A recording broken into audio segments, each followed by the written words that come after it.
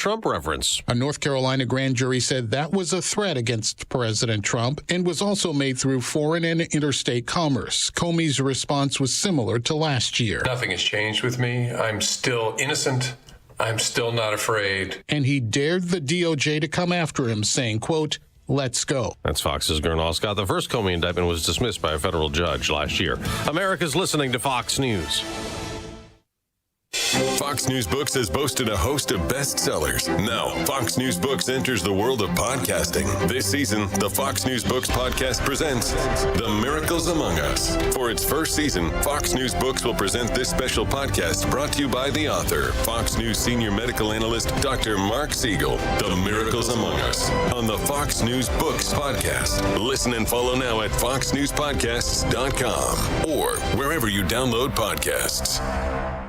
Hello, everyone. This is Ainsley Earhart. Thank you for joining me for the 52-episode podcast series, The Life of Jesus. Neil McDonough portrays Jesus. Stacey Keach, Sean Astin, Michael York, and Kristen Bell provide the voices for some of Jesus' notable followers. A listening experience that will provide hope, comfort, and understanding of the greatest story ever told, The Life of Jesus. Make sure to spread the word. Listen and follow now at foxnewspodcasts.com or wherever you listen to podcasts.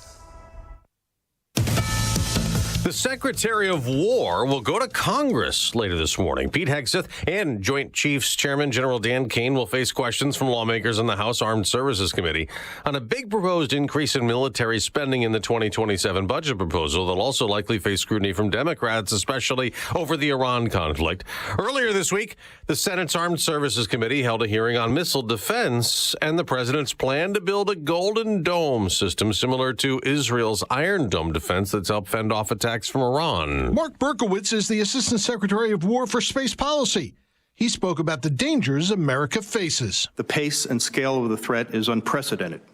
Our rivals are expanding, diversifying, and increasing the sophistication of their arsenals of missiles and aerial weapons. The project manager of the proposed Golden Dome shield, General Michael Gutlein, issued this warning. Today, the homeland is exposed and relatively undefended. The general described the Golden Dome as a layered shield. Berkowitz testified that the Golden Dome will protect our homeland, citizens, critical infrastructure, and second strike capability. It's estimated to cost $185 billion. Kevin Ureski, Fox News. We'll hear from Jerome Powell today, perhaps for the last time as Federal Reserve Chairman, with his term expiring next month. After a two-day Fed meeting assessing the economy, no interest rate cut is expected. On Wall Street, stock futures are mostly rising, and down a little now for the Dow. This is the day after a sell-off. In the NBA playoffs, the Spurs advance. San Antonio beat and eliminated Portland 114-95 to move on to round two. The 76ers stay alive. Now Maxey drives on White, pulls up, baseline jumper, puts it in. Tyrese Maxey in Philadelphia beat Boston 113-97 on ESPN, but the Celtics are still up 3-2. The New York Knicks blew out Atlanta 126-97 to take a 3-2 series lead. I'm Dave Anthony, and this is Fox News. Wealth Health Radio. The biggest fears that people have is, do I have enough money to retire? Retirement doesn't have to be complicated. To make sure that you're going through retirement with confidence. Learn principles of income planning. There's a lot of different facets that you need to take into consideration when you're retiring. Tune into Wealth Health Radio with Joe Murphy, noon to 1 p.m. Sundays on AM 560. The Answer. Mike Lindell and the MyPillow employees want to thank you for your great support this past year. They want to make 2026 the best year ever. So to thank you, they are giving you free shipping on your entire order and wholesale pricing. So they are bringing back the mega sale. For example, the classic MyPillows, regularly $49.98, now only $14.98. Turn any mattress into the best mattress ever with the made in the USA MyPillow My Mattress Topper and save up to $100. Get a set of MyPillow Giza Dream Sheets for as low as $29.98 or the 6-pack towel set for only $34.98. To get the best specials ever, go to MyPillow.com and use promo code LIBERTY or call 800-489-0201 and use promo code LIBERTY. These offers won't last long, so call 800-489-0201 or go to MyPillow.com and use promo code LIBERTY. Order now and your entire order ships absolutely free. Why would you take your precious metal collections to some fly-by-night roadshow that rolls into town once a year? The only thing you need to do is follow the road to Fox Valley Coins and show your gold or silver to the team. Gold is at an all-time historical high, so don't keep sitting on your coin hoards or old jewelry that you've been saving to sell when the time is right. The time is right now. Prices have never been better on most collector and gold coins. Fox Valley Coins in Naperville is trying to keep up with demand. So they're paying the most ever on not only most gold coins in bars, but also those old coin collections. You might have scarce dates or higher grade coins, so take advantage of the record high market price and the demand now. Whether you're buying or selling, or just want to find out values, trust the team at Fox Valley Coins. Fox Valley Coins is on Route 59, just one light north of I-88 at the Naperville-Warrenville border. Family-owned integrity since 1981. You need a construction company, but who? Call CrossCom. A construction company you can trust that shares your Christian and conservative values. For decades, CrossCom has been doing work in Chicagoland, Northwest Indiana, and Wisconsin. Roofs, siding, windows, doors, gutters, basically everything for your home or business, even solar. Quality work and professional services that make you feel great about your decision to work with CrossCom. Call CrossCom. 630-871-5500. Give them a chance to earn your business. If your repairs are due to storm, fire, or flood damage, you need to call CrossCom. They're licensed public adjusters. They work for you, not the insurance company. CrossCom will work to get you the money you deserve, the maximum payout. They know the insurance companies and how to deal with them. They win for you. Call CrossCom. CrossCom Construction and Public Adjusters. This is Dan Lights with CrossCom. You can trust us with your home or business for high quality work and fair prices. It's the only way we do business. 630-871-5500. CrossComPublicAdjusters.com. For over a decade, AM 560 has marked the start of summer with a night of cigar smoking and great conversation. And this year, we're proud to welcome the editor-in-chief of Breitbart News to Cigar Night. He's Alex Marlowe, and he'll join AM 560's Dan Proft and Sean Thompson on Tuesday, May 19th at Gobert's Farm in Pingree Grove for a night you won't forget. Tickets are on sale now at 560theanswer.com/cigar. That's 560theanswer.com/cigar. Sponsored by Vyrago, the immune enhancement cocktail.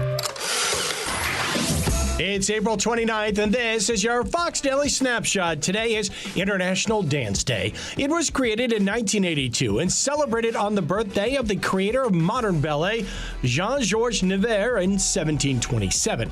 Also on this day, an estimated 2 billion people around the world tuned in to watch a royal wedding in 2011. Great Britain's Prince William wed longtime girlfriend and commoner Kate Middleton in London. There were some 1,900 guests at Westminster Abbey, with another million lining the streets.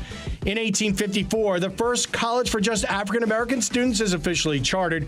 Ashman Institute was in southern Chester County, Pennsylvania.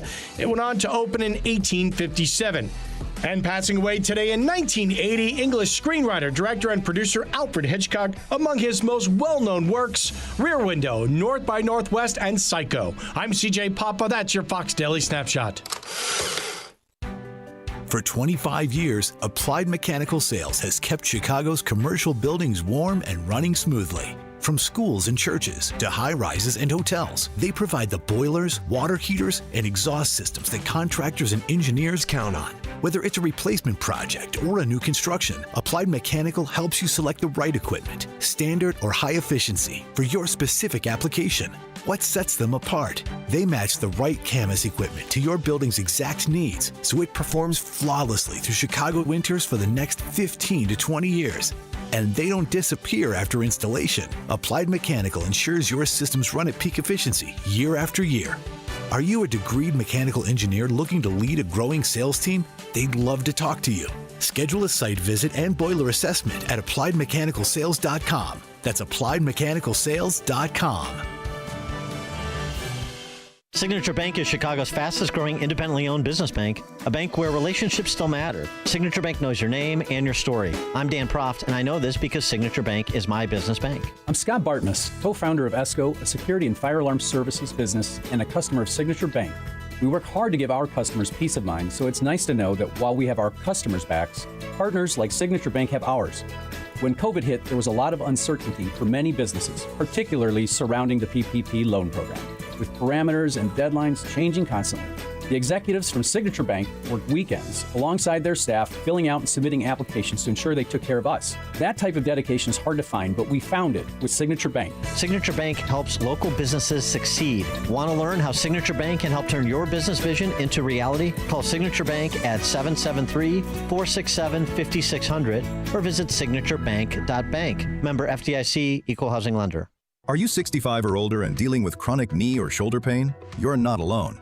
At the Joint Relief Institute, we've helped thousands find real relief without surgery. Our non-surgical, FDA-approved treatment uses hyaluronic gel that acts like a cushion between the bones in your knee. As we age, the cushion naturally wears down, causing painful grinding and popping. But our gel restores that cushion, allowing your knee to move smoothly again. Ready to stop the pain and get back to doing what you love? Call the Joint Relief Institute at 708-315-6800. Again, that's 708-315-6800. Move better, live better with JRI. Move better and live better with JRI. Contact the Joint Relief Institute today and get back to doing what you love. Call 708-315-6800 or visit jointreliefinstitute.com. Locations in Glenview, Oak Brook, and Orland Park. Call 708-315-6800. Medicare and most private insurance plans accepted. Reclaim your mobility with the Joint Relief Institute. Scott Jennings fearlessly fights back against the mainstream media on the Scott Jennings podcast. When Republicans have even a whiff of scandal, what do we hear? Resign, step down, zero tolerance. Where is the Democratic Party? Where is the outrage? Where is the moral clarity? What do we hear from cable news? Nothing. Subscribe for free today on Spotify, Apple, YouTube, or SalemPodcastNetwork.com. Picture warm Gulf breezes, turquoise waters, white sand beaches. Now, add evenings of conversation with Salem Media's Mike Gallagher, Scott Jennings, Larry O'Connor, and Jennifer Horn. This November, sail from Fort Lauderdale to the Bahamas, Jamaica, the Cayman Islands, and Mexico on a 7-day journey built for those who love this country. Book your cabin today when you text the word cruise to 94878. Celebrate America's 250th anniversary the right way on the Gulf of America Cruise. Book your cabin now. Text the word cruise to 94878. Making the switch to a new communications and IT company may seem like a big ordeal, but if you're not getting the reliable support, consistent internet, and secure solutions your company needs, meet Access One, your local Chicagoland IT experts. Access One has been powering Chicago businesses with secure, reliable IT solutions for over 30 years from our headquarters right here in the West Loop. Whether it's VoIP phones, dedicated internet, managed cybersecurity, cloud backups, or 24/7 support, Access One is here for you. Serving thousands of companies from Naperville to the North Shore, Access One is Chicago-owned and Chicago-run, a trusted IT partner for law firms, clinics, tech startups to manufacturers. We'll make the switch easier than you think. Let's talk. Call 800-804-8333 or visit accessoneInc.com. Rated top 5% in customer satisfaction and a Better Business Bureau A+ rated business. That's accessoneInc.com. Tech made personal, locally. For months, you've been hearing ads about Vyrago immune support. I have to tell you, this stuff is for real. I had an occasion to not be feeling well on a remote broadcast. I took it, and it is the real deal.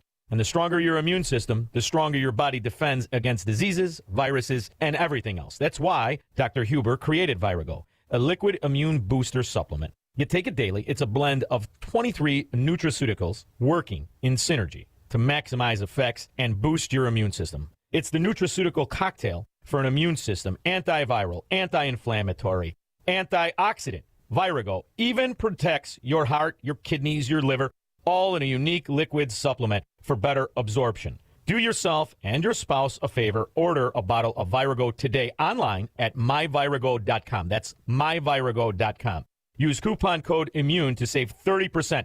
Maha and Vyrago, making America healthy again. Hey AM 560 listeners, Jeff checking in again from jeffbuysyourhouse.com. What I learned serving our great nation in the military is that every mission is unique and success starts with listening. For nearly 20 years, our veteran-led house buying team has taken the time to understand what matters most to each homeowner we serve. Every home has a story and every seller has different needs.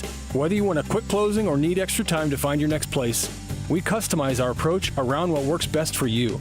That's how we've earned hundreds of 5-star Google reviews and an A+ rating with the BBB, by putting relationships first. No repairs needed, no cleanout required, and you pick the closing date that works best for your schedule. At jeffbuysyourhouse.com, we're here to help you through the entire transition, not just the transaction. Are you ready to work with a local team that takes the time to understand your home selling needs? Sell your house to the trusted source by calling us today at 630-895-9530. That's 630-895-9530 or jeffbuysyourhouse.com. Now, your official weather forecast. Today will bring partly sunny skies with a chance of a brief shower or two. The high temperature will reach 55. Tonight, expect partly cloudy conditions with a low of 41. Tomorrow will be mostly cloudy and cool with a chance of a shower in the area. The high will be 55 degrees. I'm meteorologist Jason Caterina on AM 560, The Answer. Get the latest weather, traffic, and news updates online at 560theanswer.com. Portions of the following show may be pre-recorded. Now, from the Signature Bank Studios, this is Chicago's Morning Answer with Dan Proft on AM 560. The Answer.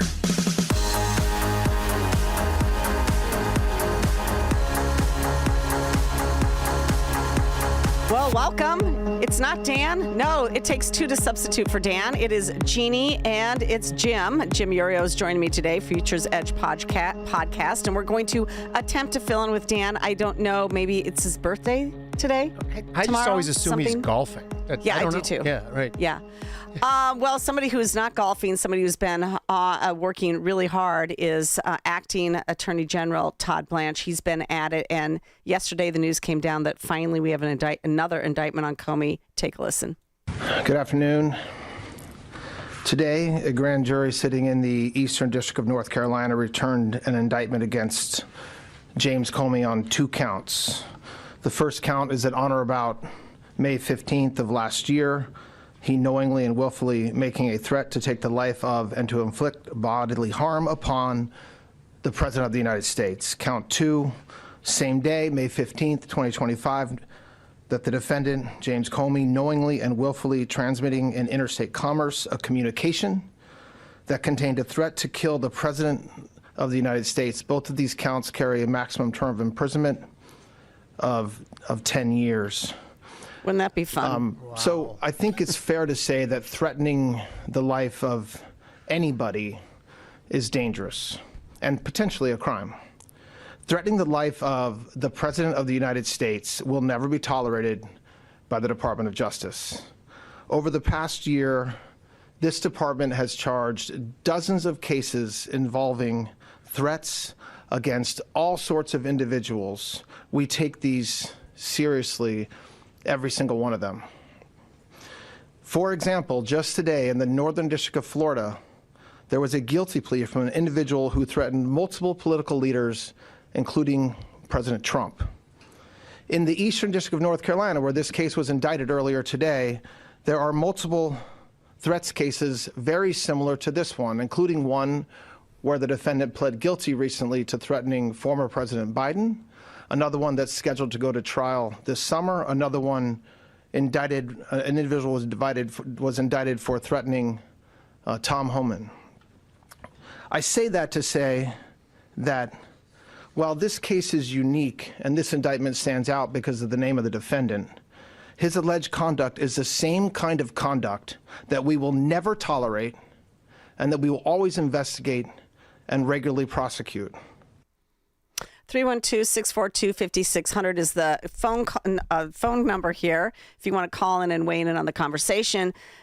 Jim, I think that it was important for him to lay out the fact that this isn't the only indictment that we've done when it comes to an assassination, or a threat against the president. And he mentioned the one about Biden. Yeah, but he also didn't mention one thing, is that James Comey was the head of an intelligence agency. Remember the whole thing when Chuck Schumer went on air and said, if you make these intelligence people mad, they have 6 ways to Sunday, or whatever that expression is, to get back at you. So this literally is someone who he's not just some guy who threatened the president. It's the former head of an intelligence agency. It's kind of a big deal. Yeah. Yeah, no kidding.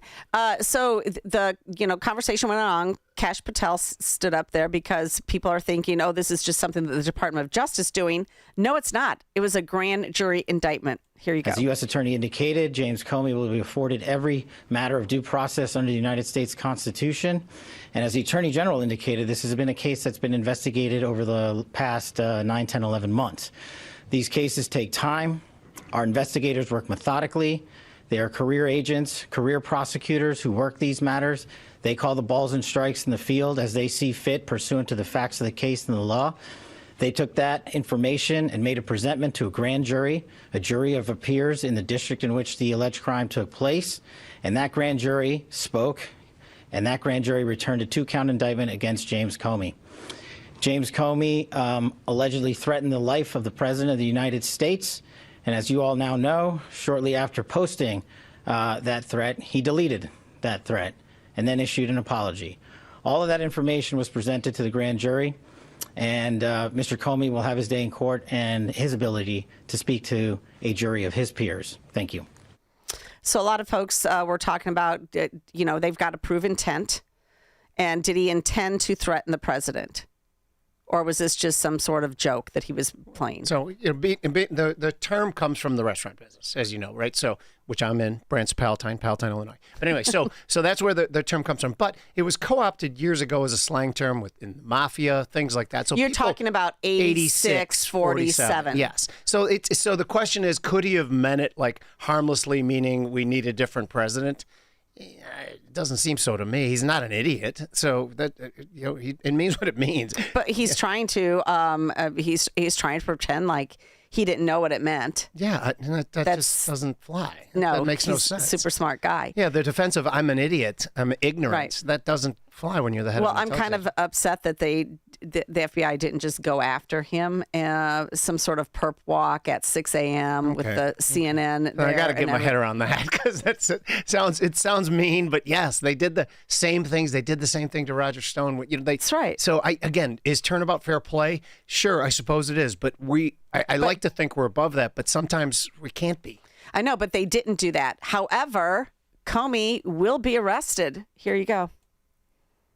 Mr. Attorney General, the Justice Department in this filing today also issued an arrest warrant for Mr. Comey.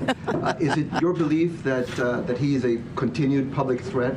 And is there a request also for detention that you anticipate will be made in this case? So the Department of Justice does not issue arrest warrants, grand juries do. And so the grand jury returned an indictment and arrest warrant. I expect that there will be communication with Mr. Comey's counsel, and we'll go from there. This case will proceed like hundreds of others do every year. There will be some sort of arraignment set by the judge or assigned to the magistrate judge, and when that happens, you'll know about it. All right. Can I mention something about Sure. what they did to Trump back in after he left office the first time? The civil case where they fined him $500 million. Like, if anyone ever wants to see hypocritical sort of lawfare, they literally. So here's just to remind people, it's 2011. He wants to borrow money. He says Mar-a-Lago is worth X amount. And did he inflate it? Of course, everyone inflates it a little bit. The bankers that he's trying to borrow money from, Deutsche Bank, come down, assess the whole property, and say, yeah, that is fine. That's an important part of the story. They say it's fine. He borrows the money. He pays the money back in full. 9 years later, they come back and say, yeah, we're going to fine you $500 million. This was a civil case, not criminal. So the notion that was the most ridiculous case I've ever read. So if people want trying to break someone and change them, it started on that side. Do I think turnabout should be fair play? No, I think it should be a level playing field and it should be all fair. Is this fair on James Comey? It seems so. It seems like a threat to the president to me. Well, look, they teed it up. The grand jury in the Eastern District of North Carolina said, yes, we look at the evidence and we think he should go through a trial and a trial of his peers, and then they can decide. There's nothing wrong with that. That's complete fairness. Let's go to Craig. Welcome to the program, Craig. Good morning, Jeannie, and good morning, Jim. It's really good to hear both of you guys. You guys do a real good job when you cover for Dan. Thank you, Craig. Well, this issue, boy, is this a long time coming because, and I think there's probably a whole bunch more of them because this guy Comey, he goes way, way back to like being a real a liar and a traitor and just deceiving Trump all the way at the beginning. And a lot of the things that he did, all this lawfare, he did it so arrogantly and above the law kind of thing, never ever thinking, and a lot of us never really thought that these guys just never get called in there. And here it is, because remember when he was leaking all kinds of stuff, and nothing ever happened. Let's just put it that way.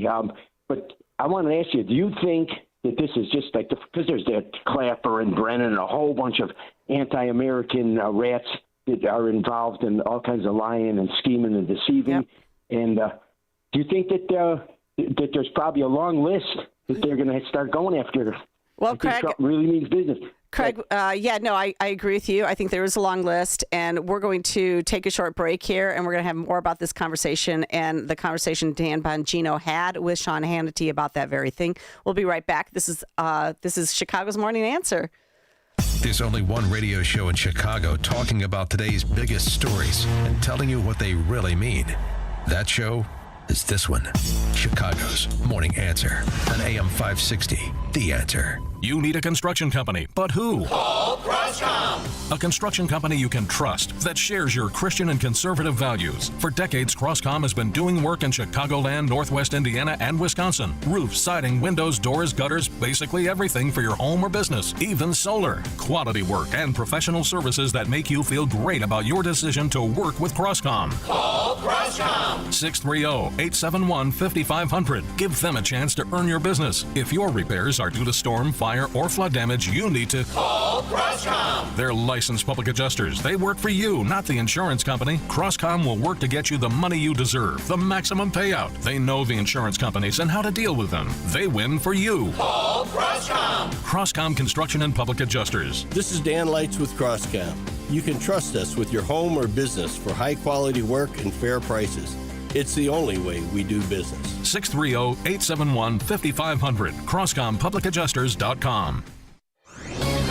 This is Albert Mohler for Townhall.com. The nation narrowly avoided a horrific tragedy Saturday night, and history will record it as just that. The scene at the Washington Hilton looked more like a motion picture. It wasn't. It was reality. Someone intending to assassinate the President of the United States and as many federal officials as possible made it past the first round of security. There was enormous attention to this particular dinner, the White House Correspondents Association dinner.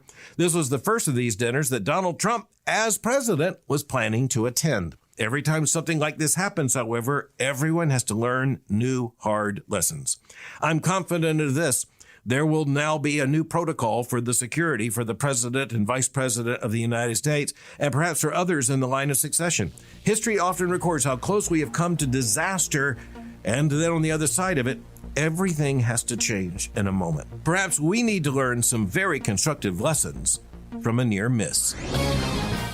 Hey, business owners, is your business and money in good hands? Does your bank invest in your success? Hi, Mike Gallagher here, letting you know that when you need a relationship bank, Signature Bank makes commercial banking personal. I love these guys. Not only do they have expansive industry experience, a strong financial track record, but they're also highly capitalized for strategic growth. That's so important. That's why Signature Bank is my bank. They know what it means to grow a business by designing solutions that are right for you and only you. These are real people. They're ready to help. So reach out to my friends at Signature Bank. Make the call today, 773-467-5630, 773-467-5630, or visit them online at signaturebank.bank. That's signaturebank.bank. Your business could be Signature Bank's next success story. Go online, signaturebank.bank, member FDIC, equal housing lender. Signature Bank.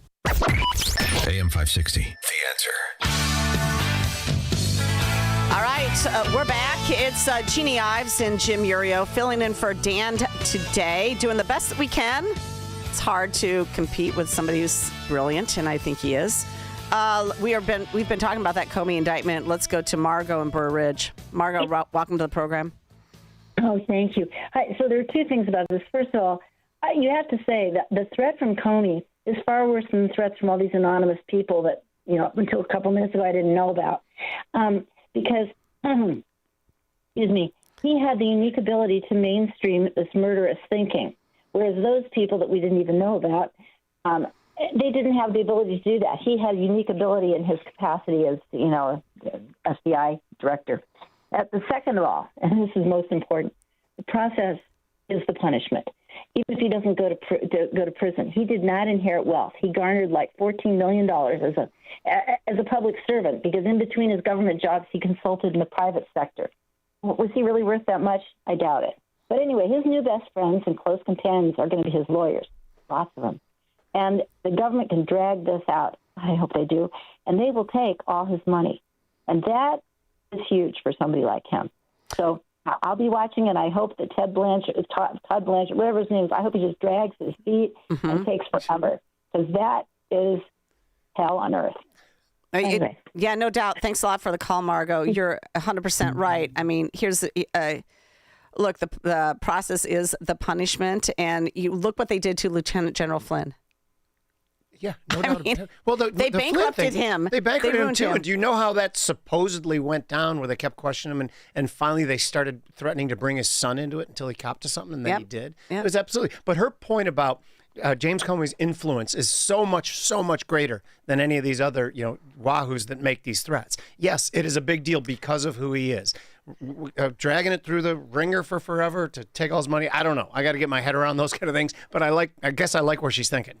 Well, we've got a lot more to discuss about this. The phone number 312-642-5600, but we're going to head into the newsroom right now and get you the headlines. Good morning. It is 49 degrees here in Chicago on AM 560 The Answer. I'm Stace Kane in the QC Kinetics newsroom. More details have surfaced regarding the deadly shooting of an off-duty UPS worker last month on Chicago's South Side. Prosecutors say the suspect, Xavier Wilson, was a longtime friend of the victim, Michael Hunter. They apparently got into an argument that turned violent, and the defendant allegedly shot Hunter, killing him. Wilson has been ordered by a judge to remain behind bars until trial. The family of a Chicago high school teen who has been the alleged victim of bullying is seeking legal action.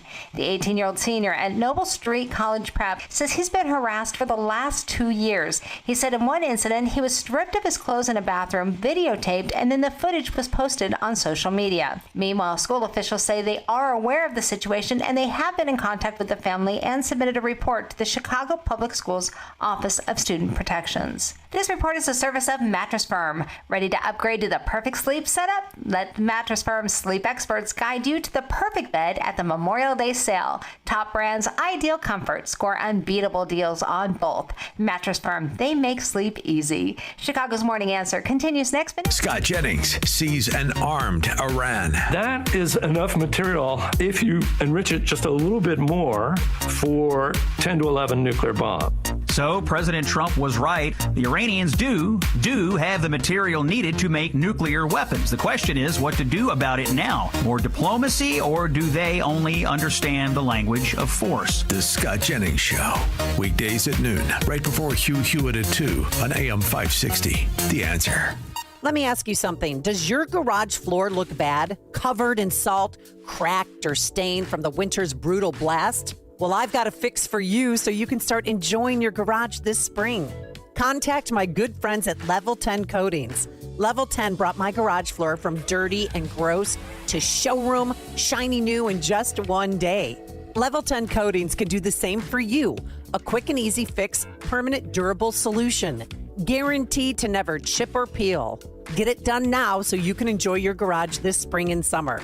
Schedule your free quote today and mention me, Amy, for $500 off.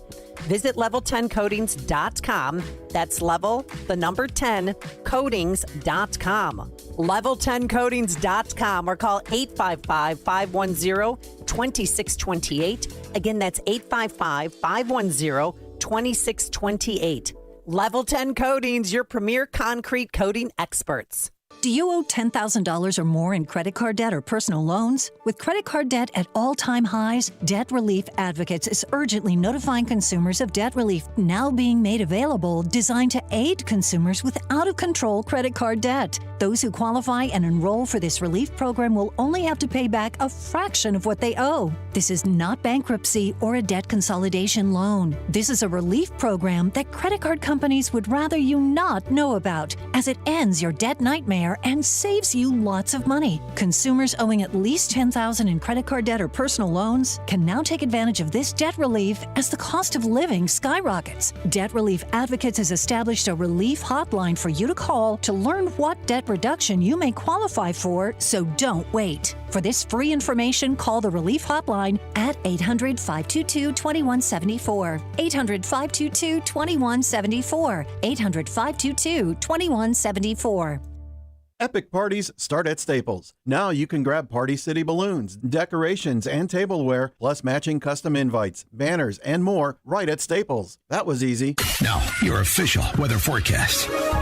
Today will bring partly sunny skies with a chance of a few brief showers. The high temperature will reach 55. Tonight, expect partly cloudy conditions with a low of 41. Tomorrow will be mostly cloudy and cool with a chance of a shower in the area. The high temperature will once again be 55. I'm meteorologist Jason Caterina on AM 560, The Answer. Get the latest weather, traffic, and news updates online at 560theanswer.com. Now, from the Signature Bank Studios. If you're looking for the latest news, insight into what it means, and the sharpest opinion, there's only one station in Chicago where you can turn, and it's this one. We're AM 560, The Answer.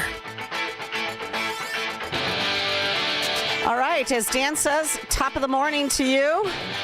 It's Jeannie Ives and Jim Urio sitting in for Dan today. And continuing on with the Comey indictment yesterday, it was absolutely perfect that Sean Hannity had Dan Bonino on, who, of course, was helping Kash Patel there for the first year at the FBI, trying to clean things up and also investigating things. Because let's be honest, Jim, this Comey indictment isn't really the Comey indictment that we want to see all the way through. We want Russia, right? Right. We want the Russia collusion, the FISA malfeasance. We want all of that indictment to go through. And of course, the first indictment that was made of Jim Comey was dismissed by a judge. But apparently they are at it again. And Dan Bongino had a long conversation, I think it was like 2 hours practically, with Sean Hannity. I guess everybody's going to these long podcasts. Yeah. I don't know. Whatever. Yeah, you got to try it out. Try mine. Okay, absolutely. Future's Edge. Yes. Future's Edge. How long do your podcasts go, though? I get sick of my own voice after about 45 minutes, so I have to start to cut it out about that. Yeah. Yeah. Well, anyway, I took some time to listen to part of the podcast yesterday between Hannity and Dan Bongino, and here's initially what he said about the Comey indictment. Take a listen. I think we have made enough dramatic changes. We put a ton of new FISA rules in place. I mean, Kash and I were on FISA probably 3-4 times a week in special meetings just for that. I brought in a lawyer just for FISA to go over that stuff. We put in new guardrails, new penalties. We reorganized the place so that intel was more manageable and you couldn't hide pockets of intel. You're not going to be able to hide the PP tape now. They're going to have to change what we did, which is going to create a paper trail that I'm warning them, when they say it changes back to us again, we're going to find again. So good luck. I'm not telling you they're not going to do it. I'm worried about it. But I'm just telling you, we did a massive amount of change. And I think you're going to see, and I said it on my show, so I feel free telling you how, we're not done. I mean, that Comey indictment, if you think that was the end, you're out of your mind. We're not done. Okay, so he's talking about that first Comey indictment. We're not done. They're going to go back at Comey, and they've been looking at this a long way. And, they go on for quite a little bit longer, but I think this is important for people to hear because you're probably not going to listen to the entire conversation between Bongino and Hannity. And so you got to hear this part because he's so sure and so confident that Comey and the rest of them are in jeopardy. Yeah. Take a listen to this conversation. It's a little bit longer, but hold on. You got to listen to it. What is your degree of confidence that what you learn that is that bad gets resolved and the people are held accountable? I spent years of my life covering all of this. 100%. 100%. 100. I'm not 99. The evidence is that strong. Yes. Now, all I can tell you, because, again, we were the Federal Bureau of Investigations. We're not the Federal Bureau of Prosecutions. We're not the Federal Bureau of Prisons. All I can tell you is our role, our portion of the accountability equation, 100%. Now, I'm saying that because you already saw what happened when you get judges. That's not accountability. Well, you got to be prosecuted. I know, but you have to remember, my role was to make sure this was properly investigated from our end. If a judge just doesn't like us or doesn't like the cases, I'm throwing that out. I mean, you had a judge squash a subpoena for Judge Jeanine. That never happens. It's out of my control. It's a separate branch of government. Is that a lack of judicial branch accountability? Yes. Is it a lack of executive branch accountability? No. And that's important because then your complaint should be directed in the right place in order to fix it. Like, if we investigate a case, produced PC, got an arrest warrant, and got an indictment, the FBI's job is done. There's nothing more I can do. If a judge throws it out, that's what would frustrate me about a lot of this stuff. Like, I guess blame us if you want. That's fine. But we did what we had to do. That's why I said I'm 100% sure that the investigations Cash and I started that were properly predicated, 100%, we will bring in front of a grand jury, and we got that indictment on Comey. We didn't indict him. The grand jury did. If you could share with me the 100 pages and the footnotes that you described. I'm telling you right now, you'd skip your show tonight because you wouldn't be able to put it down. It is the best, worst spy novel you've ever read. I was just going to say that. I'm like, you couldn't even write a spy novel. Sean, you read it and you're like, there's this one line in there. I wish I could tell you what it is because it jumps out at you right away. Do you know what a tease that is? I'm sorry. But there's this one line in there that came from somewhere that just so sums this whole thing up. And there's no plausible deniability after reading this line that you didn't know this thing was fake. There is no way. How high up? Can you tell me that? Extremely high levels. Zero doubt. Zero doubt. And I'm talking about highest levels of the left wing of Congress, people who knew, the White House. They knew. The question on the investigative front, too, and again, the accountability question's a good one, and I'm 100% confident. The only issue I think that's going to really be significant going forward is some people were very good at covering their tracks. And is the PC going to be their probable cause to get an indictment or criminal complaint on every single person? That I'm not sure about because it was really a good effort by some, but some were just stupid. And some, I think, really thought Hillary was going to be elected and thought this was all going to go away because there's no way they would have done it. 312-642-5600 is our Alpha Wealth Group answer and text line. Give us a call. Jim, what do you think is going to happen here? I hope he's right, but I don't get my hopes up that accountability within the highest levels of government ever really happens. We talk about it quite a bit. I really hope they do it. We're not talking like people look at this story and they think, oh, lawfare and politics and business as usual. No, if these allegations are as true as Dan Bonino says they are, we're talking about treason and a coup and trying to it's not just politics as usual. This is a huge thing. But I want the line he talks about. I need to see that line because we got to make sure that we aren't just reactionary. Like these guys should all go to prison. They should go to prison if they deserve to go to prison. I think they do, but I want to see proof of that. You? No, I mean I agree. I think that Comey, he was lucky to skate out of line to Congress on that charge as well. They've just been able to get away with it, and probably because we have not seen the proof, and we didn't have the right people involved to go ahead and put out the proof. But I don't know. I mean, we do want accountability. And yeah, sure, if you can get him indicted and he goes away for 10 years on a seashell 8647 fine, wasn't Capone caught on tax evasion instead of all of his other crimes? Right. But I mean, I don't know. I want to see it. I know this is a long looking time at me coming. like I know all the mob history just because I'm Italian. I find insulting. That Al Capone guy, wasn't he your uncle? No, he was not my uncle. I'm going to bring up one thing again. When Chuck Schumer went on TV and said, when you irritate the intelligence community, they have 9 ways till Sunday of getting you back. Implicit in that is not a harmless statement. That is saying that they will go above board, below board, and do whatever it takes to get you back. And they got Donald Trump back. I mean, it's like it's hiding in plain sight that this is what they do. And it started that way with Bill Donovan when he started the CIA and with J. Edgar Hoover when he started the FBI. They get back at people. They're vengeful. Well, I mean, we'll see. I mean, hopefully this isn't just all talk or bravado, but it sounds to me like he saw something and, okay, great. Well, where's your money lie, though? Do you think that we're going to see perp walks at the highest levels of government? I don't know. Neither do I.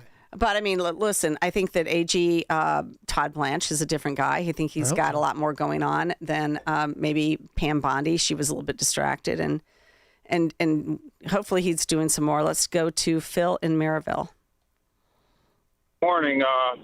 What they did with Trump with trying to sue him and fine him and all that, that's crazy. But what about like regular citizens that the governments go after on the federal and state level with this unlimited slush fund of money to just constantly drag them out and make them go broke?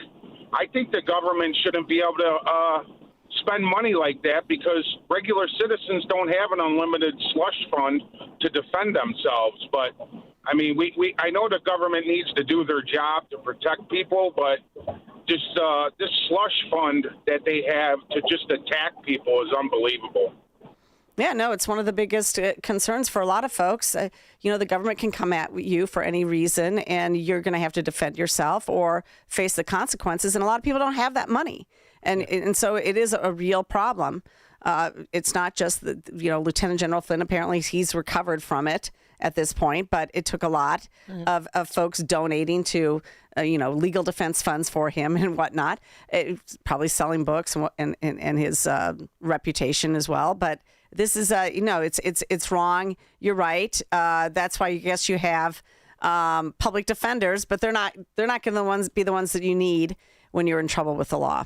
So, and I agree. When Margot was saying that she hopes that it drags out and breaks James Comey, that's what I was thinking of too, is that they do sometimes do this. We've all heard stories of going after regular people, and if they don't have a case, they drag it out forever. So I don't love it. It kind of left a bad taste in my mouth. I just want it to be upfront. If you're guilty, be sentenced, be done with it.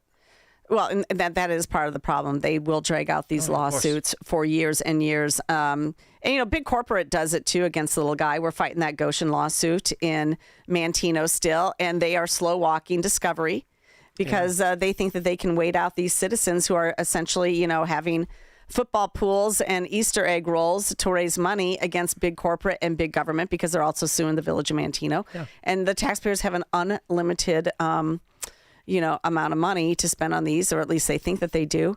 And so, you get it both ways, too. Amen. You get the lawfare is real. It's on both sides. It's on the corporate side, too. The corporations will sue individuals that are a problem to them. And that's what's going on as well. Well, you know what? Let's go back to another thing because the DOJ has been busy. And, just a reminder of what the other thing that happened, because I don't think that we can talk about this enough, and that's the SPLC and the charges against them. Again, these are those charges against the SPLC. Listen to what this group did, and God bless Todd Blanche for taking them on. Today, a few minutes ago, in the Middle District of Alabama, a grand jury returned an 11-count indictment charging the Southern Poverty Law Center with 6 counts of wire fraud, 4 counts of bank fraud, and 1 count of conspiracy to commit money laundering. According to the charges in the indictment, the SPLC is a nonprofit entity that purports to fight white supremacy and racial hatred by reporting on extremist groups and conducting research to inform law enforcement groups with the goal of dismantling these groups. As the indictment describes, the SPLC was not dismantling these groups. It was instead manufacturing the extremism it purports to oppose by paying sources to stoke racial hatred.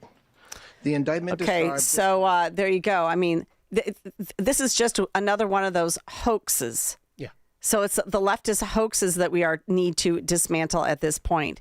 And the matching khakis and the matching tiki torches, and everyone looked like they're from Central Casting. That didn't tip people off in Charlottesville. I'm talking about. And then all these subsequent white supremacist rallies that were comical. Like you'd look and there'd be 100 guys marching with masks on. Okay, They're all fit. They're all wearing the same thing. If you looked at any of those protests and thought they were organic, it's beyond comprehension to me. It's not. They weren't organic. But this is a hoax perpetrated by the left. The right didn't do this. Amen. The right didn't come up with the SPLC hate group extremist lists and put it on a map. They haven't worked with the media to do so as well. I mean, I've been drug into the SPLC stuff as well. Really? Yeah, because the media loved to use their list to then denigrate anybody who was nearby or on that list that you were maybe associated with. And I went back to a 2017 article that the Chicago Tribune did. And it was about, they literally wrote an article on a Sunday, put it on the second side of their paper. This is back when people, read a lot more on them. I remember those days. Yeah, with paper rather than online. And they put this article together because I, as a state rep at that time, had reposted somebody else's post about teachers in the public school. You might have to be, if you're a Christian teacher, you might have to be making a decision about whether or not what you're going to do when they come for you and tell you have to use inappropriate or the wrong pronoun in the transgender movement. Okay, so I reposted something on my own Facebook, my personal Facebook, by the way. Mm-hmm. And they wrote a whole article about it because I reposted an article that Lori Higgins, who is now my cultural and education writer, that she wrote. And she's on the SPLC's website. And they mentioned that in the article in the Chicago Tribune. Anytime they could associate with anybody they didn't like, they would put and they had an association to the SPLC, even if it's tangentially. Like, I'm not on the SPLC website, but I reposted an article of somebody who was on the SPLC website. So they come after you. They put that together. Yeah, it is.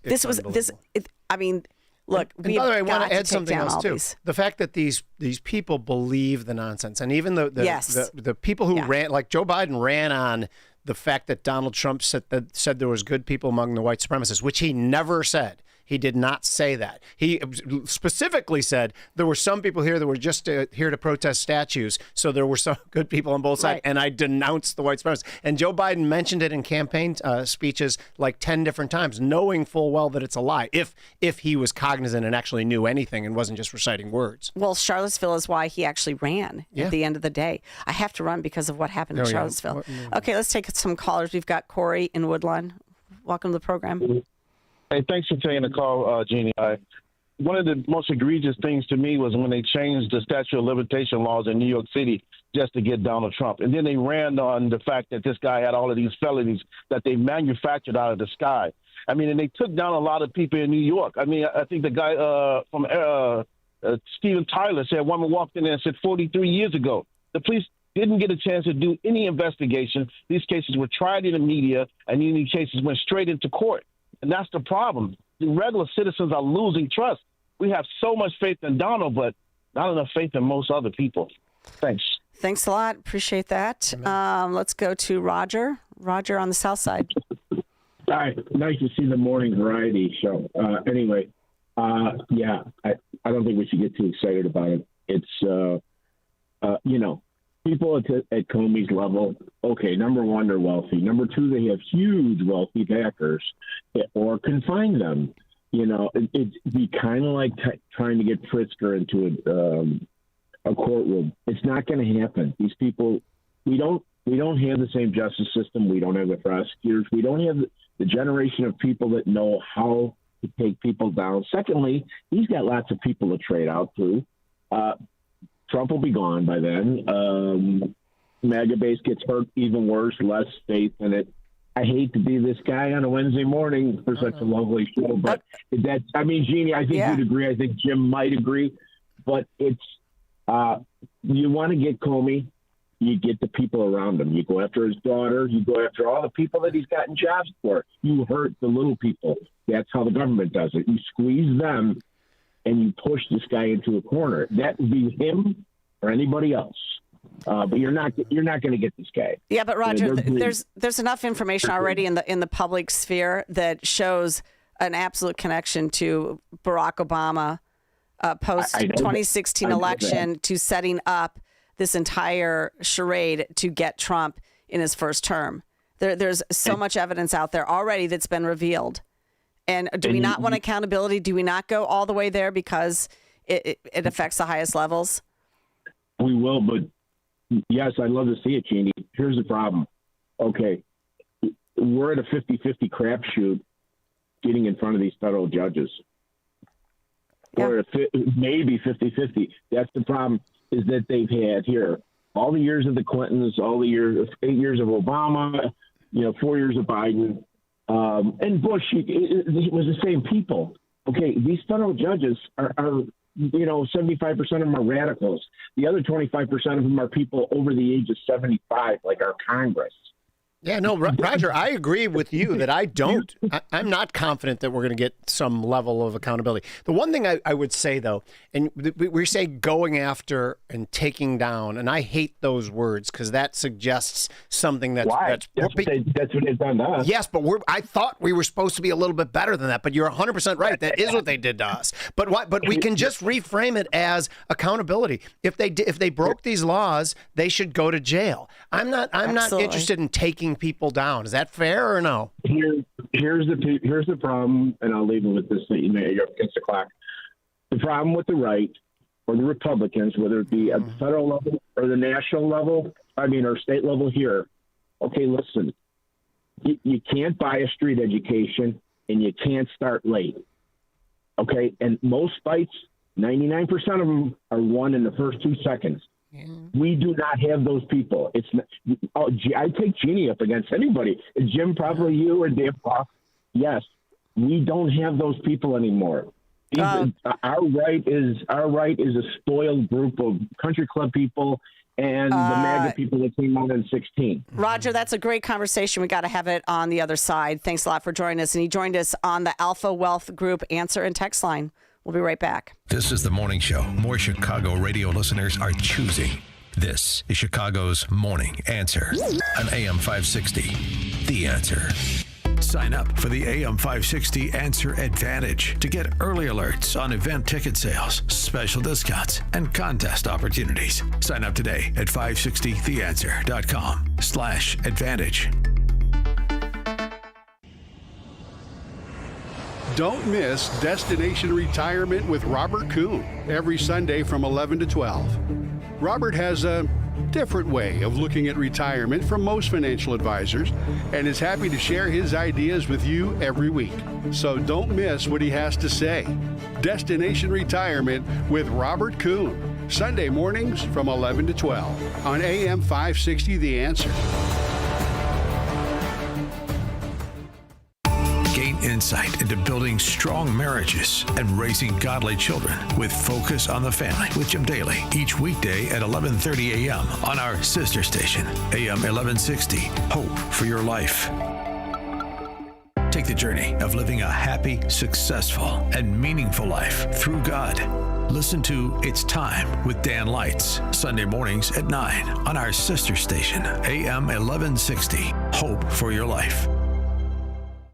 Hear podcasts from Chicago's Morning Answer, The Sean Thompson Show, and all of your favorite AM 560 hosts.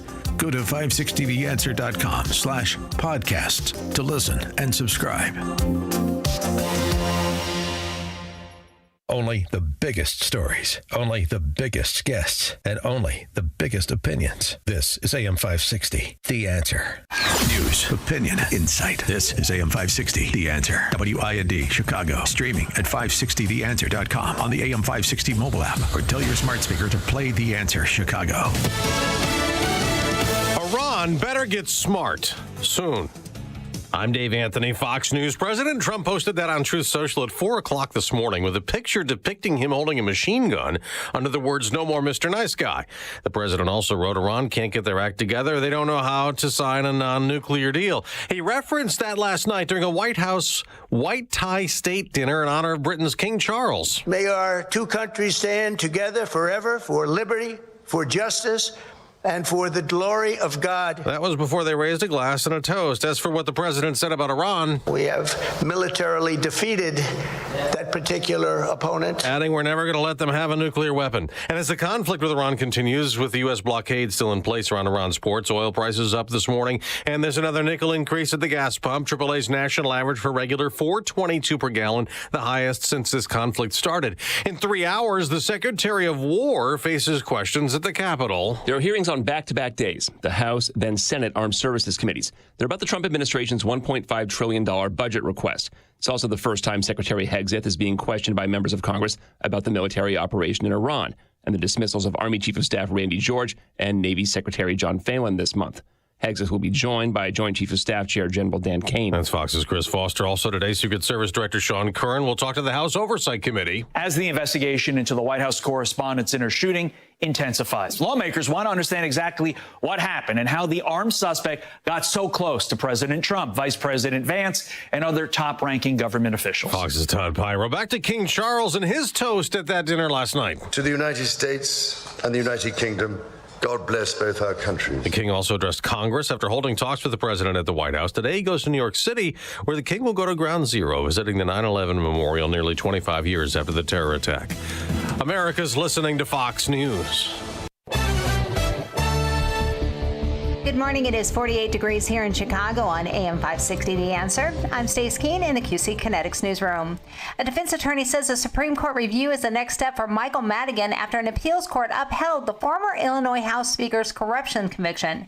Jim Talamonte reports. The Seventh Circuit Court of Appeals affirmed a federal jury's decision that Madigan leveraging his power was not run-of-the-mill politics. Darrell Goldberg, a criminal defense lawyer with a practice focused on federal cases, said Madigan would seek certiorari in the Supreme Court. There are issues that if the Supreme Court takes or grants certiorari, he might have a shot. Goldberg said Madigan could focus on official acts after a 2016 Supreme Court decision vacated former Virginia Governor Robert McDonnell's corruption conviction.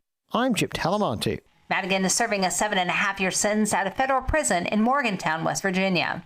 At least 2 Chicago aldermen are calling for changes to Illinois' Safety Act after a man with 7 felony convictions escaped electronic monitoring and allegedly killed Chicago police officer John Bartholomew on Saturday. Alderman Sylvania Tavares says that Springfield must change the law to expand detainable offenses, strengthen revocation of pretrial release, allow for consideration of criminal history for detainment, and close the 48-hour window for electronic monitoring. Alderman Raymond Lopez says repeat violent offenders should not be given electronic monitoring.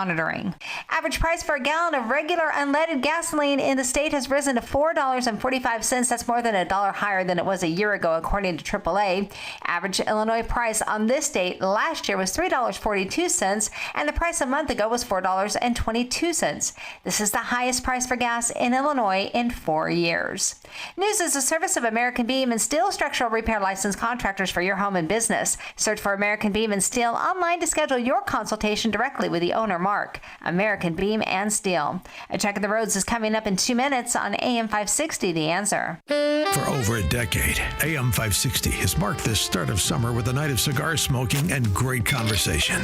And this year, we're proud to welcome the editor-in-chief of Breitbart News to Cigar Night. He's Alex Marlowe, and he'll join AM 560's Dan Proft and Sean Thompson on Tuesday, May 19th at Gobert's Farm in Pingree Grove for a night you won't forget. Tickets are on sale now at 560theanswer.com/cigar. That's 560theanswer.com/cigar. Sponsored by Vyrago, the immune enhancement cocktail. Man, I love this place. I've been surfing here since I was a kid.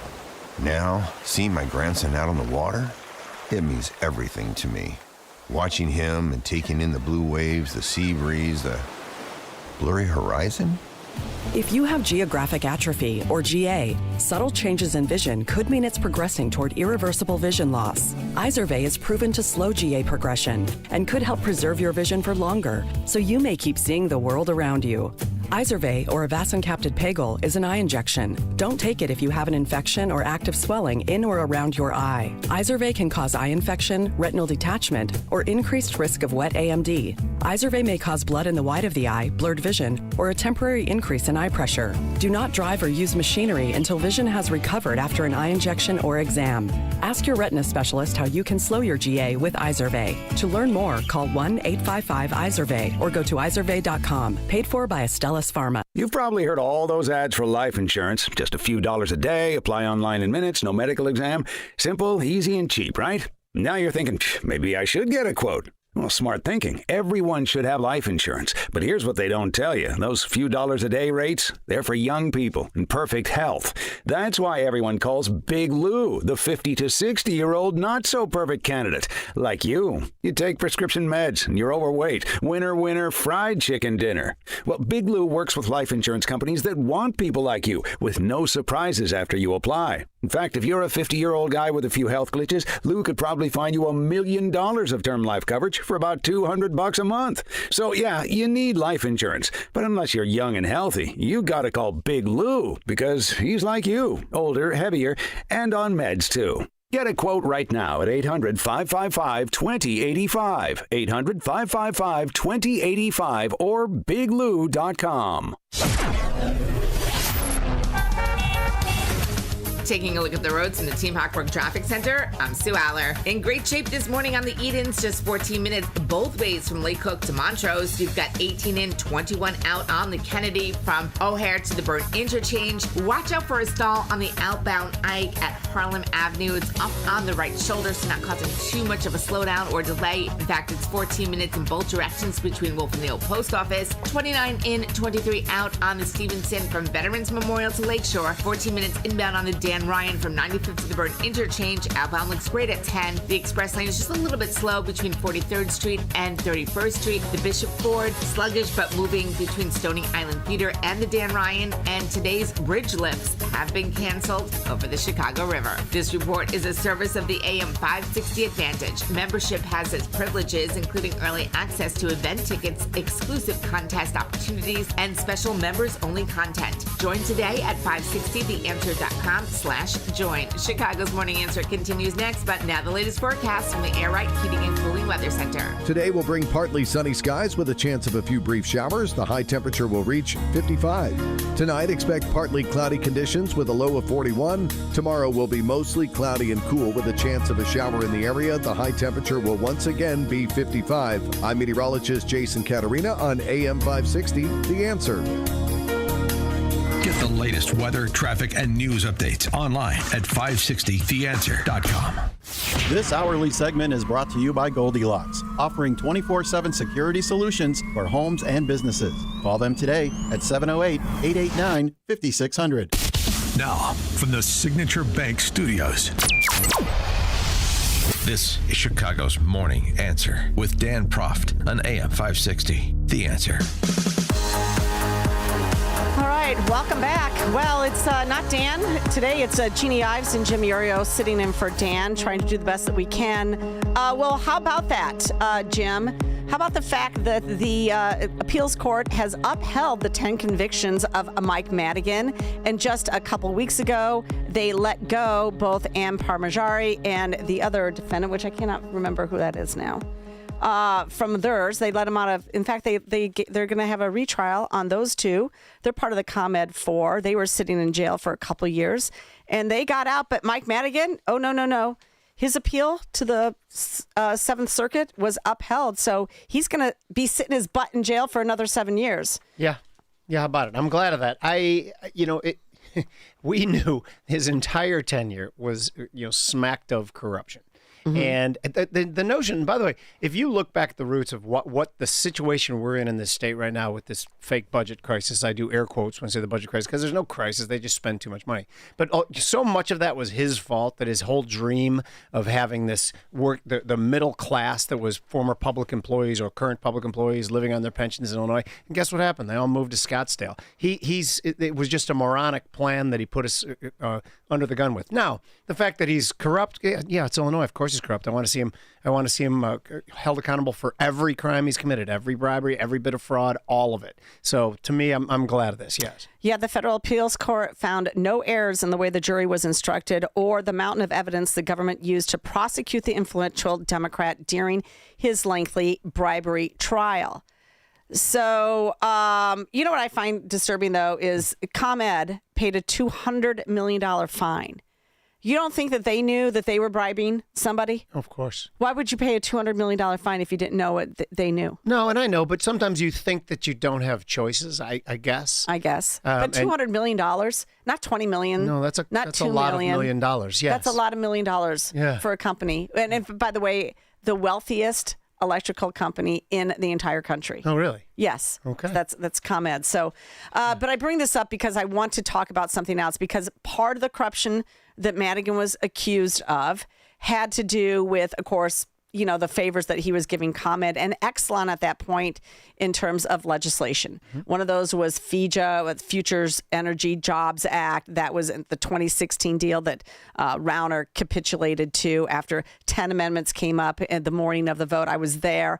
I remember it all. I remember the whole caucus thing. Rauner came in to talk to us about it, basically saying he didn't really want to do the deal. And in the end, amendment after amendment after amendment comes through. And by that afternoon, they're passing this massive piece of legislation to save a couple nuke plants on the backs of ratepayers and taxpayers, by the way. But they weren't done imposing their idea of renewable energy being the future of energy. It's not. Yeah, I'm all for nuclear. The rest of it's a garbage.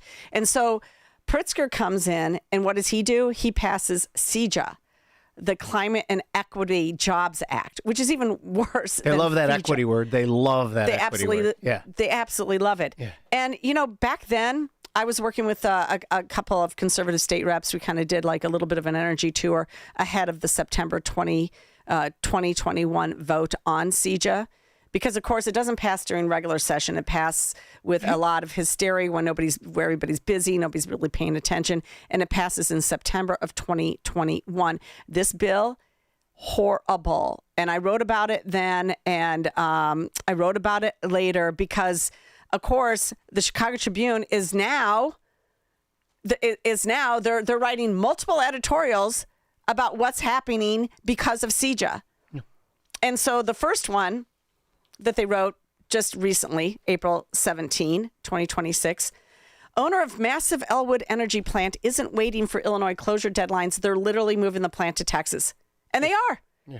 The owner of 2/3 of a massive natural gas power plant in Will County is moving their part of the facility to Texas. Literally. They're putting huge turbines on flatbed trucks and driving them south to friendlier climes. Yeah. And we're not talking about friendly climes in terms of temperature. We're talking about friendly climes in terms of wanting natural gas energy. Amen. Yeah. The thing that bugs me about this is that the mistakes we're making right now, we know exactly where this leads to. We see it play out in real time in Europe over the last 10 to 15 years when they decided that they were going to be the beacon of clean energy, and they closed their nuclear plants, they closed their coal plants, and then all of a sudden we need energy from somebody. So Russia, they go for energy for, and they go for the types of energy that are dirty energies in their own mind, just because of the mistakes that they make. It's a game theory thing, and it's absurd. And by the way, money goes to where it's treated best. Commerce goes to where it's treated best. Texas is saying, we'll let you do your things here, not in Illinois. And it's going to put us in a bad place. It already is. Yeah. Well, the article goes on, or the editorial. We've learned that 2/3 of the capacity at the 1,350 megawatt Elwood Energy Facility, the largest natural gas-fired peaker power plant in Commonwealth Edison's territory, and one of the biggest in the nation, now is being shut down thanks to Illinois' landmark clean energy law enacted in 2021.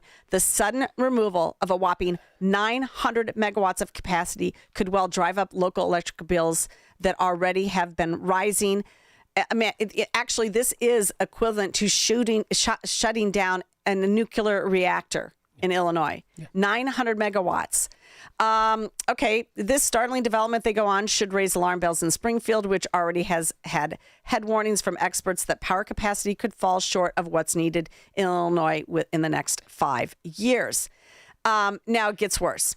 Of course, the reason that they're shutting down is because they are required by CEJA to stop operating in 2030. That's J.B. Pritzker's signature law, and they're right about that.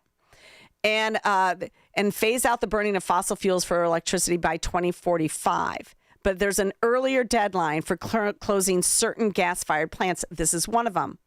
Now, the whole idea was, of course, to reduce emissions, contributing to global warming. We all know that's a hoax, too. It's just another one of those hoaxes, along with the SPLC that's been revealed lately.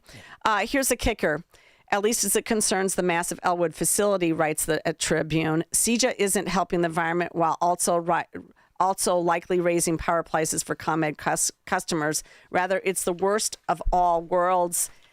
Apparently, Hull Street Energy in Bethesda, Maryland, last year acquired 6 of the 9 150 megawatt gas turbines that have been running in Elwood. And what they're going to do is they're moving the equipment because it's valuable, because you cannot get even natural gas plant equipment for 5 to 7 years wait to purchase that. They're moving it because it'll otherwise have to be shut down by 2030. Here's what's interesting, though. Okay. The 3 remaining units at Elwood will continue to operate at the site and now will be permitted to do so under the law until 2045. Why? Because the previous owner, J Power, sold those 3 turbines not to Hull Street Energy, which is a for-profit company. They sold those 3 units to Dairyland Power Cooperative of La Crosse, Wisconsin, which by virtue of being a nonprofit is allowed by CEJA to operate gas-fired power plants over the next few decades that otherwise would have had to shutter in a few years. So embedded in this is the notion that the nonprofit, if you can pretend you're charity, then you're fine and you're altruistic. But if you're actually a competitive, capitalistic company, then you're somehow the villain and you're out in 2030. This is, a self-inflicted wound like this is astounding. And doing what we do to talk about these things.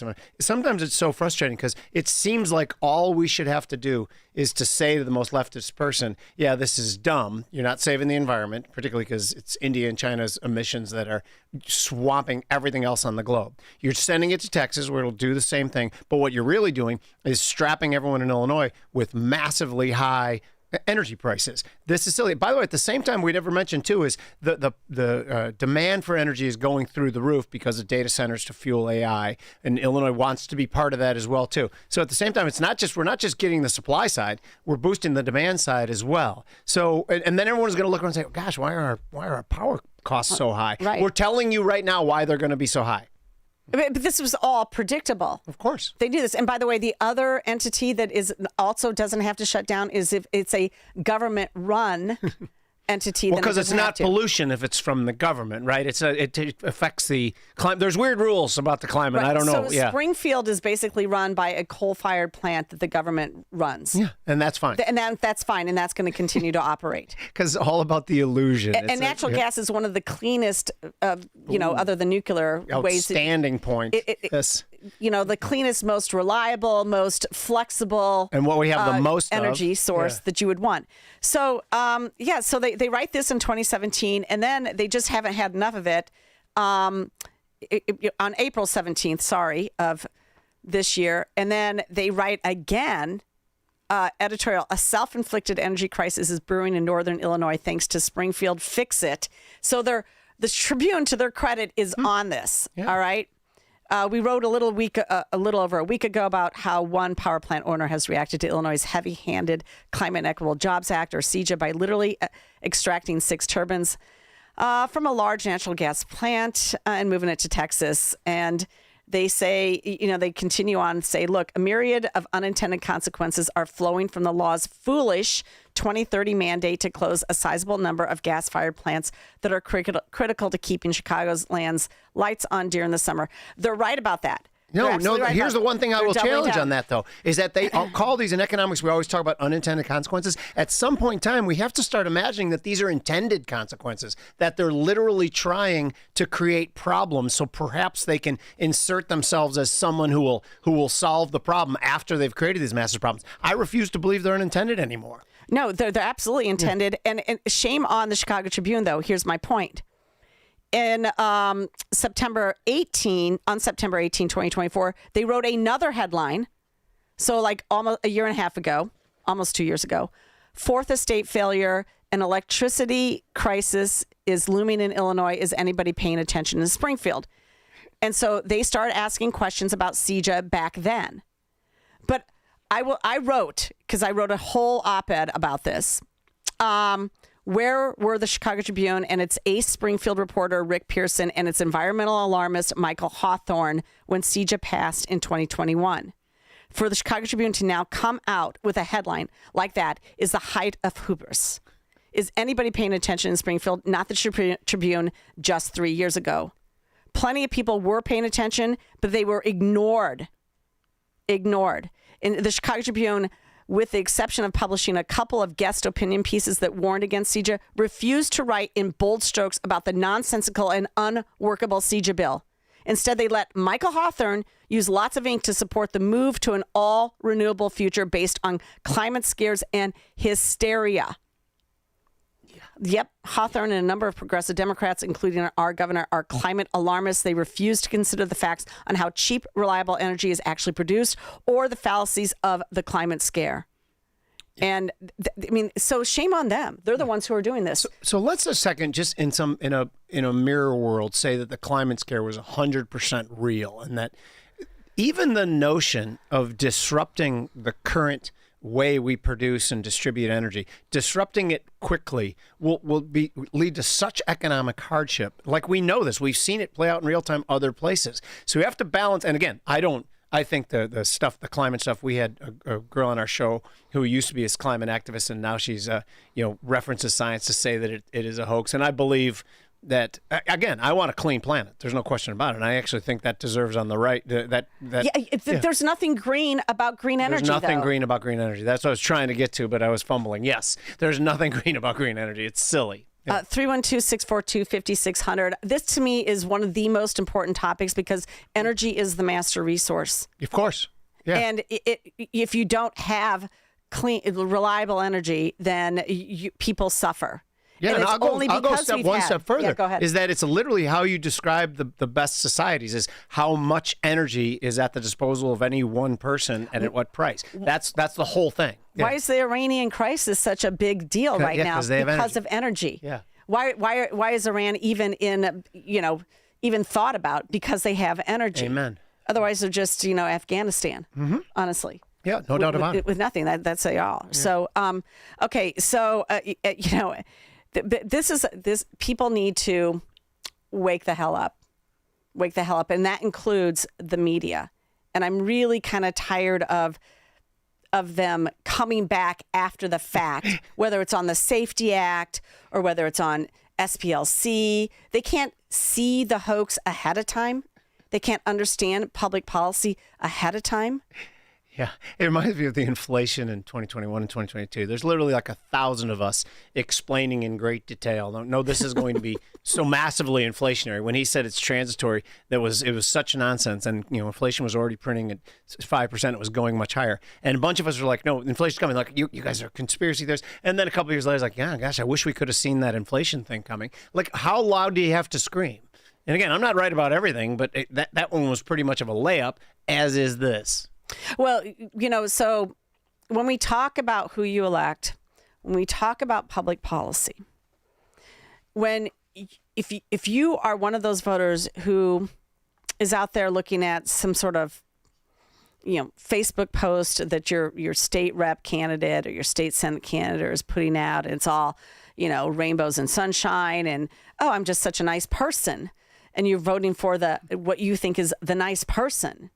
And you're not instead voting about what's actually the policies that they stand behind and what do those mean, then you're part of the problem. Amen. If you don't understand that, yeah. I mean, and then I'm absolutely tired of trying to wake people up about public policy and how important it is. I mean, that's the only reason I even care about this is because they make terrible decisions that will impact me, my family, a business, anybody. Yeah. They make terrible decisions, and you can't do anything about it unless you have that legislative power. Yeah. That's why it's so important who you elect. That's why people need to be engaged about this, because all of this was preventable.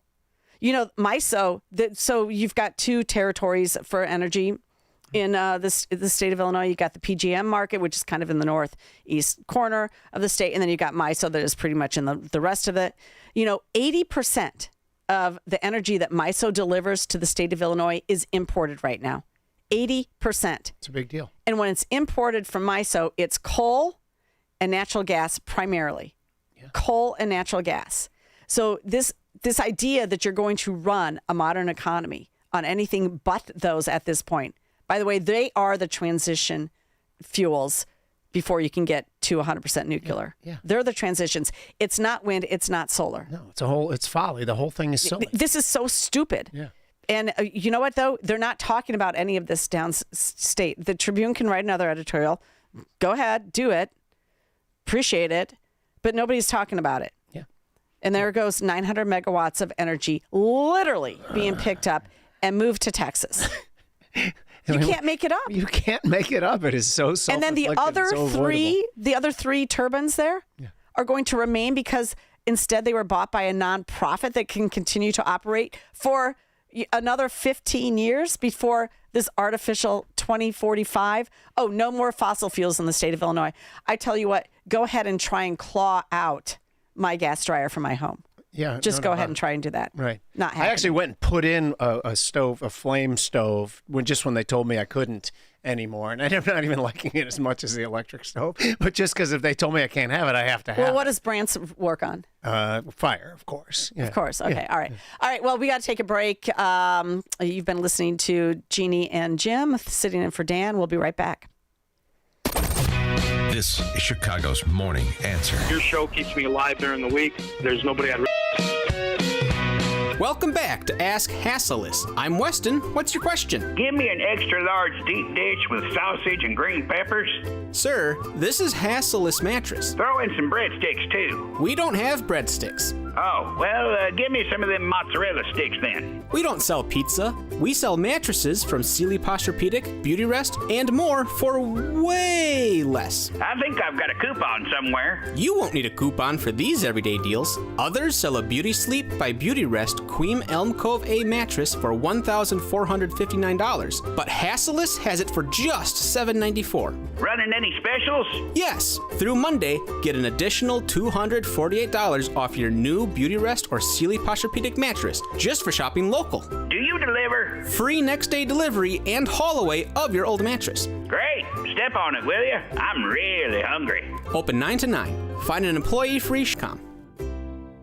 Hey, if you're living with joint pain, listen up. I want you to try something different. You don't have to live in pain every day. Have a conversation with my friends at QC Kinetics and tell them I sent you when you do. They offer all-natural regenerative treatments for joint pain. I've seen the results and personally recommend Dr. Caravelli and her team. Stop saying to yourself, this is just how I am now. That's not okay. Get back to the normal you, the one who is active and carefree. QC Kinetics is helping AM 560 listeners with pain from arthritis or injury in their knees, hips, and shoulders. Now they're moving again, golfing and running without surgery or long recovery. The science is real. The treatments are natural. Your body knows how to heal. QC Kinetics will show you how without surgery. Don't watch summer pass you by again, stuck on your couch, afraid to move. Take action today. Schedule an appointment right now. Consultations are free. Call 312-827-6261. That number again, 312-827-6261. Call QC Kinetics at 312-827-6261. Hey, business owners, is your business and money in good hands? Does your bank invest in your success?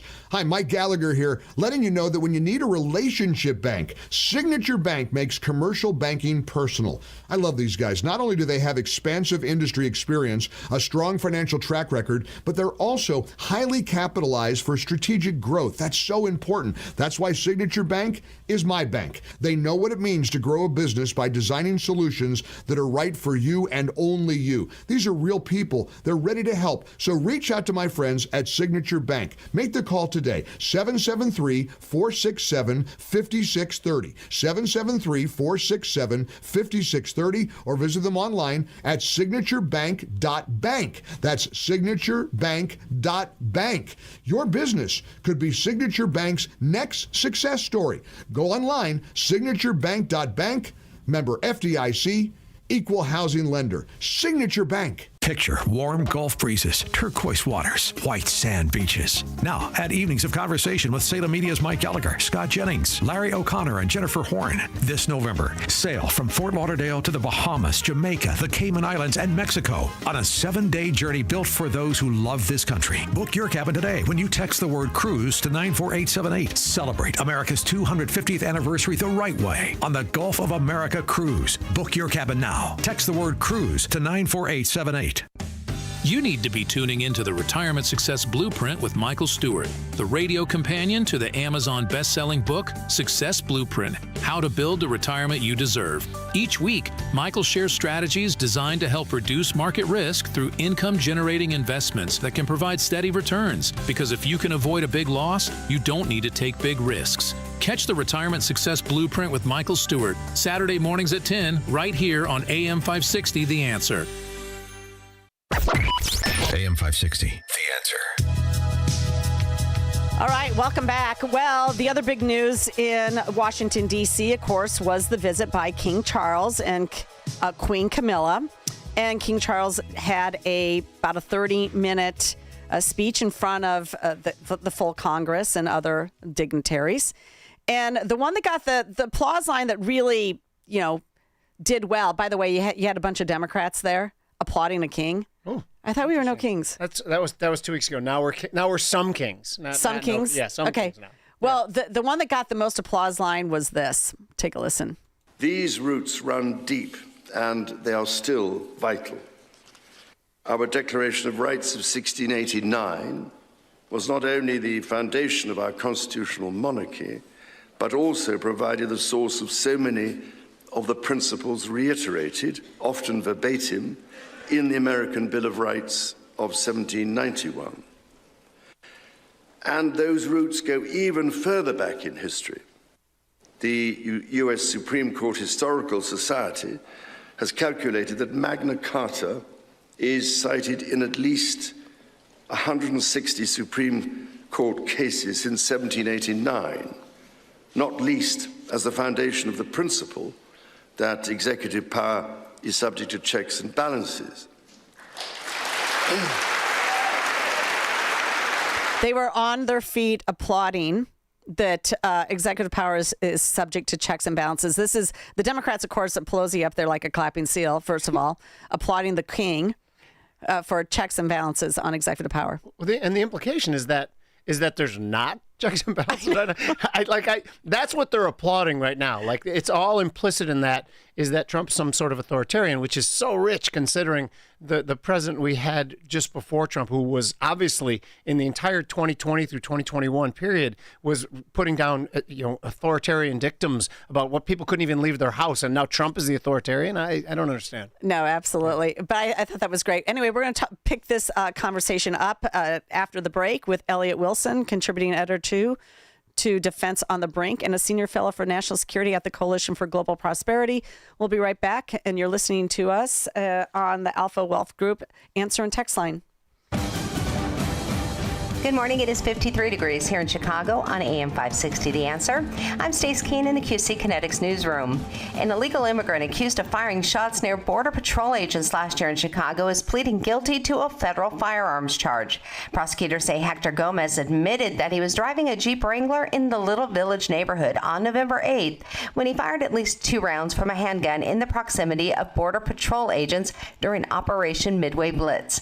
Gomez was previously convicted of a felony firearm offense in Cook County, and he'll be sentenced in July. Governor J.B. Pritzker says he believes a proposal that would help relocate the Bears to Arlington Heights is inching closer to approval. The governor says the mega projects bill that passed the Illinois House last week is within the framework of a deal that the team would be willing to agree to. However, he does acknowledge that the bill needs some tweaks as it moves through the Senate. And the Lincolnwood Town Center Mall will be torn down starting next month. The mall was recently sold to developer Prairie Ridge Development. The location will be redeveloped and reimagined. This report is a service of Salem Surround, a local digital marketing agency providing high-performing digital solutions to surround your target audience. Go to surroundchicago.com today. A check of the roads is coming up in 2 minutes on AM 560 The Answer. Mike Gallagher wants answers from our politicians. 8 beautiful children now going to be buried this week because a man killed them with a gun that he wasn't allowed by law to possess in the first place. What law do you want, Gavin Newsom? Tell me. I mean it. Tell us. What law would work? The Mike Gallagher Show. Weekdays at 9 on AM 560. The Answer. We work a lifetime to build a legacy for our families. But the most enduring gift you can give them is the peace of mind you provide when they need it most. When you pre-plan your arrangements at Catholic Cemeteries of Chicago, you replace the weight of uncertainty with the gift of clarity. Secure today's costs and protect your family from making emotional and financial decisions at the time of need. It's a final act of love they'll never forget. Visit CatholicCemeteryChicago.org or call 708-236-5407. Let me ask you something. Does your garage floor look bad? Covered in salt, cracked, or stained from the winter's brutal blast? Well, I've got a fix for you so you can start enjoying your garage this spring. Contact my good friends at Level 10 Coatings. Level 10 brought my garage floor from dirty and gross to showroom, shiny new in just one day. Level 10 Coatings can do the same for you. A quick and easy fix, permanent durable solution. Guaranteed to never chip or peel. Get it done now so you can enjoy your garage this spring and summer. Schedule your free quote today and mention me, Amy, for $500 off. Visit level10coatings.com. That's level, the number 10, coatings.com. Level10coatings.com or call 855-510-2628. Again, that's 855-510-2628. Level 10 Coatings, your premier concrete coating experts. The Danielle Gill Podcast, now available on the Salem Podcast Network. Actually lowering prices has rarely ever been an accomplishment a Democrat could even claim. The Democrat modus operandi is to use each crisis as an excuse to pass legislation which increases spending, gives more power to the government, and which will make new crises which they can't then use as an excuse to pass more horrible legislation. Subscribe for free today on Spotify, Apple, YouTube, or at SalemPodcastNetwork.com. There's a new kind of energy at Starbucks. Try the all-new Energy Refreshers. Strawberry acai, mango dragon fruit, or the all-new mango strawberry. New Energy Refreshers, only at Starbucks.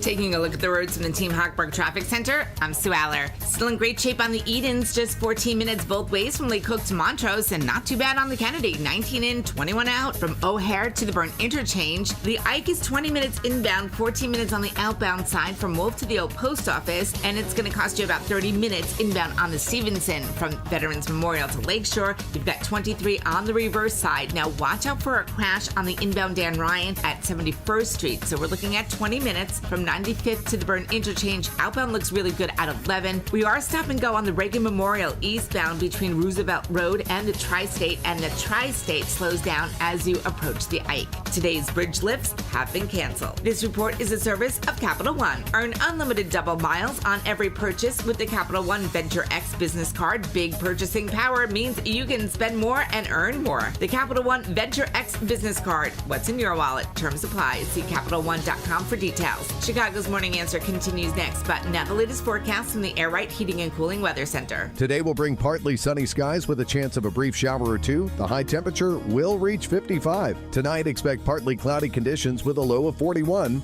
Tomorrow will be mostly cloudy and cool with a chance of a shower in the area. The high will be 55 degrees. I'm meteorologist Jason Caterina on AM 560, The Answer. Get the latest weather, traffic, and news updates online at 560theanswer.com. This hourly segment is brought to you by Goldilocks, offering 24/7 security solutions for homes and businesses. Call them today at 708-889-5600. Now, from the Signature Bank Studios.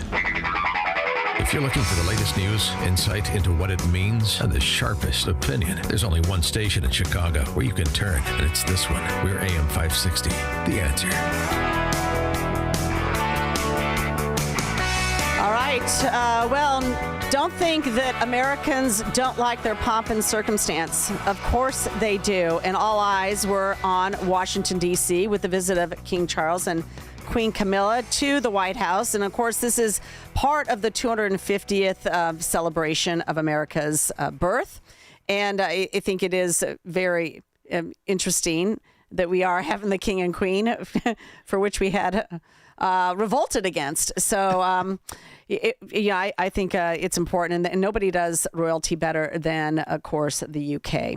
And people like that. And people like the whole formality of everything. They like seeing everybody dressed up. Why do we all like that? Why? I don't know, but they do. We're against kings. We literally threw them out. We fought a war. Yeah. We said no kings, and then we celebrated. We all wake up at 5 a.m. to watch Princess Diana's wedding, and I don't understand. I genuinely don't. Well, that went through my head too, because who didn't wake up at 5 a.m. to watch that entire wedding? Quite a few of us did. I did not. It might not surprise you. Yeah, but I'm not surprised either. I think, but you watched a clip of it, right? Yeah, Everybody's course. worried about what she was wearing and how does she look, and of course I'm watching King Charles, and I can only think of Diana. Yeah. To some extent, but. Whatever. They do like the pomp and circumstance. I mean, other than the military, which has its own set of pomp and circumstance, and we called it mandatory fun when you had to show up for those for those types of things. But no, this was a big moment. To have them come over for the 250th birthday, and again, King Charles giving an address to Congress. This was his opening. I would like, if I may, to take this opportunity to express my particular gratitude to you all for the great honor of addressing this joint meeting of Congress, and on behalf of the Queen and myself, to thank the American people for welcoming us to the United States to mark this semi-quincentennial year of the Declaration of Independence. And for all of that time,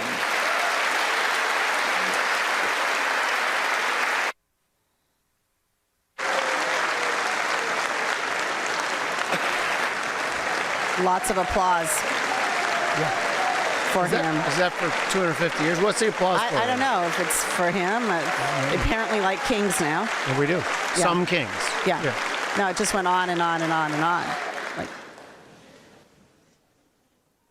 And for all of that time, our destinies as nations have been interlinked.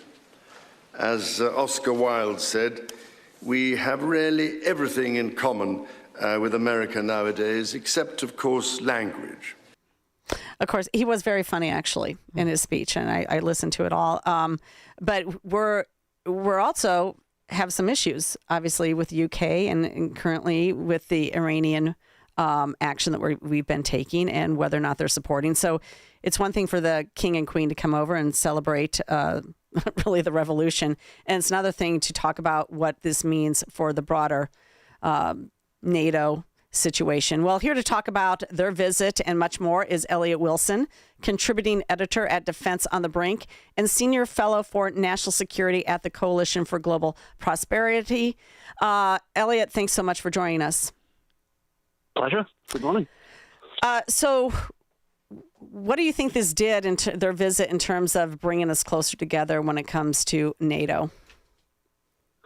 I think what the intention is obviously to try to repair some of the damage that has undoubtedly been done to the relationship over the past couple of weeks, months, possibly years. I think one of the good things about the situation we have with the constitutional monarchy is that it's slightly one step removed from politics. So you're able it's a bit like taking sort of time out a bit. You're not talking about one politician talking to another with electoral concerns on their minds or, direct executive power. There is a degree of separation and you can just get a bit of breathing space.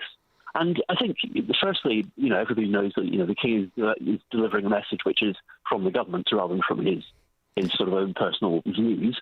But he's also giving it in a way which reflects the continuity of the monarchy, the experience of the monarchy. I mean, he talked quite a lot about his mother, the late Queen. His mother's first visit to the United States was to meet President Eisenhower in the late 1950s. So, she'd seen an awful lot just by living so long and being that present. So I think that does have some value, and I hope that it seems to have been very well received, and I'm very pleased that both sides seem to have got something out of it. Well, you wrote in The Hill, an opinion piece, you said that the British Prime Minister and Keir Starmer are profoundly different. Do you think that they had any discussions prior to the king coming over? Oh, they will have talked extensively about what was going to happen, although I think most of the discussion will have been below the level of the Prime Minister. But, the king knows perfectly well, and his mother knew, that they are tools of diplomacy. That's one of the reasons we justify having a monarchy. I think there was an awful lot of hyperbole in this country about whether the visit should be cancelled or postponed or something, which I thought was very foolish, because I think, diplomacy goes on. The United Kingdom and the United States are still two very close nations. I mean, we have suffered a little bit recently, but I think if you put that in the context of the long sweep of our relationship, it's relatively minor. We will get over this, because we always do. And I think what the King said was quite interesting about, going back to the revolution. It was a dispute, obviously, about power and about independence and that kind of thing. But it was a dispute not just between two countries, but also within the same sort of framework of common law, of expectations of liberty and freedom. So there is a long familial link, which I think endures much more profoundly than any short-term shocks that we have. Elliot, this Jim Uriel, and first of all, the way you frame it as an arm of diplomacy, I love that, by the way. I think that's very valuable to think of in terms. I mean, there's a lot to the British monarchy, obviously, and that's an interesting part of it. So as far as the Iranian conflict, and I've written extensively about if you tell me, if intelligence is telling me that Iran is a growing threat and they're close to having nuclear capabilities, then it obviously justifies, hitting them before they hit us. But I don't necessarily believe all those things. But here's what the question is going to be, is that I understand that the public in the UK was very much against the conflict and didn't want us to involve the UK in it. But at the same time, I think intelligence there has agreed that it was a growing threat that at some point in time need to be dealt with. So how is that? Is that a messaging thing, or how do we deal with that? I think you're probably right. I mean, I've taken the view for a long time that there was no sustainable way, really, for the West to live with an Islamic Republic in Iran, because they are committed essentially to our downfall, or at least some of the simple, right? Yes. But I think the difficulty was the way it came out, and I don't think there's any one party to blame, but the way it came out was a kind of expectation that NATO would help, which is not what NATO's for. And then I think our government sort of dug in and got this mantra of "it's not our war." It's as if we're reliving 2003 and the invasion of Iraq again, and it's sort of following that playbook so directly to try to avoid mistakes that were made then. And I think that's probably got both sides into extreme positions, which neither of them really need to be in. I mean, I think, we were probably, my own point of view is we should have been much more gracious about allowing use of air bases and things like that, because I don't think we've ever refused the use of places like Diego Garcia in the past. And when the US bombed Libya in 1985, 86 was it? We allowed flights and basing in that case when a lot of European countries didn't. So and I think that was the right thing to do as well. Yeah, no doubt about it. The problem is, but do you think the average? Oh, I'm sorry, Elliot. I thought you were done. I'm sorry. Go on. No, go ahead. No, go ahead. Okay, so does the average person, well, I guess I'm going to ask your opinion too, because again, like I said, my opinion is not 100% fully formed. So I'm not like, this is no gotcha, but does Elliot Wilson believe personally that Iran was a growing threat that was becoming more and more imminent and it needed to be done now? And then branch that to the average person in the UK. Thoughts on that? My own belief, and I mean, I'm not privy to the sort of highest reaches of intelligence, is that they certainly are a threat. We know that for all that they protest, they want to develop nuclear capabilities. I mean, I don't think there's any real mileage in the idea that Iran would just have nuclear reactors for civil power and would never dream of using them for weaponization. How close they were, I don't know. I think at some point during the past 5 or 10 years, they've probably been closer than we would like. How effective the strikes were last summer, I'm not sure. So I can't put a figure of how egregious it was. I have no problem with the idea that they are, and they were and probably are still a growing threat, because once they have nuclear capabilities, that genie is out of the bottle. What people think in the street, I think, is more difficult to judge, because I think there's a problem. I don't know if it's as true in the United States as it is here, but people don't pay very much attention to foreign affairs because it's complex. They don't really care about politics, and arguably, why should they? So once you try to factor in all the complications of geopolitics, which side is tending towards the other and what relationships people have over long years, people don't really give much of an attention to that. What they think about is, cost of living, what groceries are costing, what petrol or gas over there is costing. And so I think people probably make up their minds quite instinctively. And I think this was seen as something we didn't really want to be involved in and wasn't our fight. As I say, again, I think there is that problem of going back to 2003 and the war in Iraq, which I have much less of a problem with than a lot of people did. I think there were mistakes made, certainly, but Saddam Hussein was got rid of is no bad thing. But I think there was a clash coming at some point between the West and Iran. And I think we do have to remember that the Iranians had, cracked down absolutely brutally on their own people over the past few months, possibly 30,000 people killed at the beginning of this year. So, we are not exactly going to war against a perfect democracy who've done no harm. And I think that's worth remembering. So to what extent, though, would you say that, Starmer's pushback on getting involved had anything to do with the fact that you've got a whole host of Muslims, Islamists that have come into the UK and they've taken political power? They have political power. I think the Prime Minister's in a difficult position politically for a number of reasons. Mm-hmm. I think he was probably surprised by the level of feeling about the war in Gaza from its beginning in 2023, because that's been taken up as a kind of totem by a lot of people who've, you've seen people on television who couldn't find Gaza on a map if you gave them, 24 hours and an atlas. But suddenly it's become their main reason for voting for somebody. Yeah. And yet, that's become their identity. And so I think he does feel that. He's obviously not in an easy position with his own party for a number of reasons. He's one of the most unpopular prime ministers on record. And I think also I suspect he feels a little adrift. It's not clear where he goes from here. And so I think, given the choices he had, this might have seemed an easy win to distance himself a little bit from the current administration in America, row a bit towards our European partners who are the apple of his eye at the moment. So he may have thought this was a sort of quick win in electoral terms, and we've got a lot of elections coming up in the next couple of weeks. Well, is Starmer out? It's necessarily going to be true. Yeah, I'm not sure because for various institutional reasons, it's quite difficult to remove a Labour Prime Minister.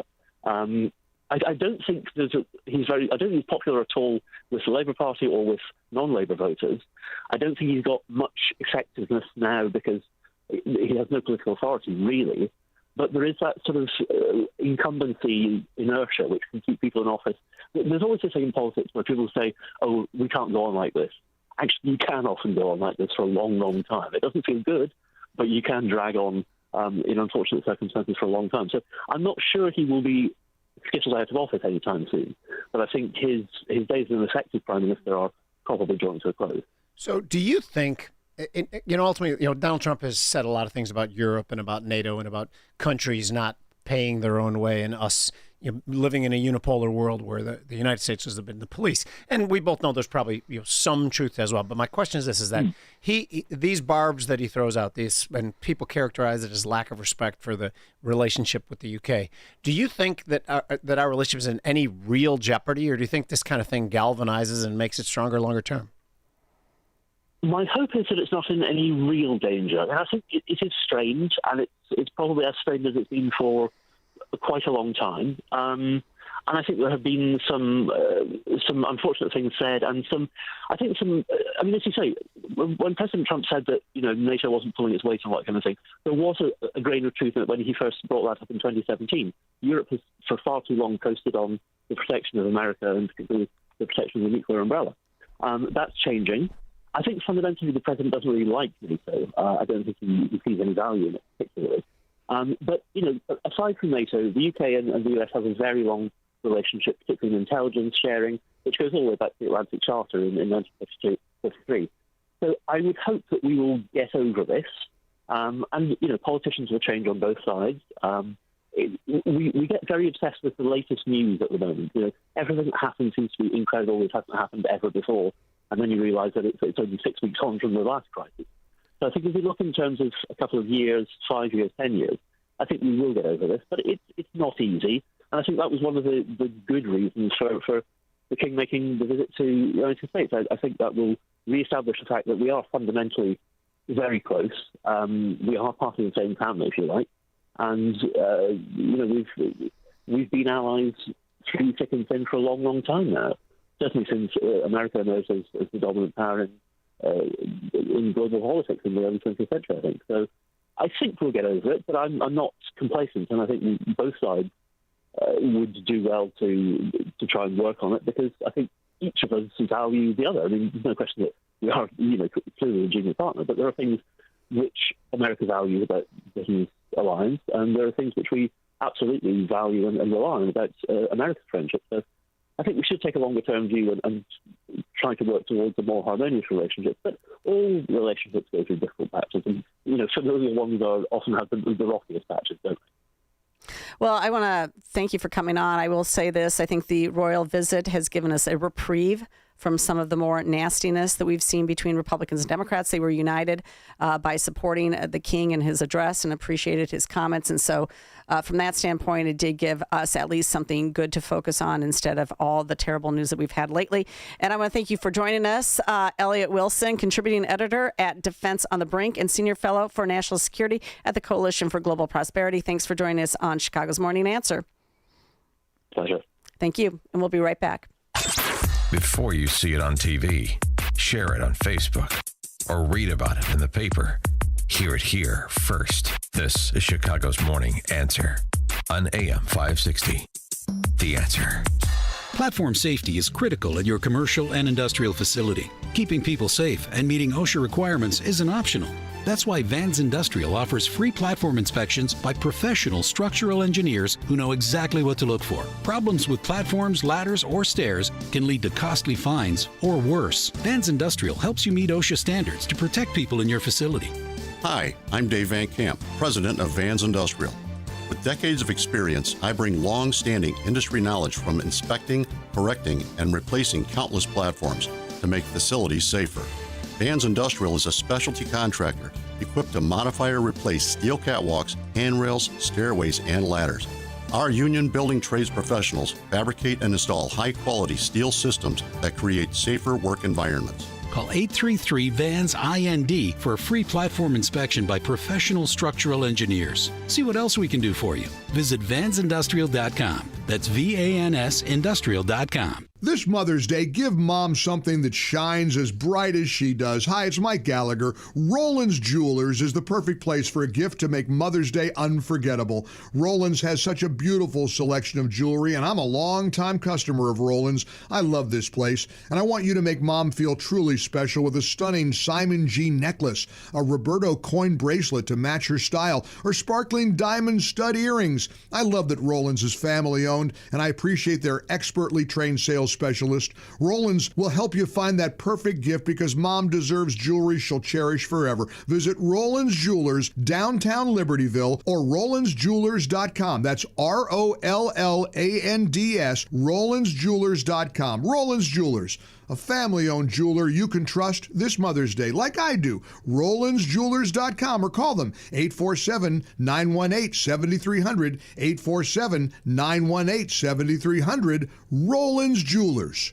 The following advertisement includes a celebrity impersonation. The summer heat in Chicagoland is no joke. And if your old air conditioner is making funny noises, you may already know it's time for a new unit. Look, your air conditioner, it's a disaster. People are telling me it's the worst ever. Don't sweat it, literally. When it comes to cooling your home, Air Right Heating and Cooling does it the best. And they love our country. Beautiful people. Rebates are still available. Financing is flexible. And at Air Right, installations are smooth and professional with no surprises. It's beautiful. Some people say it's the coolest air anyone's ever felt.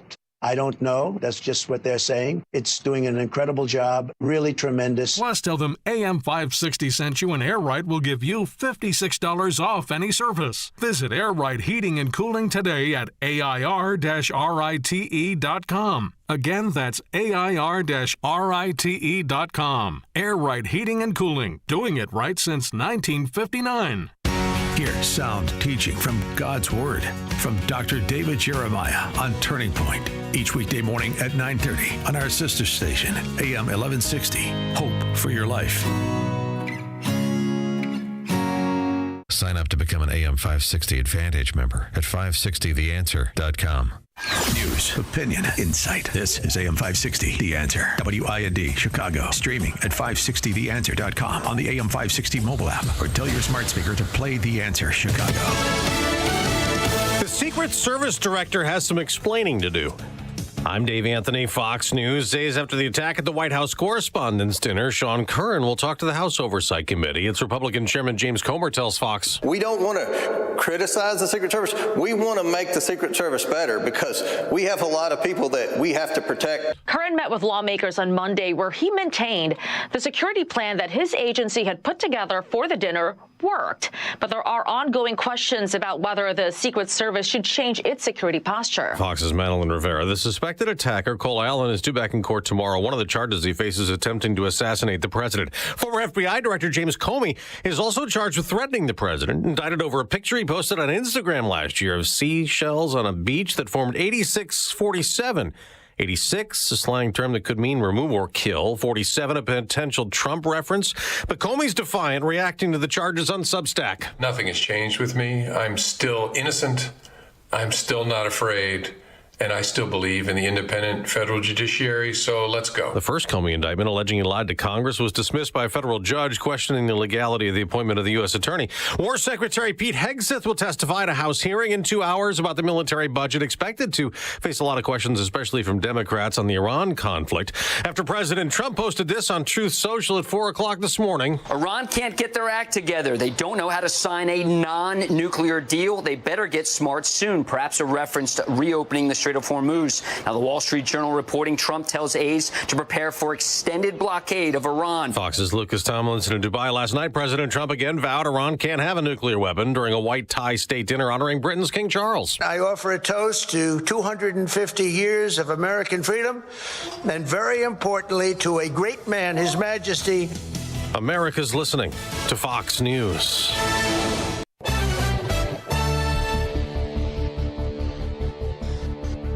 Good morning. It is 52 degrees here in Chicago on AM 560 The Answer. I'm Stace Keene in the QC Kinetics newsroom. Progressive lawmakers in Washington, D.C. have introduced legislation to increase the federal minimum wage to $25 an hour. Sean Reed reports. The proposal, put forward by two representatives from Illinois, could have severe impacts on businesses across the country, according to critics. Federal minimum wage currently stands at $7.25 per hour, which lawmakers noted has not changed since 2009. Co-sponsor of the bill, U.S. Representative Delia Ramirez, was a co-lead on the 2019 statewide wage increase. She said that experience gave her insight when creating the new federal proposal. She also said language in her bill seeks to reduce the impacts on small businesses across the country. Large employers would reach 25 by 2031. Smaller employers would reach it by 2038. Financial woes for the Chicago Public Schools continue. Two financial reports submitted to the Board of Education last week showed the school district is having a difficult time covering its costs. A quarterly financial report shows the district is projecting that it's going to end the current fiscal year on June 20th, $45 million in the hole. Meanwhile, CPS is $118 million over budget on staff, which it attributes to increasing spending on workers who serve students with disabilities. Meanwhile, district officials continue to lobby state lawmakers to pick up more of their teacher pension costs, as it does for other districts statewide. And gas prices continue to rise. According to AAA, the average price for a gallon of regular unleaded has risen to $4.45. That's more than $1 higher than it was a year ago, when you could buy a gallon of gas for $3.42. The price 1 month ago was $4.22. This is the highest price for gas we've seen in the state in nearly 4 years. This news report is a service of Salem Surround, a local digital marketing agency providing high-performing digital solutions to surround your target audience. Go to surroundchicago.com today. A Check of the Roads is coming up in 2 minutes on AM 560 The Answer. For over a decade, AM 560 has marked the start of summer with a night of cigar smoking and great conversation. And this year, we're proud to welcome the editor-in-chief of Breitbart News to Cigar Night. He's Alex Marlowe, and he'll join AM 560's Dan Proft and Sean Thompson on Tuesday, May 19th at Gobridge Farm in Pingree Grove for a night you won't forget. Tickets are on sale now at 560theanswer.com/cigar. That's 560theanswer.com/cigar. Sponsored by Vyrago, the immune enhancement cocktail. Each morning, the newsmakers and the newsbreakers shaping today's conversation are heard on the AlphaWealthGroup.com answer line on Chicago's Morning Answer. When you need answers about what's happening in your world, you turn to AM 560 The Answer. And when you need answers about how to prepare for and protect your retirement, you turn to the Alpha Wealth Group, now the proud sponsor of the AM 560 Answer line. right here on Chicago's source for news, opinion, and insight. AM 560, The Answer. Man, I love this place. I've been surfing here since I was a kid. Now, seeing my grandson out on the water, it means everything to me. Watching him and taking in the blue waves, the sea breeze, the blurry horizon. If you have geographic atrophy, or GA, subtle changes in vision could mean it's progressing toward irreversible vision loss. Izervay is proven to slow GA progression and could help preserve your vision for longer, so you may keep seeing the world around you. Izervay, or avacincaptad pegol, is an eye injection. Don't take it if you have an infection or active swelling in or around your eye. Izervay can cause eye infection, retinal detachment, or increased risk of wet AMD. Izervay may cause blood in the white of the eye, blurred vision, or a temporary increase in eye pressure. Do not drive or use machinery until vision has recovered after an eye injection or exam. Ask your retina specialist how you can slow your GA with Izervay. To learn more, call 1-855-IZERVAY or go to izervay.com. Paid for by Astellas Pharma. For 25 years, Applied Mechanical Sales has kept Chicago's commercial buildings warm and running smoothly. From schools and churches to high-rises and hotels, they provide the boilers, water heaters, and exhaust systems that contractors and engineers count on. Whether it's a replacement project or a new construction, Applied Mechanical helps you select the right equipment, standard or high efficiency, for your specific application. What sets them apart? They match the right Camas equipment to your building's exact needs, so it performs flawlessly through Chicago winters for the next 15 to 20 years. And they don't disappear after installation. Applied Mechanical ensures your systems run at peak efficiency year after year. Are you a degreed mechanical engineer looking to lead a growing sales team? They'd love to talk to you. Schedule a site visit and boiler assessment at appliedmechanicalsales.com. That's appliedmechanicalsales.com.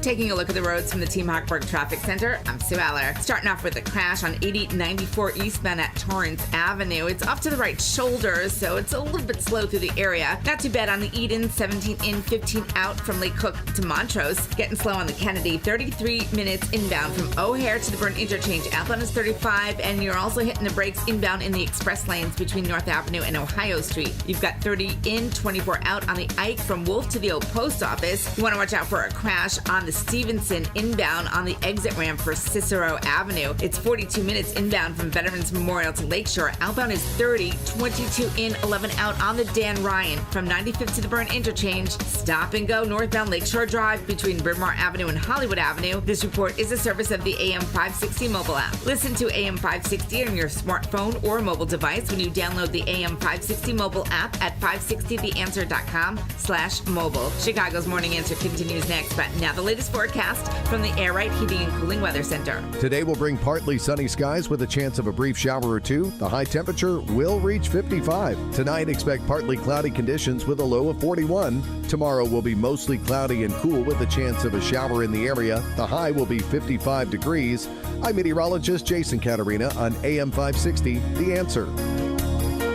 Get the latest weather, traffic, and news updates online at 560theanswer.com. This hourly segment is brought to you by Goldilocks, offering smart security systems to homes and businesses. Call Goldilocks at 708-889-5600. Now, from the Signature Bank Studios, this is Chicago's Morning Answer with Dan Proft on AM 560. The Answer. Well, Jim, I'm just catching up here with some of the text messages that came in on the Alpha Wealth Group answer and text line. That's 312-642-5600.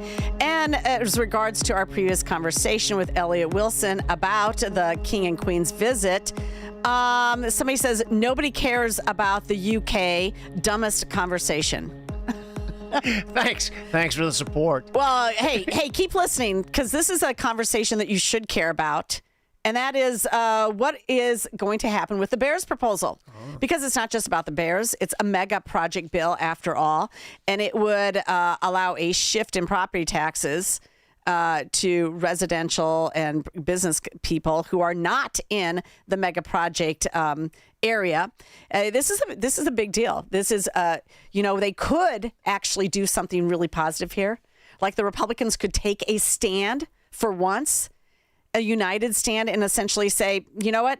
The Bears get a deal, we get a deal. What do you mean? What kind of deal? I'm talking about a 1% property tax cap. Oh, yeah, I like on property taxes, because it's insane that they're going to give wealthy corporations, and not just the Bears, by the way, wealthy corporations that invest $100 million or more are going to get 40-year property tax freezes. Yeah. Who gets that deal? No, nobody does. Right. Nobody gets that deal. Yeah. What's interesting about the entire conversation, though, is that by late February, the last week in February, within 2 weeks, Indiana had it passed a bill and had it signed into law by Governor Braun that does provide for $1 billion to the Bears to help them build a stadium in Indiana. They want them really badly. And they have the reserves to make that happen because they're a well-run state. Illinois doesn't have that capability. No. We don't have the reserves. We already have given all sorts of favorite handouts to people like Rivian, $827 million. Goshen, the Chinese Communist battery company, $536 million. And then all sorts of data centers, quantum computing, you name it. Yeah. Millions of dollars have gone out the door to them. And now the Bears deal comes around. We have no money to give them. But instead, we're going to give them a massive property tax break. That's what they're looking for. But they're looking for more than that. Now, Pritzker has basically said that he feels a need for speed and that he's looking for the Senate to make changes. He says, we need to move somewhat expeditiously. I realize the Senate has some work to do, and there will be amendments, no doubt about it. Well, let's hope that there's amendments, because this thing is a hot mess from my point of view, including the fact that it has 20% set-asides for minority businesses, and those businesses are defined in statute what a minority business is, 20% set-asides. They imagine a mandatory project labor agreement, which should be a private deal. That should be a private deal with a private company, whether or not they want a PLA, because project labor agreements are essentially supposed to mean that the project goes in on time. You pay a higher premium to make sure that all those things are met on time without a strike. Those things are not related to the Bears, though, right? Those are that's actually in the Bears proposal. But that's so it's businesses that are working with the Bears and out here in the suburb. Okay. Yeah. Look, anytime that you put taxpayer money towards anything, the unions are going to come in with their heavy hands and say, you have to do it our way or take the highway. Now, the Bears would be smart to take the highway to Indiana, because they're probably going to be able to build it for a lot cheaper over there as well. But you do agree that there is some level of concession that would make sense to keep the Bears in Illinois and that sort of economic impact that they could have to the area. But of course, they'll overdo it and give them too much. Well, I mean, I don't disagree. I think everybody wants to sort of keep the Bears around. I get it. I think that they're an iconic Chicago, Illinois team. Yep. There's no doubt about it. But this is a business decision by them, and it should be a taxpayer decision by us. And if all I'm saying is that we have a perfect opportunity is if they get a deal on property taxes, we get a deal on top property taxes. Well, here to talk about that, because he's going to have to make decisions about it in the near future, is State Senator Lee Arellano. He represents the 37th State District, Senate District, and he hails from Dixon, Illinois. By the way, he took over as mayor of Dixon after the Crudwell $53 million scam was discovered, and he cleaned up the place. And I want to welcome him now to Chicago's Morning Answer. Thanks for being with us, Lee. Hey, great to be on. So what say you? What's going on with the Bears deal from your perspective? Oh, man. Well, there are a lot of challenges with this bill, and that should be expected because it's kind of a desperation move on the part of the governor and the majority Democrats, because they've run our business climate into the ground. And, speaking of iconic Illinois businesses, I represent part of Peoria. Caterpillar's been shifting production. I mean, this is really an emblem of problems all across the business climate, where we run our taxes and our costs super high, and then businesses want to leave. Here's the problem. If property taxes are too high for the Bears, they're too high for young entrepreneurs. They're too high for a young couple looking to buy their first home. They're too high for everybody. But our governor, he has some national ambitions. That is no secret. He doesn't want to be the governor who lost the Bears. And so suddenly when Indiana comes into play, he cares, and we're throwing together this bill. The problems in the bill itself, though, first of all, you still have the possibility of the property tax shift in there. which means you could be giving tax breaks to the biggest, $500 million plus companies, billion-dollar companies with rich ownership or corporate ownership, and little guys, regular guys, are absorbing some of the infrastructure and development costs for that, right? So that's problem number one. Problem number two is you're ignoring the fundamental flaws in our economy in Illinois that have created this problem in the first place. So in other words, you're bailing out the big boys, putting Band-Aids on, but at no point are you taking a look at it and saying, look, government regulation and control and spending has gotten too big. Our taxes are too high. It's chasing business away. It's chasing families away. What are we going to do for the long-term solution? So why would you put a Band-Aid on something and not address the long-term plan? And the answer is, it goes back to the national ambitions. The goal here isn't to fix Illinois. The goal here is to look good briefly and salvage what we can until our billionaire governor has room to do something else. So this is Jim. Thank you so much, Lee, for that answer. That was good. But my question is this: is at the beginning of this saga, and when the Bears bought the property in Arlington Heights, remember that Cook County changed the taxes on it, so that kind of in some ways forced them to tear everything down. To me, at the time, it looked like the governor, and I've never thought the governor of Illinois is actually the governor of the entire state. He's governor of Chicago and Cook County. But it seems like that's changed a little bit. The wind is, because now once the prospect of losing it to Indiana came around, it seems like he cares less about them staying in Chicago or going to Arlington Heights. Do you concur? I think he cares about the image of it, and he's trying to make sure it doesn't look like his party and his leadership, lost this. But if they go to Arlington Heights, does that save the image? I guess is the question. Sorry to interrupt. I think for him it does, and that puts some of his Chicago-based Democrats in a bind because they're essentially being asked to incentivize the Bears from leaving Chicago and going into the suburbs, which is why you found no votes on kind of the left-wing end of the spectrum as well. Interesting. So, I think what's also interesting here is they're trying to do a deal on property taxes, and they just can't seem to figure it out. So part of one of the amendments that came up was like, the Bears are going to have a freeze on their property taxes, but then they're also going to pay an additional incentive that is like, a payment in lieu of taxes, a pilot is what they call that. And that incentive then is going to be split 60% to the local property taxpayers and then 40% to a statewide property tax relief fund, which is an absolute joke. It would be easy to give property tax relief. Let's say you want to give $5 billion worth of property tax relief because we collected about $40 billion in property taxes every year.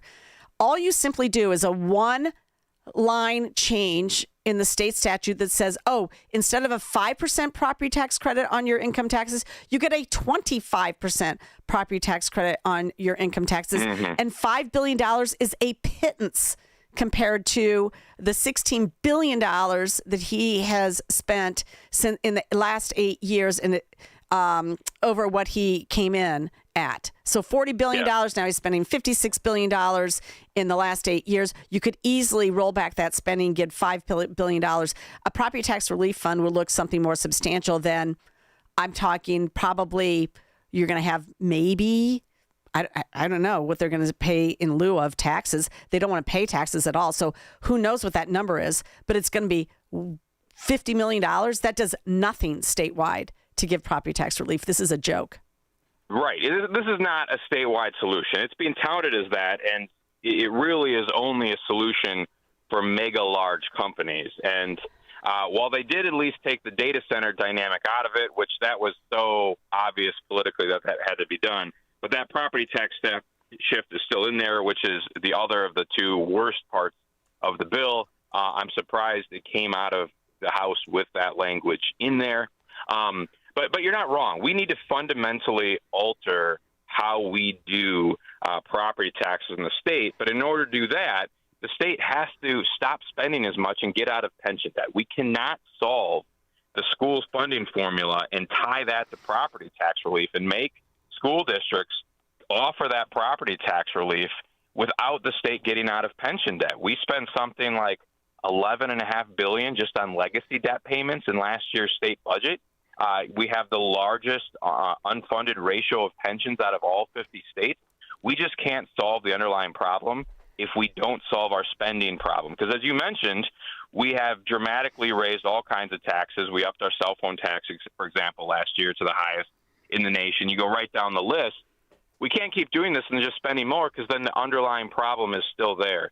And if we want to solve this problem, we need a 5, 10, 20 plan to say, here's what we're doing in 5 years. We're cutting these unfunded mandates. We're relieving these cost pressures on local governments. In 10 years, here's where our pensions should be, and we're going to shift that into property tax relief and proper school funding. And then in 20 years, here's where the problem is solved.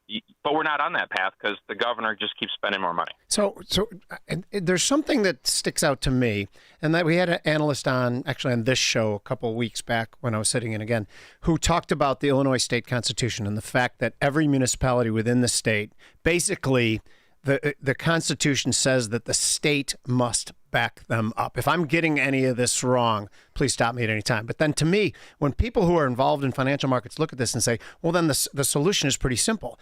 Get rid of that part of the Constitution and let every state negotiate with their creditors. Because again, who's ever going to give Chicago a break on the money they owe them if they know deep down that the state has to have Chicago's back, and then implicitly the federal government has the state's back, which I think is a whole different topic. But if we just change the Constitution and let the different cities like Chicago deal with their own financial problems, wouldn't that go a long way in solving our state problems? That would definitely change the dynamics. So you mentioned one of the known dynamics right now, and that's true if you're a union bargaining with the municipality, or if you're taking out bonds, whatever the case may be, is local governments are in Illinois purely creations of the state. And that means you go into negotiations with them kind of knowing in the end you have this superpower that you wouldn't over a business. In the business world, I owned restaurants. If I had run my restaurants poorly and my company goes bankrupt, you can't go after my kids for that money. We got rid of that stuff, generations ago. You can't go after kids, other than in government. And in government, you can rack yourself up into debt as a local mayor or as the governor of a state, and then pass those debts to the next generation in a way that is crippling. And it would take constitutional changes to adjust that. But the problem of can kicking is semi-unique to government in that you cannot legally do that in almost any other realm of life. And you shouldn't be able to do it ethically in government. And yet, here we are. Yeah, but there's zero chance that ever gets changed, right? No. I think the amount of... Well, let me put it this way. Wait. There's zero chance because... in Illinois big enough to do that, you would probably have gotten rid of some of the folks that are causing the problem in the first place. Right. That's right. But, I mean, they passed Amendment 1. That enshrines even further union benefits in our Constitution. Yeah. No, the unions control the elections. The unions, voters, it doesn't have to be that way. Wake up, voters. You do not have to be controlled by the unions. But you are controlled by the unions because they're the ones who show up and vote all the time. So we've got to get the message out on that. Okay, Lee, we only have a couple minutes left with you. Tell us what else is going on. The millionaire's tax proposal is apparently dead at this point, which is good. But what else should we be aware of before the legislature gets out in about a month? I'm really keeping my eye on this map making and gerrymandering question that the Democrats are trying to push. We know that Illinois' democracy is fundamentally corrupted by the gerrymandering that Speaker Madigan was obsessed with.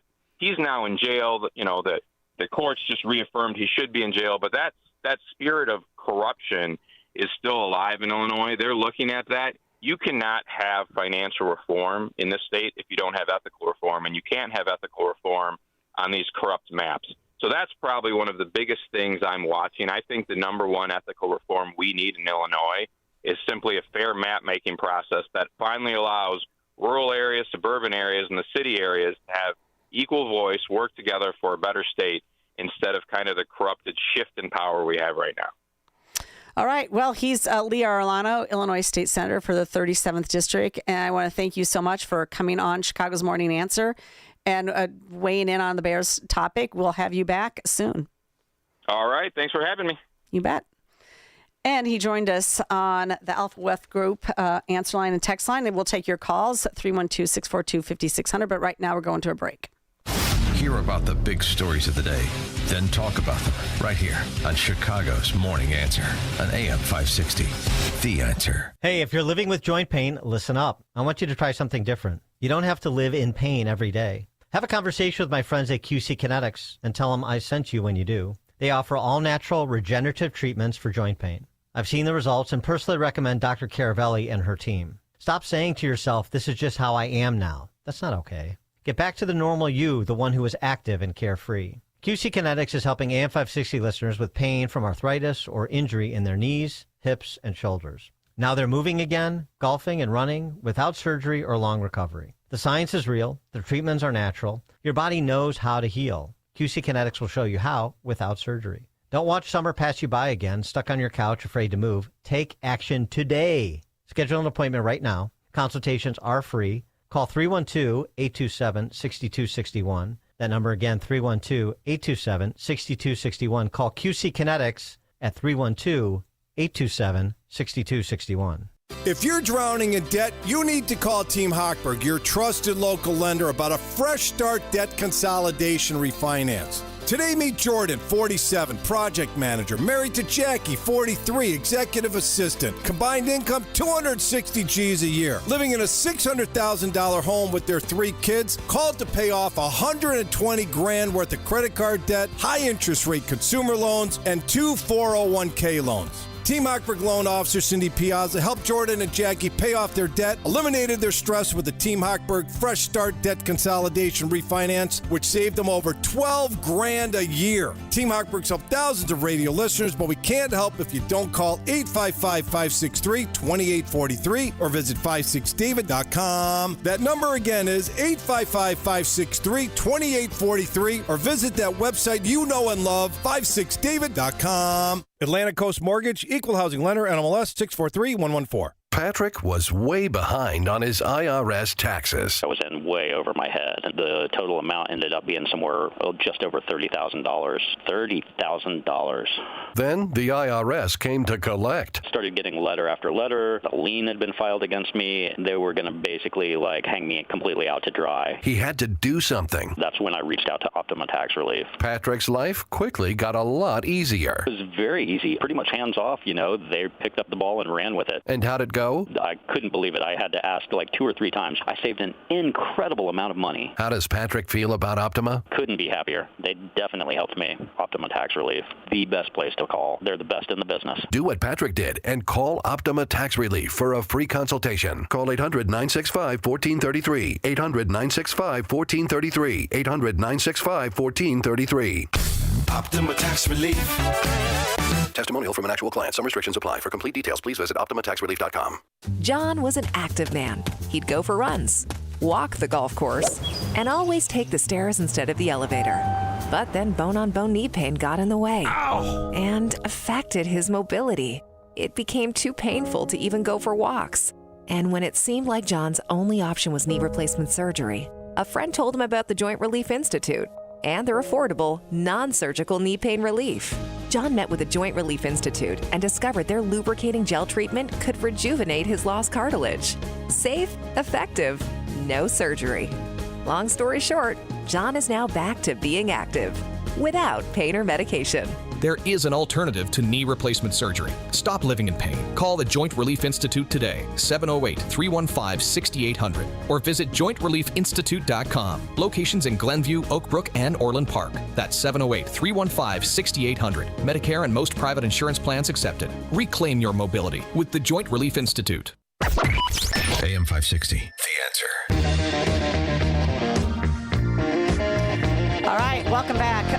Speaking of that gerrymandering bill that they are proposing, that the Illinois Democrats want to do, they're essentially doing this because they believe that the U.S. Supreme Court is coming down with decisions that essentially say you can no longer make racially designated gerrymandered election districts.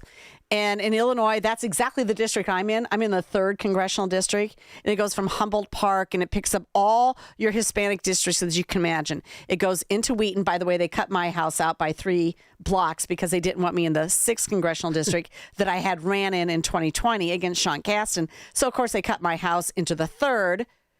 that goes all the way into Humboldt Park through Wheaton, picks up some West Chicago, picks up some Elgin, picks up some Bensonville, picks up all these Hispanic districts along the way. So it's Delia Ramirez's district. It was created for someone just like her. Yeah. And This is so just amazing. that's why they're worried. They're worried. They're changing the designation of why you would gerrymandered instead of contiguous and compact. They're saying that actually having race as a factor is a legitimate way to determine how you create districts. That's what their bill is about. Absolute nonsense. They You know want what? to keep it going. I think the average person in Illinois in this particular topic ignores it because we have this feeling like it's Illinois. Hasn't it been gerrymandered to death already? Is there we still have an more F to squeeze out? rating. And it is. Yeah, and there is still more that they can squeeze out if they do it again, which is disgraceful. Yep, they're absolutely trying to do that. And by the way, Florida's doing it too now. Apparently, they're going to redo their maps too. But just like Texas, part of the reason that Texas redid theirs is because there were racially defined gerrymandered districts, and that needs to go away. Yeah. That's part of the DEI culture that is another hoax that needs to go away. Florida's doing it because they have had such an explosion in just the last 5 years since they did redistricting after the 2020 census. They have such an explosion that they literally have districts where there's $100,000 population difference between adjoining districts. Well, they're supposed to be very similar in size. So they have a reason to do it. Great. I get it. I know it's political too. I understand that. But at least they have some sort of foundation for which to say we need to redraw our districts mid-census. Yeah.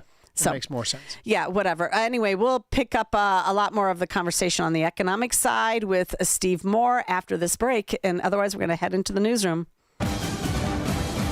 Good morning. It is 52 degrees here in Chicago on AM 560 The Answer. I'm Stace Kane in the QC Kinetics newsroom. The family of a Chicago high school teen who has been the alleged victim of bullying is seeking legal action. The 18-year-old senior at Noble Street College Prep says he's been harassed for the last 2 years. He says in one incident he was stripped of his clothes in a bathroom, videotaped, and then the footage was posted on social media. School officials say they're aware of the situation and have been in contact with the family and have also submitted a report to the Chicago Public Schools Office of Student Protections. Gary, Indiana police and the FBI are asking for your help in locating a teenage girl who's been missing since 2024. Family members gathered yesterday to release balloons in honor of Janiah McMichael's 15th birthday. Police say they have not ruled out foul play in her disappearance. And Governor J.B. Pritzker believes a proposal that would help relocate the Bears to Arlington Heights is inching closer to approval. Governor says the mega projects bill that passed the Illinois House last week is within the framework of a deal that the team would be willing to agree to. He does acknowledge, though, that the bill needs some tweaks as it moves through the Senate. This report is a service of the AM 560 Advantage. Membership has its privileges, including early access to event tickets,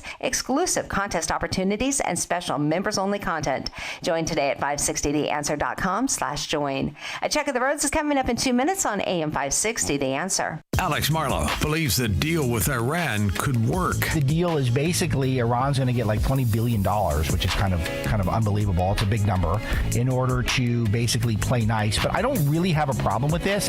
I think that overall we want to get this trade open, and if Iran is willing to actually pay for play, that's a much more healthy relationship with the rest of the world. The Alex Marlowe Show, afternoons at 3, right before Sean Thompson at 4 on AM 560. The Answer. Each morning, the newsmakers and the newsbreakers shaping today's conversation are heard on the AlphaWealthGroup.com answer line on Chicago's Morning Answer. When you need answers about what's happening in your world, you turn to AM 560 The Answer. And when you need answers about how to prepare for and protect your retirement, you turn to the Alpha Wealth Group, now the proud sponsor of the AM 560 Answer line, right here on Chicago's source for news, opinion, and insight. AM 560 The Answer. Penny Mustard presents single-seat mini sofas. Those are not single-seat sofas. They're plush, they have fabric, and you sit on them, so what are they? Penny Mustard's new line of upholstered dining chairs. Aren't they gorgeous? These unique chairs take your dining experience to a whole new level. The finest dining chairs masquerading as single-seat mini sofas you'll ever see. The new upholstered dining chair collection, starting at $916 at Penny Mustard. 6 Chicagoland showrooms. PennyMustard.com. Better versions of what people want. Picture warm Gulf breezes, turquoise waters, white sand beaches. Now, add evenings of conversation with Salem Media's Mike Gallagher, Scott Jennings, Larry O'Connor, and Jennifer Horn. This November, sail from Fort Lauderdale to the Bahamas, Jamaica, the Cayman Islands, and Mexico on a 7-day journey built for those who love this country. Book your cabin today when you text the word cruise to 94878. Celebrate America's 250th anniversary the right way on the Gulf of America Cruise. Book your cabin now. Text the word cruise to 94878. A revolution in chip technology could make today's artificial intelligence obsolete. 3 companies are quietly building a $1 trillion triangle to develop and manufacture supercomputers the size of a dinner plate. Investment guru George Gilder has his finger on the 3 companies whose technology could change tech forever. Log on to $1,000,000,triangle.com to find out which 3 companies are working on what could be the biggest tech disruption since the internet. $1,000,000,triangle.com. That's $1,000,000,triangle.com. There's a new kind of energy at Starbucks. Try the all-new Energy Refreshers. Strawberry Acai, Mango Dragon Fruit, or the all-new Mango Strawberry. New Energy Refreshers. Only at Starbucks.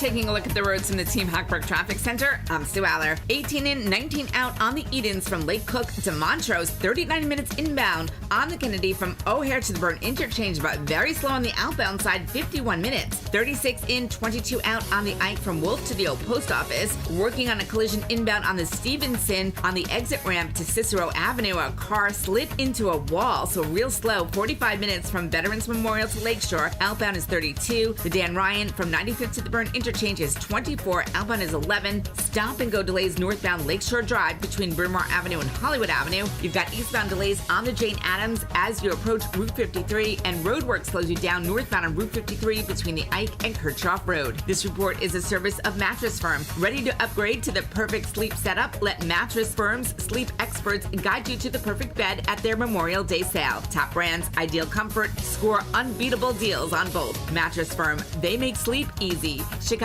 Morning Answer continues next, but now the latest forecast from the Air Right Heating and Cooling Weather Center. Today will bring partly sunny skies with a chance of a few brief showers. The high temperature will reach 55.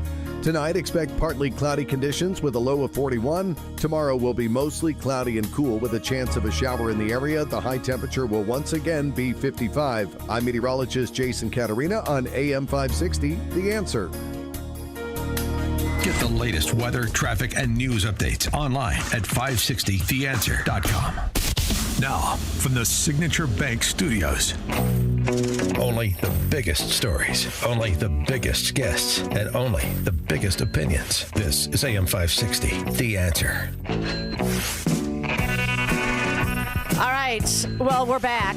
Listen, I know there's a lot of people that are sort of fans now of Susana Mendoza. She's the current comptroller. It looks like she's going to be running for Chicago mayor. All right.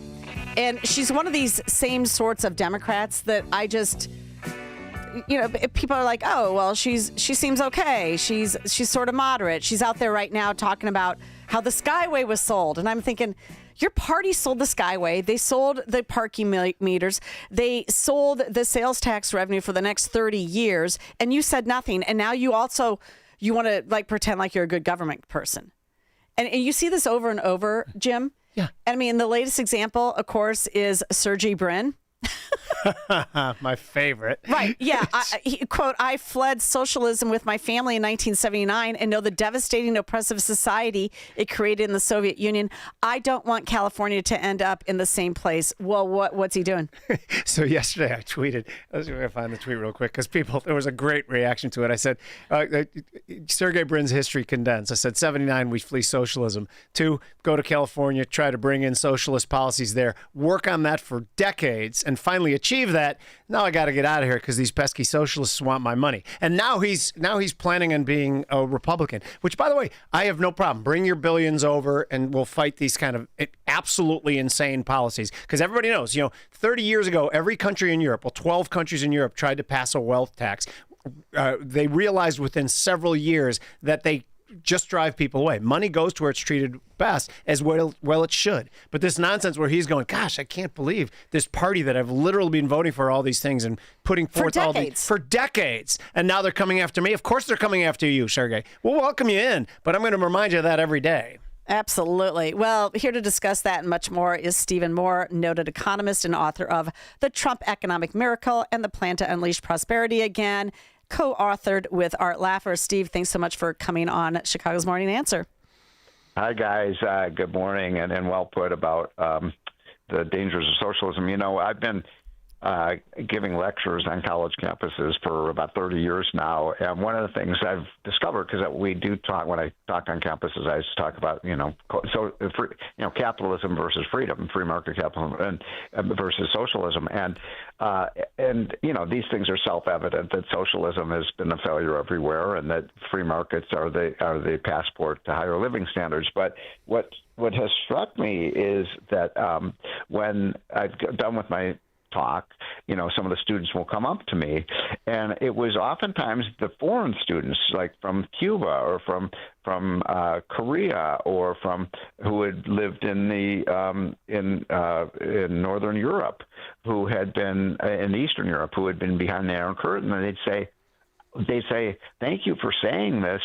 They said, none of the kids here, none of the American kids understand any of this because they've never experienced socialism, and I thought that was so profound that it's cool to be a socialist in America, until you're all broke, right? Yeah, it's a way to go broke, but it's just this is how bad our education system is. That when I used to talk to Milton Friedman, and I knew him, shortly before he died, and we used to get together, he used to tell me, he said, this is crazy. He said the most important lesson that everyone should have learned in the 20th century was that socialism is a complete failure and also leads to the death of millions of people, and that free market capitalism is a success, and yet the young people think just the opposite. No way. See, we're just doing it wrong. The next time we do it, it's going to be fine.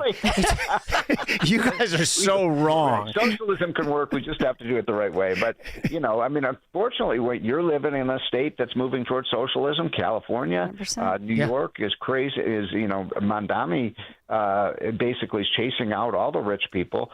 His video looked like, a scene from the Joker from the Batman movie. It's unbelievable. I mean, it's scary. Ken Griffin had a problem with it too. By the way, we're coming to you from Chicago, and the one thing we have in Chicago, which I love and I'm so thankful for, is tons of Polish people and Polish immigrants. And I have 5 who are my friends who all say the same thing. We have to fight this at every turn. Now, Andrew Yang yesterday, and I don't know what kind of power Andrew Yang still has on the left, but he tweeted about how the billionaire tax should definitely be something that would work much better on a federal level. And it seemed like such an evil thing to say, is if we're going to steal these people's money, we have to guard the exits so they can't leave as easily. Exactly. That's what he means, right? Yes, exactly. So this is what's going on. And so the states that have tried very, very high tax rates, like California, New York, New Jersey, California, Illinois is not as high as some of those others, but very high as well. Those states are being depleted. I mean, what's happening is the people like Ken Griffin are leaving, and they're going to Florida and Texas and Tennessee and states that have very low taxes. And so now the left is scratching their head saying, well, this isn't working because people are moving to places where they can. So let's just make America, an entire country, a massive high tax area. And they tried that, as you guys just said, they tried this in Britain. They tried this in Europe. The Rolling Stones basically gave up their British citizenship back in the 1970s to it was called Exile on Main Street. They made an album about they were paying 90% of their income in taxes. Yeah, but don't you think that Trump could have done a little bit more for the conversation here? So instead of explaining things to people, he's decided that now we need to buy Spirit Airlines as taxpayers. I mean, I appreciate Trump, but good grief. Well, yeah, good grief. I think that's a good way to put it. This is a really bad idea. The story here, by the way, the real bad actor here, by the way, and by the way, Trump is wrong on this. We should not buy. We should never having America buy American companies. That's capitalism in reverse. But to the whole situation of Spirit, I think most of your listeners understand this. The real two villains here are not Donald Trump. They were Joe Biden and Pete Buttigieg. Remember him? The guy who used to ride his bike too. That was his that and being gay were his only two qualifications, right? For being. What happened back? This was 2 or 3 years ago. Spirit was in big, financial trouble, and so JetBlue wanted to buy Spirit, and so you had the 5th largest airline wanting to buy the 6th biggest airline. This would have made a lot of sense. They would have created a 5th major airline to compete with American, United, Delta, and Southwest.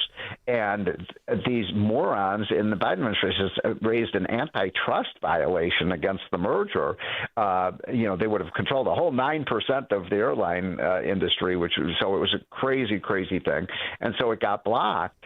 And when that happened, because we were very supportive of the merger, I've said on this show and others, mark my words, Spirit's now going to go bankrupt, and they're going to have to try to bail them out. And that's exactly where the situation we're in today. And what's funny is that guys like you and Kudlow, and to a much, much lesser extent myself, as far as influence goes, now we're very critical of some of the move that Trump has made. And I always have to couch this on my show, The Features Edge, is that if the binary were tomorrow between the Trump campaign and the Harris campaign, 1,000 out of 1,000 times I'd vote for Trump. That does not mean everything he's doing is good. But here's what I hate the most, and I want you to comment on it. So we buy 10% of Intel. Intel was a poorly run company at the time. Then we pass some tariffs that allow for some advantages for Intel, and then make money, and we have 4 times our investment. I hate the fact that in some people's mind validates the notion of socialism and corporatism and taking over companies. How do we avoid that? How do we get this message across?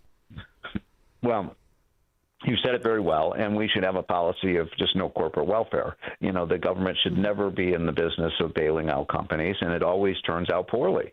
And people are still angry to this day. I don't know if you guys are. I'm angry about, remember the TARP bill where we bailed out the big banks, and that made Americans think, we don't really have free market capitalism. We bail out the big guys, but when the little guy goes out of business, we don't help them. And so we should not have corporate welfare. The government should never be in the business of subsidizing one business over another or one industry. And Intel, by the way, is a good example of that. The CHIPS Act was supposed to save our microchip industry. It hasn't done that at all. So we got to get out of that business, let the free market work, because you're right. These are not free market policies when the government intervenes and chooses winners and losers. And incidentally, if people you and I have a philosophical disagreement with that, but the record is very clear. The problem with the government picking winners and losers, you know who they pick? The losers. Yeah.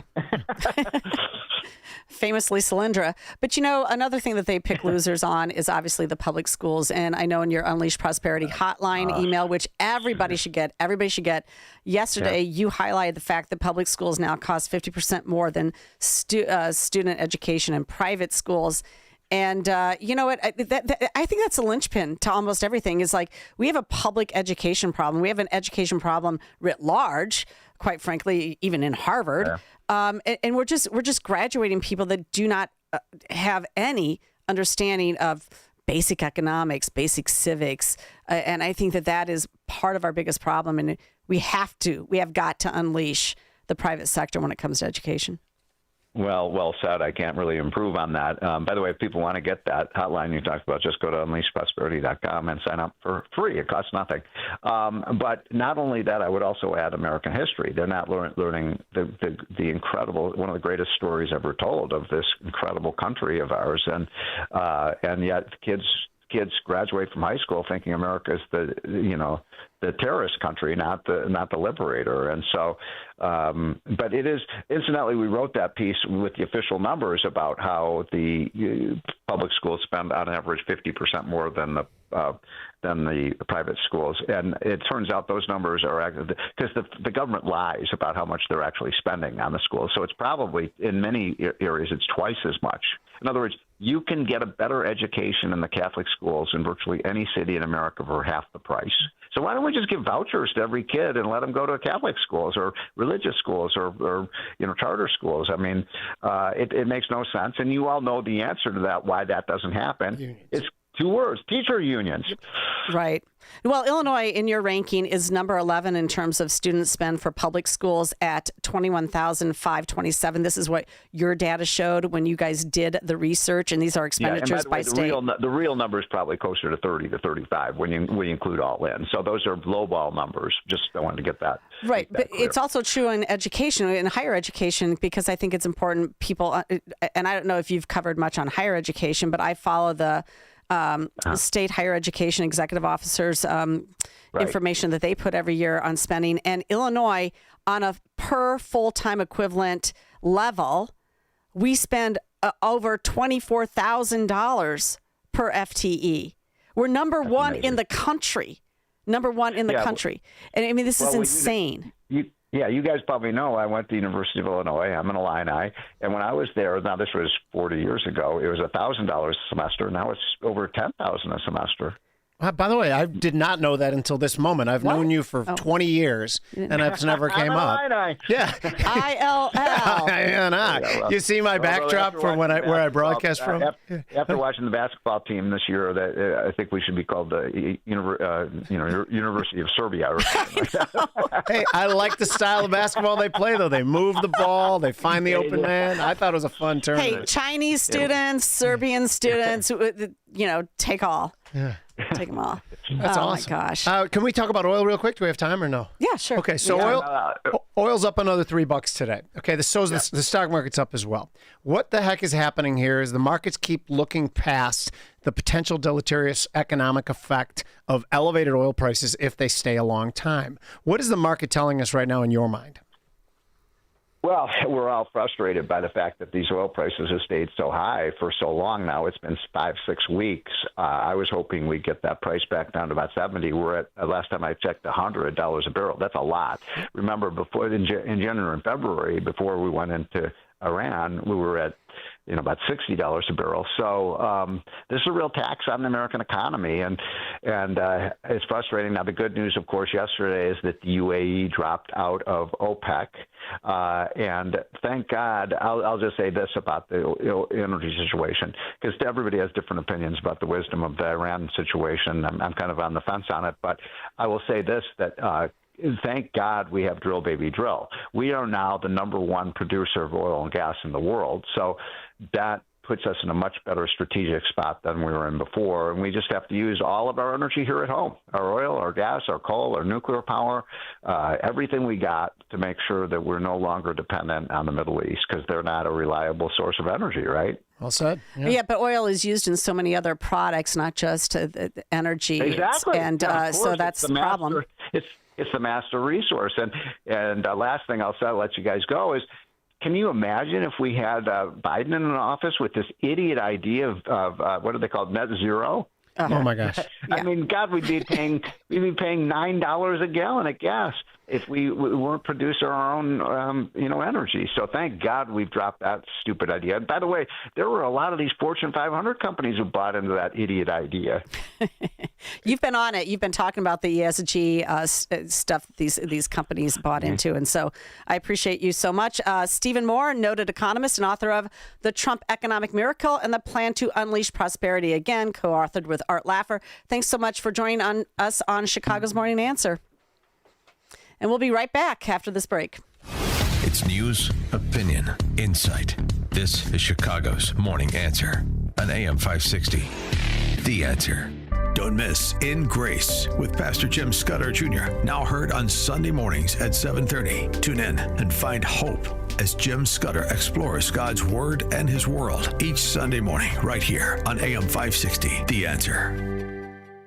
Let Cole Digital turn your outdoor space into the ultimate entertainment setup. With a 75-inch SunBright outdoor TV that can stay out year-round and great sound throughout. Like planter speakers on the patio, high-quality rock speakers that blend right into your landscape, or bronze garden speakers that blend into the environment. Our technicians will dig a hole and install an in-ground subwoofer for incredible bass and the best in sound quality. We also install outdoor-rated access points for Wi-Fi coverage throughout your yard, and cameras that let you keep an eye on everything with motion-activated recording. Tour our Cole Digital Design Center, 15,000 square feet of audio, video, and great design ideas. Cole Digital is family family-owned by conservatives that share your values, and we're based right in Frankfurt. Visit Cole Digital today and schedule your consultation. ColeDigital.com. That's KOLE digital.com. Or call 815-469-2000. And we'll bring the showroom to you. 815-469-2000. Cole Digital, what smart living is all about. Hey, this is Sean Thompson.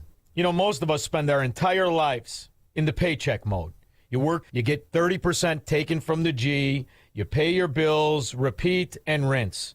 And that's how time goes by. Then all of a sudden you're old.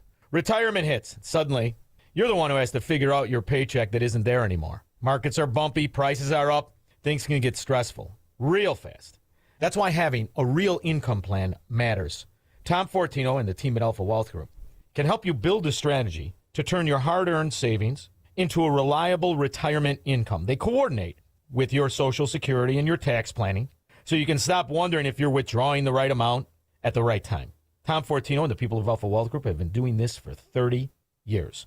They can help you by giving you a complimentary retirement roadmap. And all you have to do is call 630-864-6711.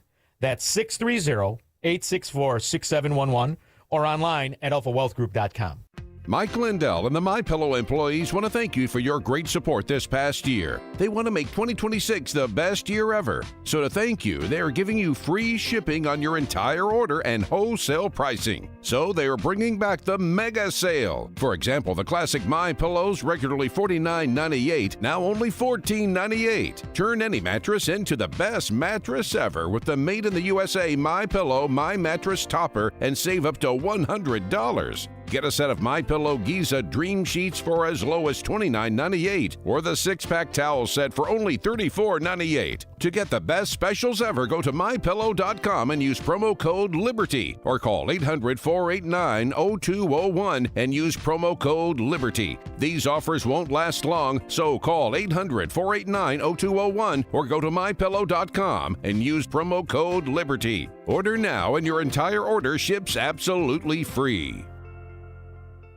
Platform safety is critical at your commercial and industrial facility. Keeping people safe and meeting OSHA requirements isn't optional. That's why Vans Industrial offers free platform inspections by professional structural engineers who know exactly what to look for. Problems with platforms, ladders, or stairs can lead to costly fines or worse. Vans Industrial helps you meet OSHA standards to protect people in your facility. Hi, I'm Dave Van Camp, president of Vans Industrial. With decades of experience, I bring long-standing industry knowledge from inspecting, correcting, and replacing countless platforms to make facilities safer. Vans Industrial is a specialty contractor equipped to modify or replace steel catwalks, handrails, stairways, and ladders.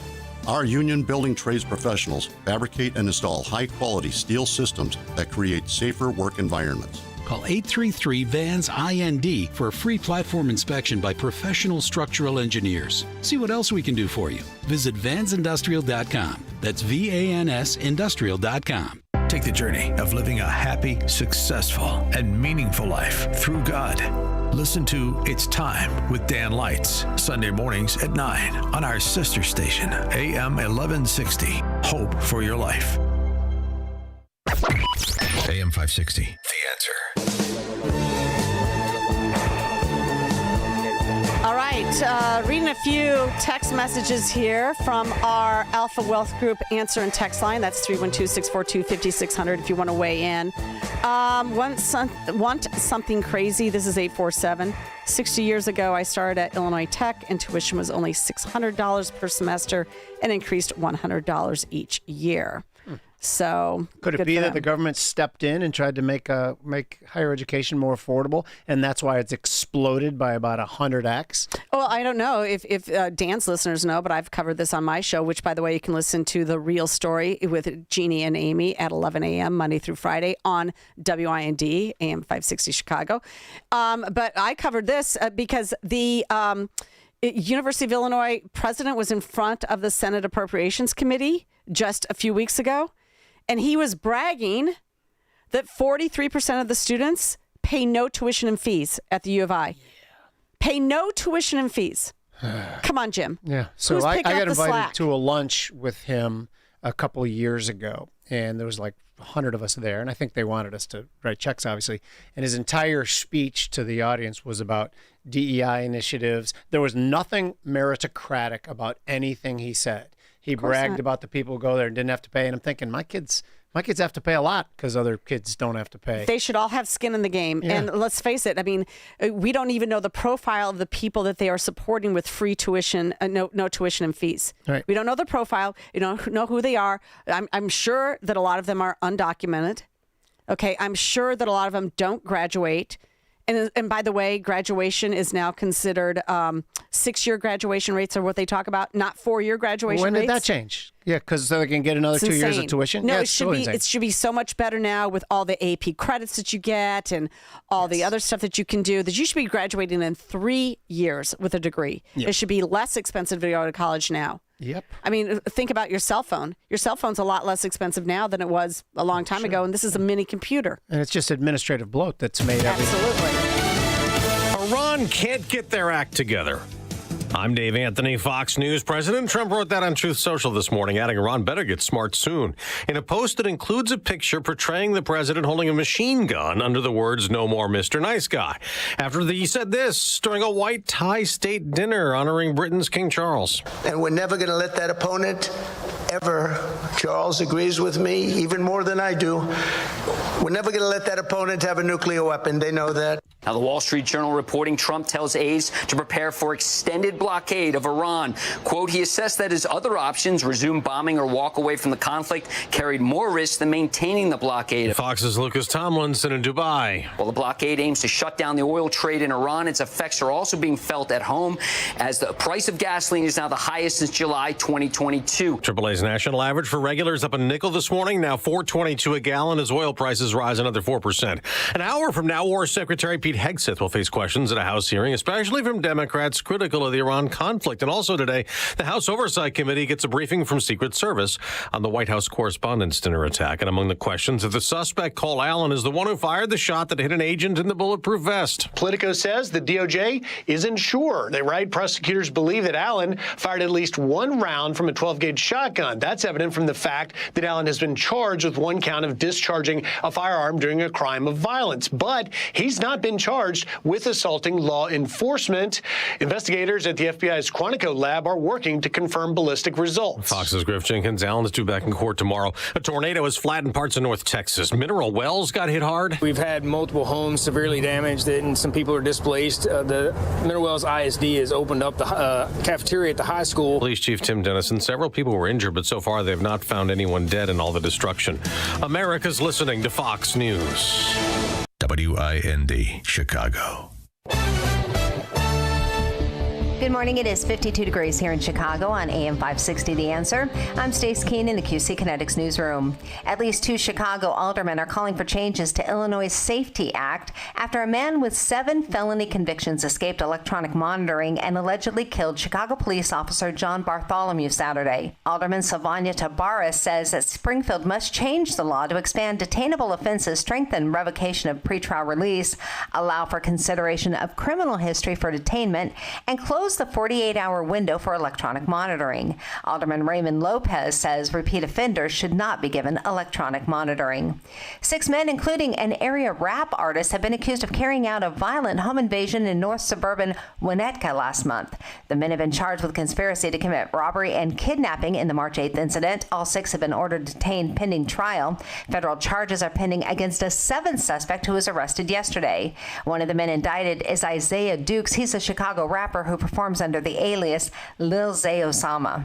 Several U.S. representatives from Chicago are calling for a federal minimum wage increase to $25 an hour. Representatives Jonathan Jackson, Jesus Shui Garcia, and Delia Ramirez introduced the Living Wage for All Act yesterday in Washington, D.C. The proposal would gradually increase the federal minimum wage to $25 an hour over the next several years.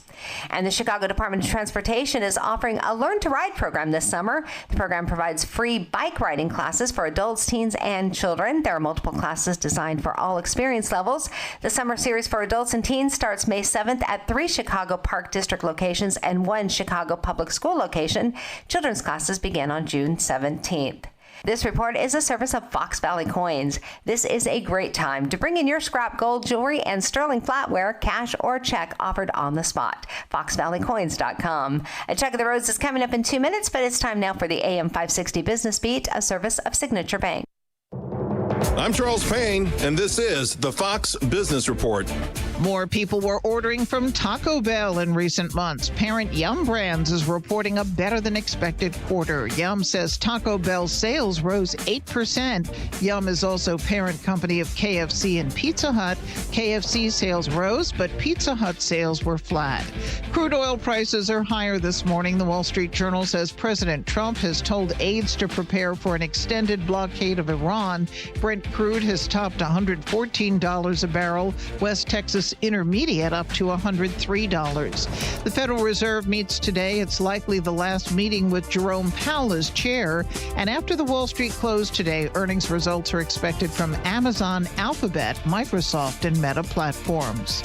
That's your Fox Business Report. I'm Jenny Coselda. Invested in you.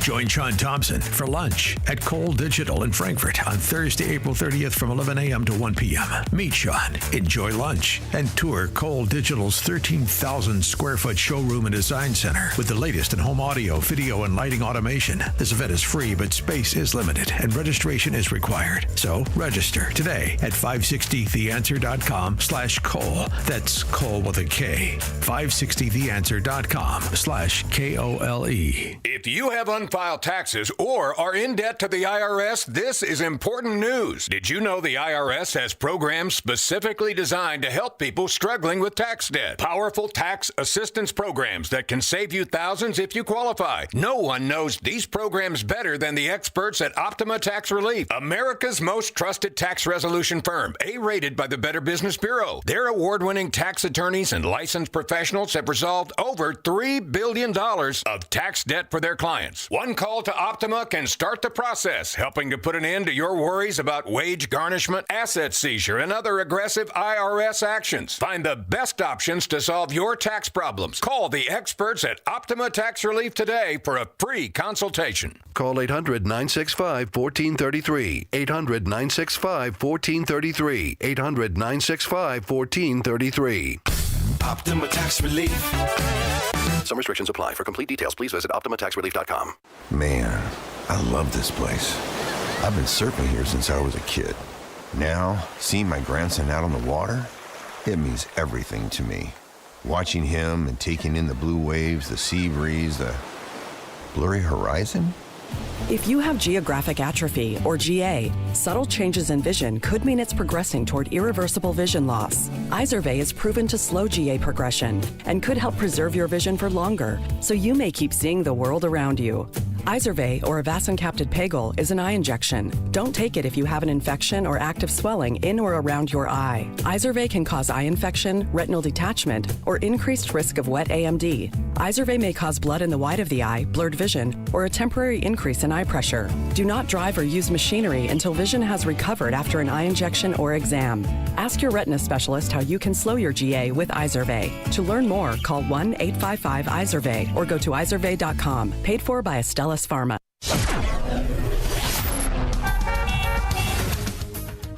Taking a look at the roads from the Team Hochberg Traffic Center, I'm Sue Aller. 19 in, 30 out on the Edens from Lake Cook to Montrose. Jam-packed both ways on the Kennedy from O'Hare to the Burn Interchange. Inbound 51 minutes, outbound an hour. The express lanes inbound stop and go between the Edens and Augusta Boulevard. You've got a couple problems on the Ike. You got the left lane blocked with a stall inbound at Austin Boulevard and then a crash on the right shoulder at Western Avenue. So 50 minutes from Wolf to the old post office. Outbound is 33. 47 in, 30 out on the Stevenson from Veterans Memorial to Lakeshore. 30 and 11 out on the Dan Ryan from 95th to the Burn Interchange. The express lanes inbound slow down between 67th Street and 31st Street. The inbound Bishop Ford and 57 also slow down as you approach the Dan Ryan, but completely jammed northbound Lakeshore Drive between Bryn Mawr Avenue and Hollywood Avenue. This report is a service of the AM 560 mobile app. Listen to AM 560 on your smartphone or mobile device when you download the AM 560 mobile app at 560theanswer.com/mobile. Mobile. Chicago's Morning Answer continues next, but now the latest forecast from the Air Right Heating and Cooling Weather Center.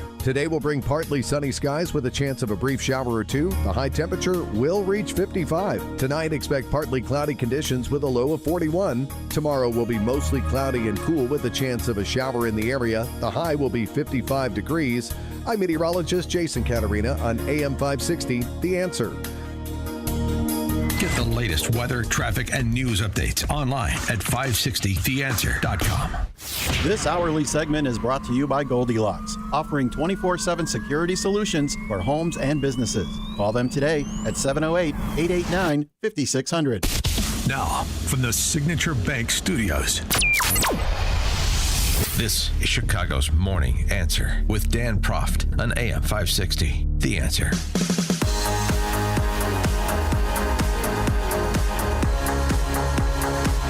All right, welcome back to the program this morning. It's Jeannie Ives and Jim Urio from Brant's in Palatine, and also When was the Futures last Edge. time you were at Brant's? Oh my gosh, it's been a couple of years, unfortunately. Yeah. Okay, No. it's time. The time has come. What's your latest on the menu? What do I got to come see? So we don't change the menu very often. So it's still mostly burgers and ribs. We win awards for both of those things. I don't think there's anyone who comes into our place because they heard we had the best burger. They don't leave not saying that usually. Even like when we get bad reviews on Yelp, it's always like the service, they were so crowded, they couldn't give the right service, but the food was great. So we always laugh that all our bad reviews have that same line in it. So that's good. Yeah. Well, that's almost good. That's it's kind of funny. I mean, we're working on the service part of it, and we're good. I mean, but every once in a while you drop the ball. Yeah. Sure. Yeah. No, you definitely got to get there. He's also does a Futures Edge podcast, so he's really smart when it comes to economics. So I appreciate that. Like you actually did something with your economics degree. I did. From U of I. Yeah. So I have an economics degree from West Point, which is a much lesser standard because we also had to study a year of math, a year of chemistry, a year of physics, electrical engineering. Oh, I'm an econ major, so I had to take all that. So yes. Yeah, you have a much better thing. Anyway, a big news yesterday, and that is that the UAE pulled out of OPEC. Now, I didn't know a whole lot about OPEC other than knowing that there's sort of an oil cartel.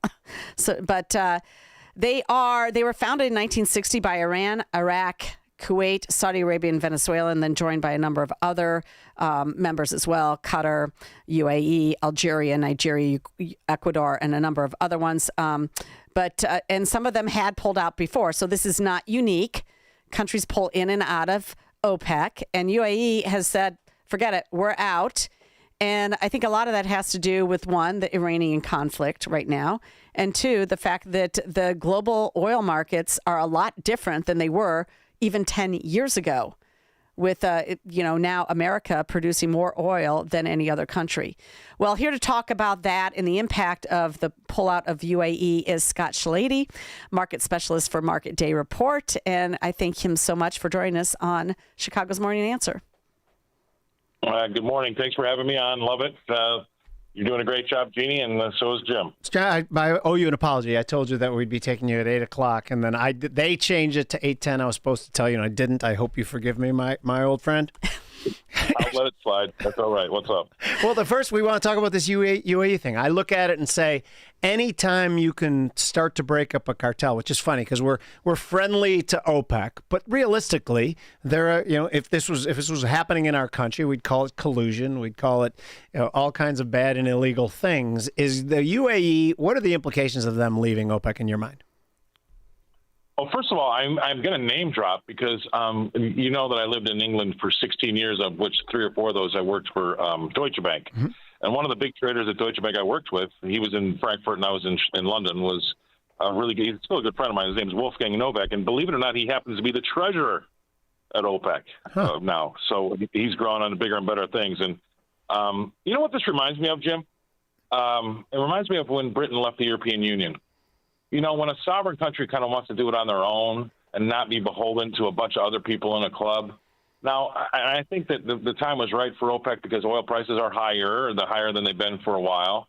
And I think that with what Iran had been doing with the indiscriminate lobbing missiles and bombs into their neighbors' backyards, and at the same time, I think he's right. I listened to the interview that the oil minister what he had to say, and they've got, the international investors all around the world. They've got plans of what they'd like to do, and a lot of times those don't fit in with the aggregate. And if they want to be able to do what they want to do and go on their own, they have to go. They're going to have to leave OPEC. I think, and I also think it gives us a chance to forge an alliance with them as well, too. So I love what I'm seeing. I loved it when England left the European Union. A lot of people there still don't like the idea that they did that, but I don't like being in a club. And as Groucho Marx would say, especially someone like me as a member. Right. Yeah. Right. Well, CNBC is reporting that the UAE has an ambition to achieve 5 million barrels per day of capacity by 2027 and wants more freedom of action to pursue that goal. And of course, they've been throttled down by having artificial limits on how much they can actually put out because they're a member of OPEC and had agreed to that. So certainly they're seeing, especially when you have $100 per barrel prices, you can make a lot of money if you get out of that. Yeah, and I think the significance is of it, Jeannie, and I don't know, Jim, maybe you can agree or not, but I mean, in our careers, we've both been doing this job, Jim, I'm going to say close to 40 years, both of us. Right. And early on in our careers, OPEC was a behemoth. It was something to be feared. And I think that they've lost a lot of their teeth, and I think that this is the first big crack that we've seen in OPEC since really I can ever remember. They've usually acted in unison. There always were a little bit of troubles here and there, but this is one of those things that maybe this oil union, maybe it's kind of run its course here. So I'm glad to see it happen. I think that gives us a chance in the U.S. to forge some alliances with the UAE, and I think that it's a good thing. Well, and its simplest form, it's Adam Smith, it's Ludwig von Mises, is that's any time you join a club and you become a cartel, that it's limiting competitiveness. When these countries, and again, am I getting something wrong here? When they're going to be allowed to act in their own best interest, as von Mises has taught us, is that the best outcomes for everybody usually come from that. It's just this on a grander scale, correct? Exactly. And I think that, they looked at themselves in the mirror and said, we're not going to be really hurting anybody if we leave at oil with $100, WTI at 103 and Brent at 114. It's the perfect time. But there's a little bit of cross currents. There's more news out there. I mean, it's not going to be as big of an impact. I think also it's going to give them the freedom. And he stressed that over and over again. They tried to nail him in the interview on, is this about the quotas and the throttling down of what you would like to do as far as production when it comes to Saudi Arabia? And he pushed back against it, but I do think that's part of it. I really do. So, Okay, but here's the big question, Scott, though, because we're $103 a barrel, and it is almost May. The midterm elections are coming soon. You and I see a lot of these things that could be lining up for a great future for oil and the price being lower. But right now it's high. When does it have to get lower by in order for the Republicans to not take shots in the midterms? It's got to be quick, right? Yeah, well, I thought so, too. I thought this cannot be a May problem, but May is Friday. Yeah. And it looks as though okay, so here the president knows the midterms are in November. Everybody does. I thought he was going to have this done ASAP so he can get those prices down so that's not an issue going into the midterms. I've kind of changed tack on that a little bit, Jim, because he's not running for office anymore. He's running to govern. And he's now decided that he's going to get this right come hell or high water, and he doesn't care what those oil prices here in the short term. Now, he's got a big message he's got to get across to the electorate, and that message has got to be this. In 2022, we had a CPI of 9.1% in June of that year, right in the middle of the year. We also had oil prices at gas at the forecourt and the gas stations averaged between $3.95 a gallon to $4.50 a gallon, and the high average that year was $5.01 a gallon. He's got to press the issue to the American people that there was a 40-year high in inflation, 9.1%. Today we are at 3% inflation, roughly, and we've just gotten rid of a world leader. So world sponsor of terror with nuclear weapons. They have got to drive home the message that what did you get for higher grocery and gasoline prices in 2022? Absolutely nothing, just higher taxes. Really, the tax you had to pay every time you got your wallet out of your back pocket. Yep. But this time you get a safer world, and it's not going to be as long and it's not going to be as high. I would really start pounding that because I think he's kind of coming back from that 4 to 6 week time frame. It's already been, 8? And he's trying to tell everybody it was over in 4 to 6 weeks. We've just been doing a ceasefire for 3 or 4 weeks. Okay, I get it. But at the same time, $103 a barrel is making everybody a little bit nervous. So we could see this longer than he would like. But you know what?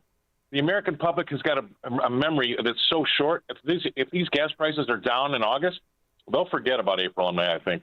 Oh, absolutely. But I also, I go back and forth. Is the American voter smart and paying attention to enough, or are they just really in their own little world and looking at gas prices exceeding $4 a gallon? I was just in California. It's, over $6 a gallon out there.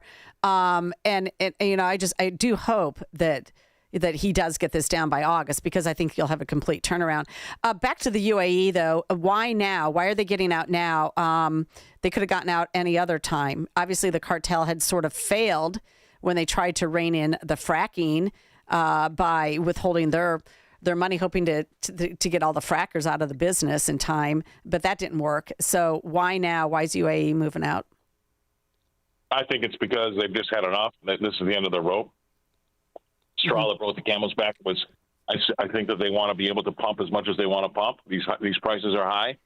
Saudi Arabia was throttling those things down a little bit. They were trying to act in unison as one big, oil trading partner, and they didn't want it to go their own way. They've got different ideas. So, you can, at some point in time, you get sick and tired of it, and this is what it is, I think. So, they're going to pretend to be friends. They're going to pretend to say that they still love all the people in OPEC.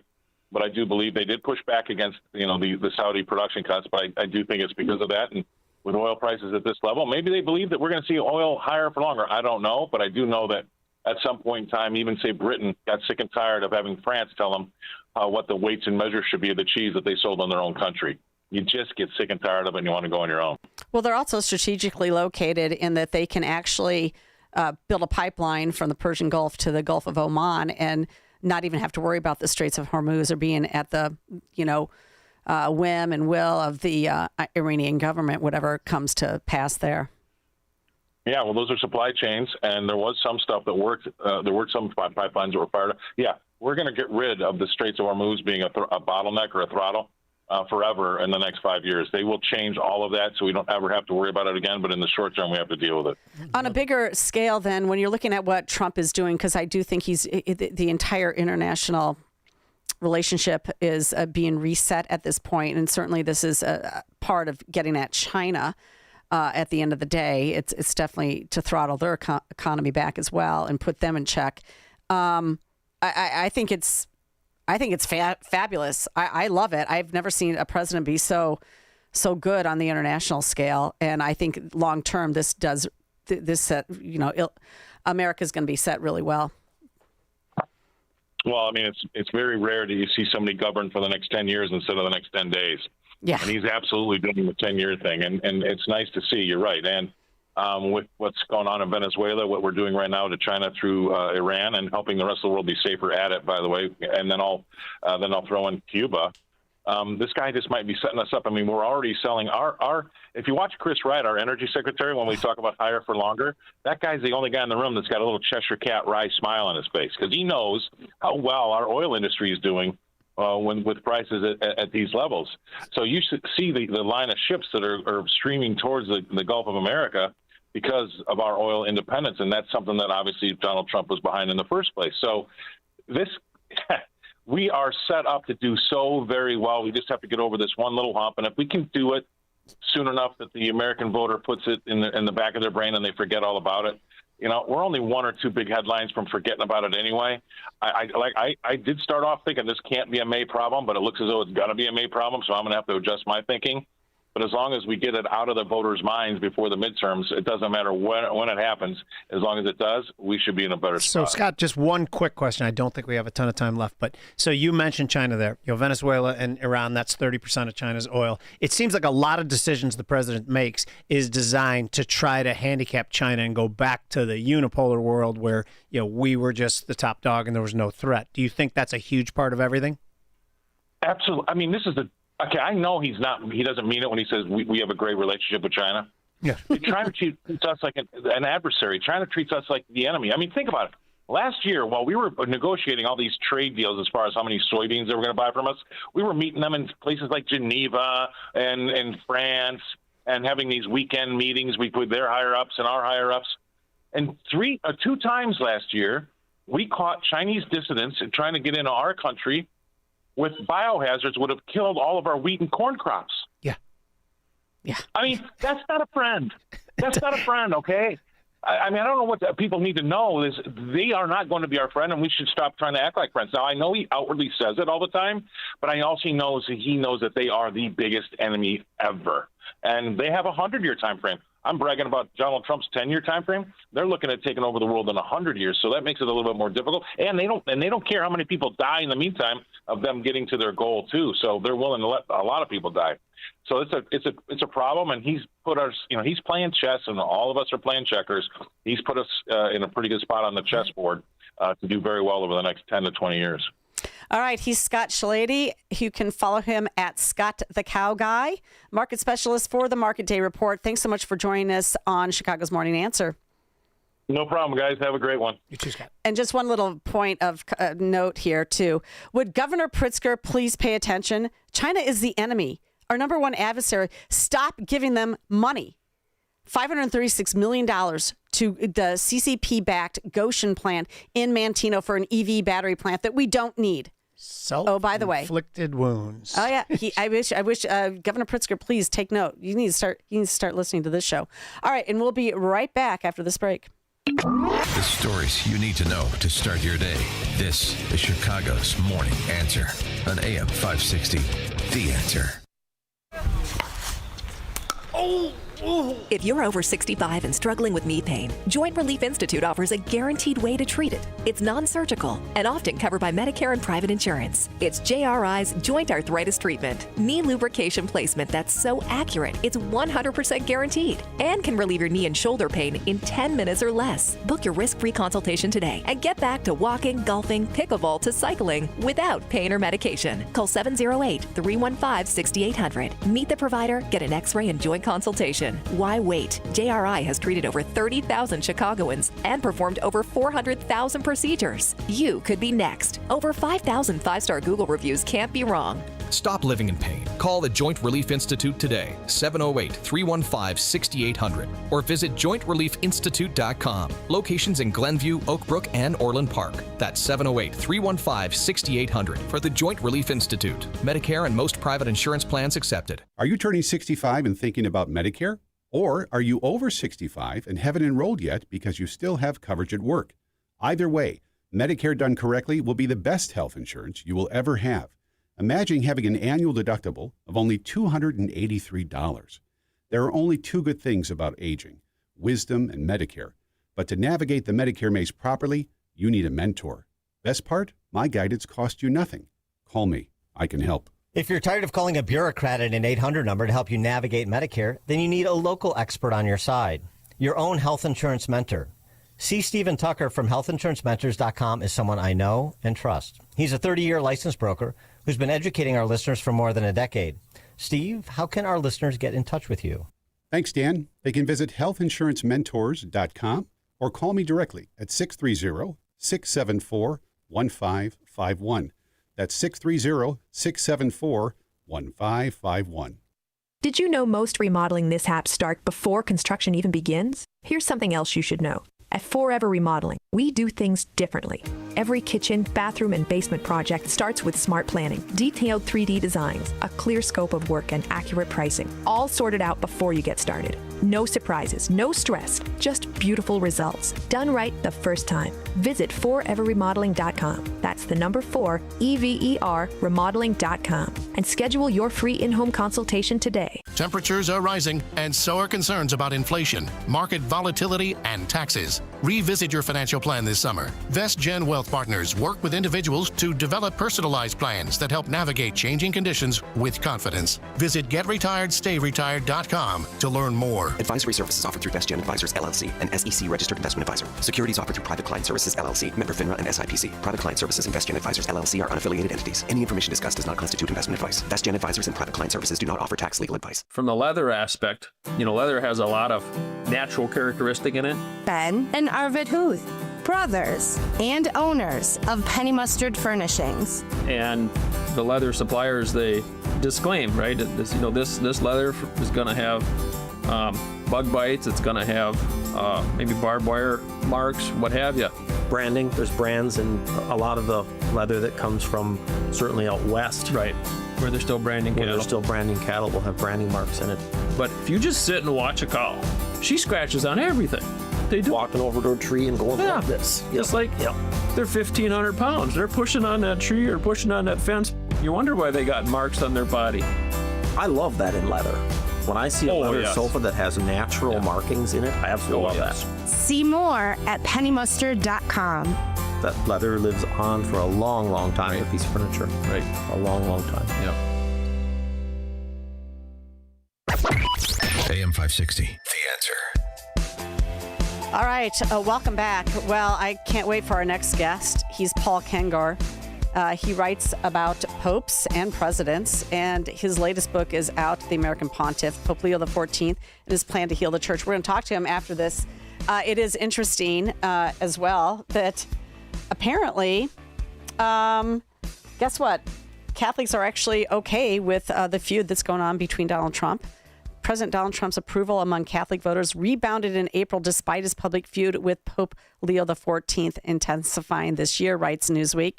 The shift challenges assumptions that Trump's attacks on a sitting pope would alienate a key religious voting bloc.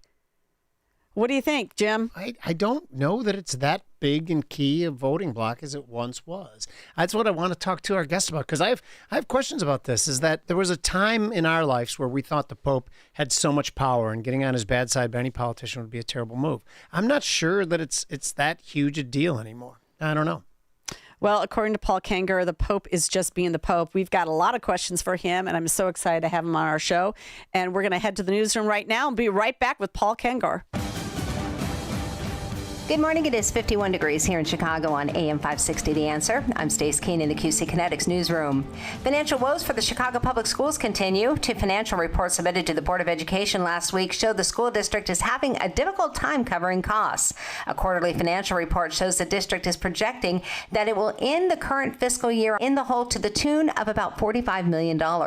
Meanwhile, CPS is $118 million over budget on staff, which it attributes to increased spending on workers who serve students with disabilities. Former staffers of West Suburban Medical Center in Oak Park are speaking out. The hospital was temporarily closed earlier this month due to a long-term financial crisis, leaving hundreds of workers without jobs. Some ex-staff members say poor conditions led up to the closure. Staff say the climate control didn't work at times last summer, causing some patient rooms to reach 100 degrees while rooms were cold in the winter. Staffers cited other issues like a broken-down elevator that was never fixed and contract service providers leaving after complaining that they were never paid. This report is a service of the daily podcast of Chicago's Morning Answer and the Sean Thompson Show. Hear both shows with limited commercials when you subscribe for free to the daily podcast at 560theanswer.com/podcast.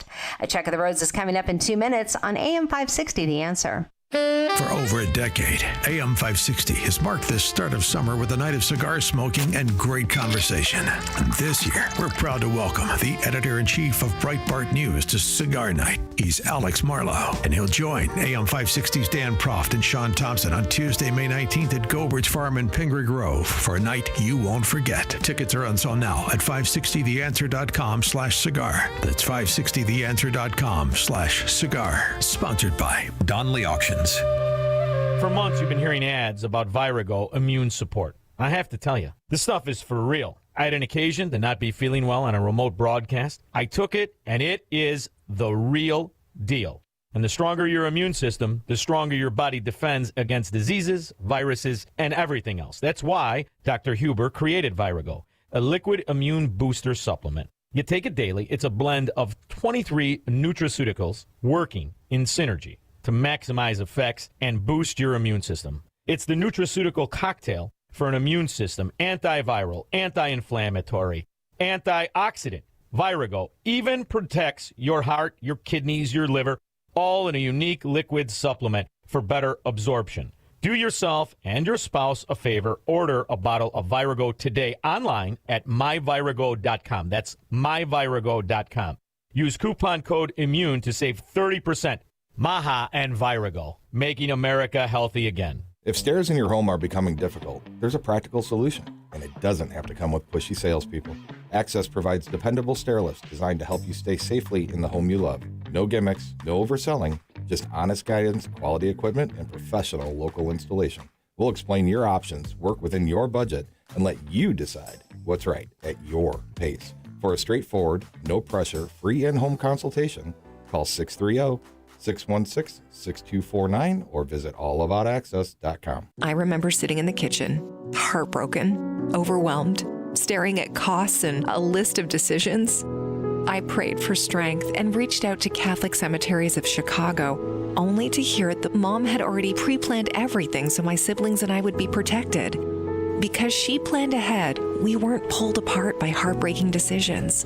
Visit CatholicCemeteriesChicago.org or call 708-236-5407 to schedule a free consultation.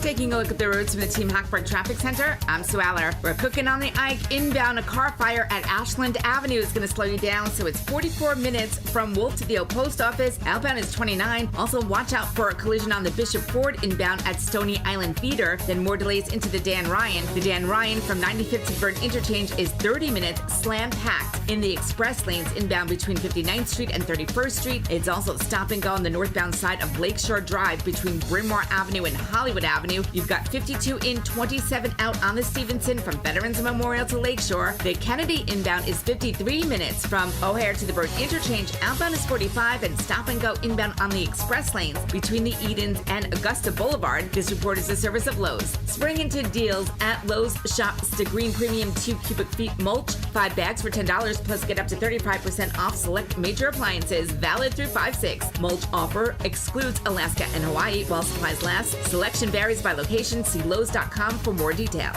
Chicago's Morning Answer continues next, but now the latest forecast from the Air Right Heating and Cooling Weather Center.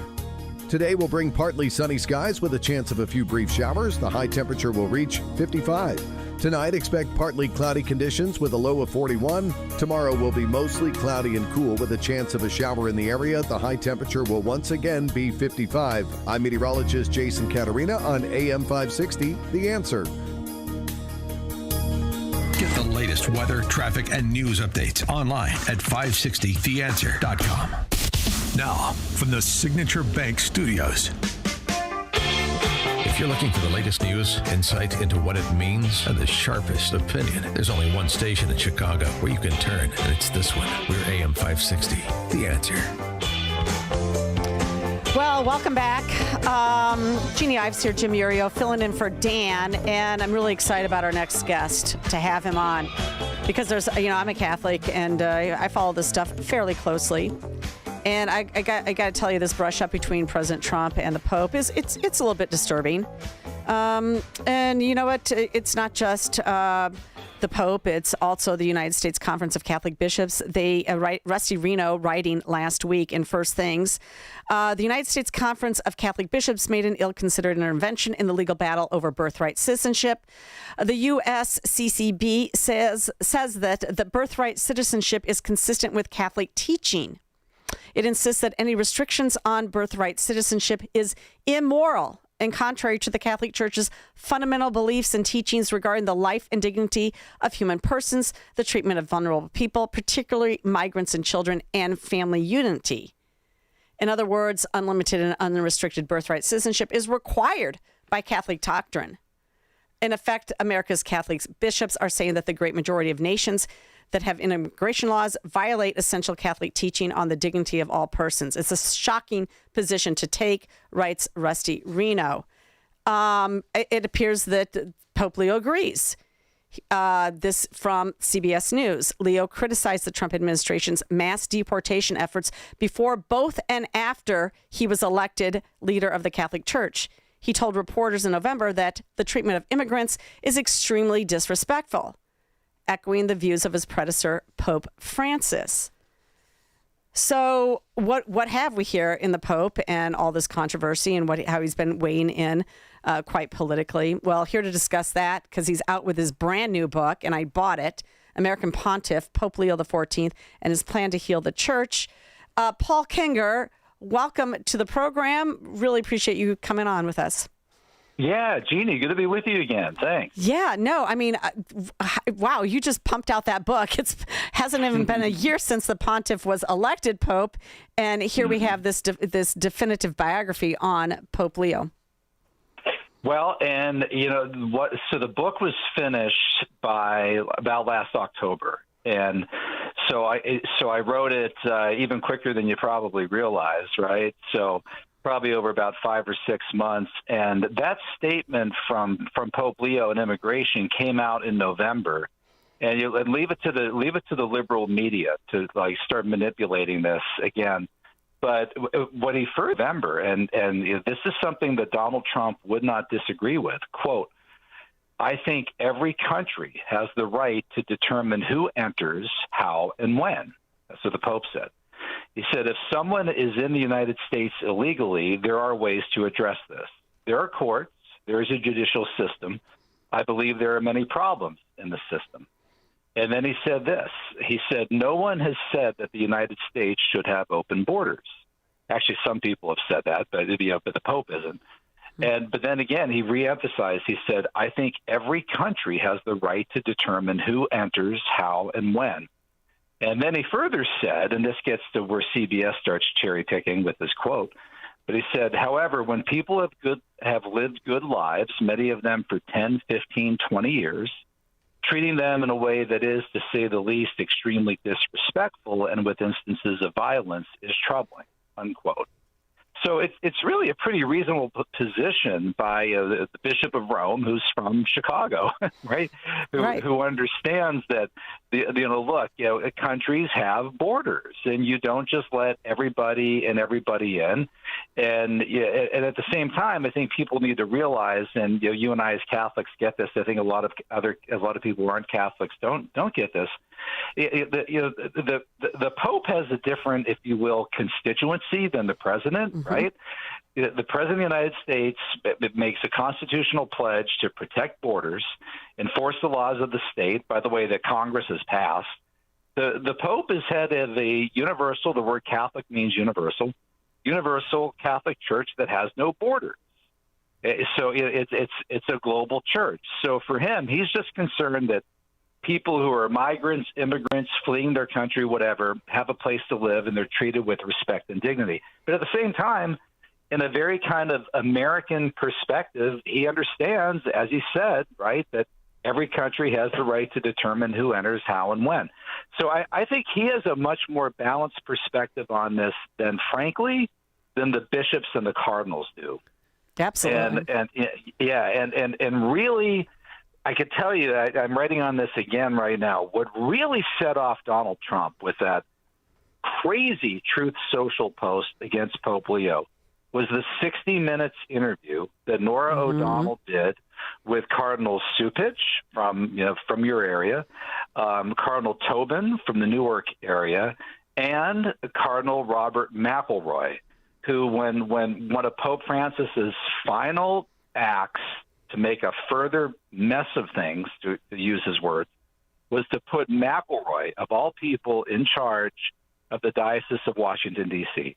And there were reports from people who apparently tried to urge Pope Francis, please don't do that. Anybody but McElroy. And McElroy has just consistently zinged Donald Trump and went on that 60 Minutes interview and like 5 or 6 times declared the war in Iran unjust. Now, despite what AI says, Pope Leo has never said that the war is unjust. Made a lot of statements about it, but never used the words unjust. McElroy didn't hesitate to. Right? Unjust. So a lot of, I think, what's really setting all this off, and including with President Trump, is not so much the Pope, but the American cardinals and the bishops. And I think that's just going to get worse. By the way, this is Jim, by the way, and I love that, by the way. And the previous Pope, Jim. I took some heat because early in his tenure, I came out on a show and I said that I questioned his intellect because he was a socialist, and the Catholics were all kind of crazy for a while. And then when this Pope, I questioned his intellects because he's a White Sox fan.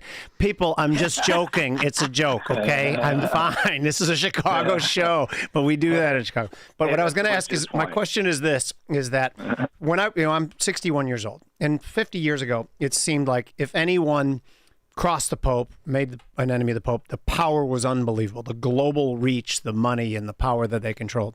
To me, it seems like the Pope's actual power base, not that I'm trying to remove power from the Pope, I'm just trying to look at this analytically, is much, much less than it was back in the 70s and 60s. Do you concur?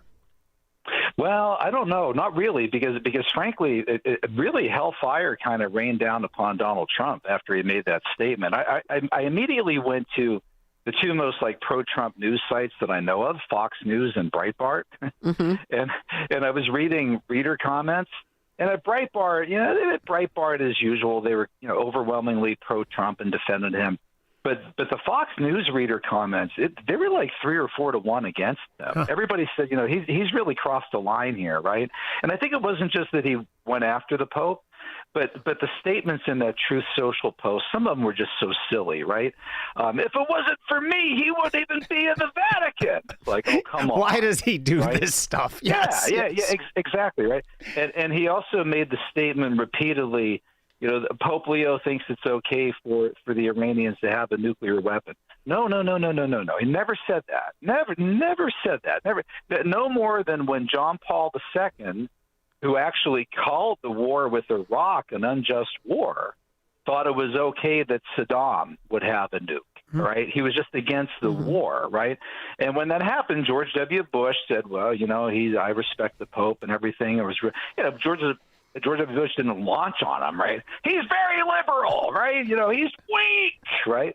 So this is Trump kind of doing what he usually does, but in this case, he's not dealing with, a podcaster or Tucker Carlson or Riley Gaines, right? He's exploding on the Pope. Yeah. And so I think a lot of people said, he's kind of crossed the line here. And you've seen in the last couple of weeks since then, Trump has really pulled back. And he even said something like, I didn't really criticize the Pope. And it's like, well, yeah, you did, dude. I mean, come on. I like his brother Lou better than him, right? There's just kind of silly stuff with Trump that I think he probably regrets.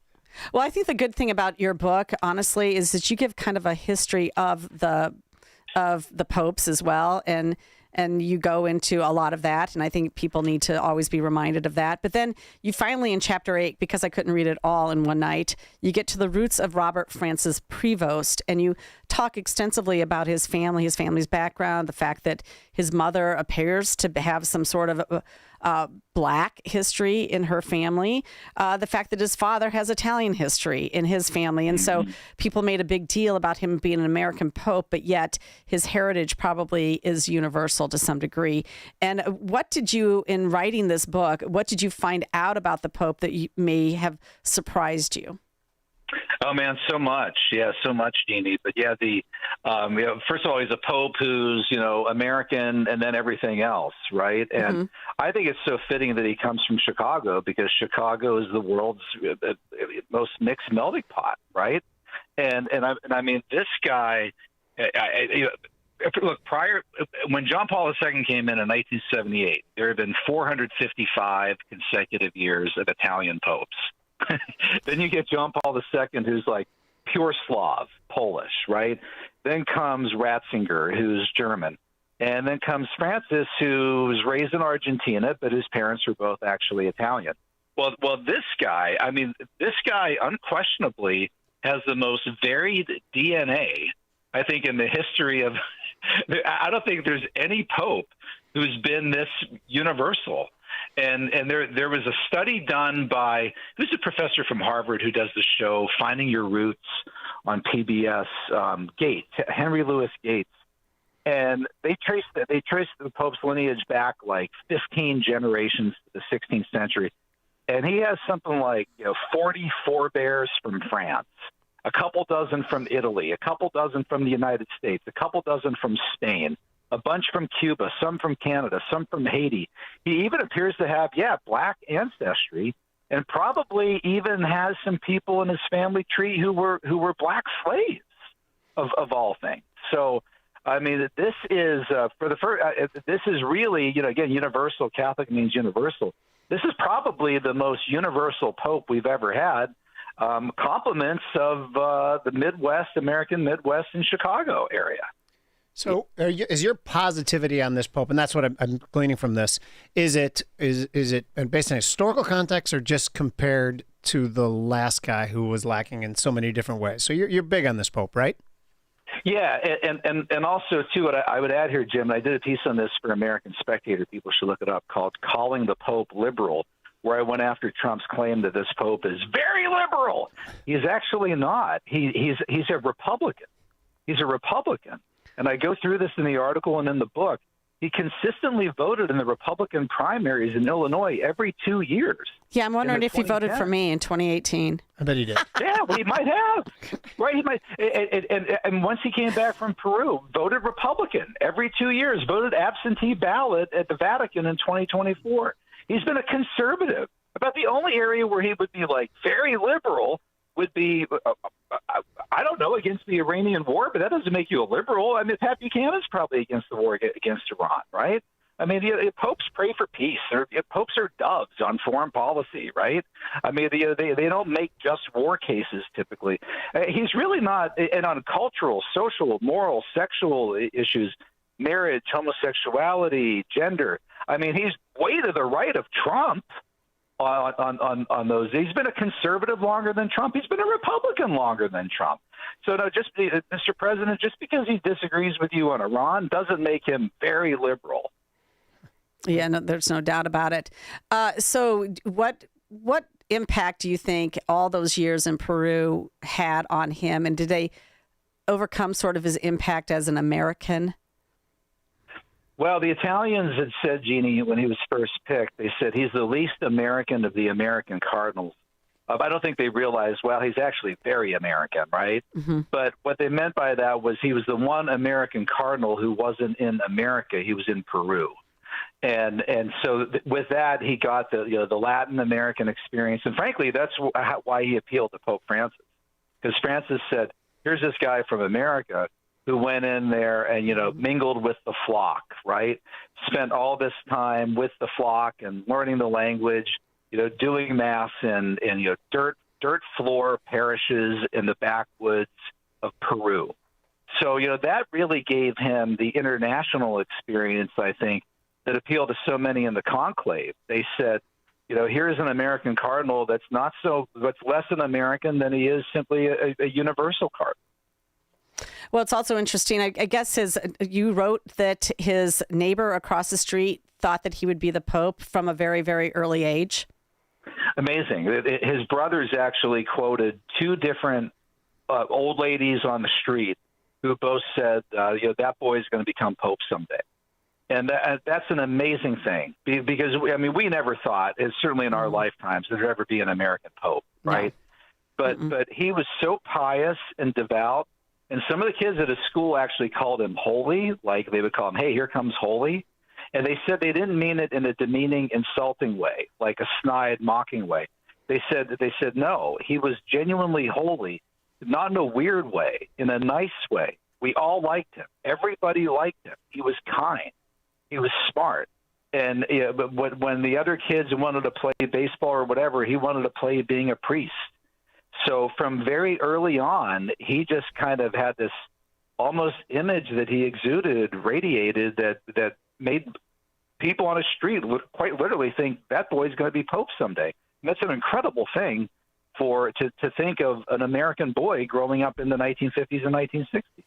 Well, back then, too, and still today, you mentioned a number of the Catholic schools that were prominent in his family. I believe his father was the principal was it St. Rita? I can't remember. Yeah, right. That's right. And he himself went through Catholic school all the way. And these institutions birthed a pope, so to speak. Yeah. And right. We can't forget that. And I think Catholic education, a lot of the evangelicals will invest in, basketball courts or something like that. But Catholics have historically invested in education. And I just feel like we're losing some of that identity, Catholic identity, within our own Catholic institutions. And I don't know if this helps, bring some of that back. They've got to be proud. Well, and he was raised by Catholic schools back when the teachers in Catholic schools were nuns and priests, right? And now, unfortunately, a lot of those schools are just hiring people right out of college education departments. And those ed departments are the most liberal departments always in every college, them and the English department.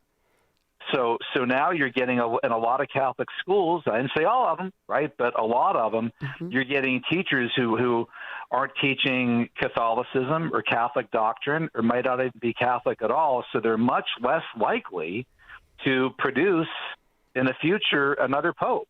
Yeah, he came up through at a time when Catholic schools were genuinely Catholic. Yep. Well, one place where you can get a good political science education is at Grove City College because Professor Ken Gore teaches there.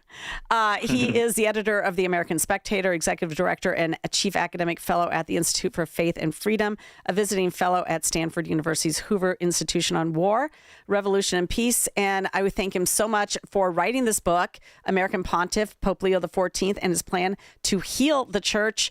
And I really appreciate you joining us today to talk about our new Pope, our American Pope. You got it, Jeannie and Jim. Thanks a lot. Thank you. Anytime. Thank you. All right, and we'll be right back. The more you listen, the more you'll know. This is Chicago's Morning Answer. Morning Answer on AM 560. The Answer. Only a few short months ago, you heard silver was up 40%. Well, silver is now up over 260%. Fox Valley Coins saw it coming, and they're ready to help. Unlike dealers that only buy or only sell, Fox Valley Coins does both. No middleman. That means you get the best deal on the dollar. Selling? Fox Valley Coins pays top dollar for rare coins, scrap gold and silver, bars, proof sets, and entire collections of any size, going through every item right in front of you. Cash, check, or wire transfer.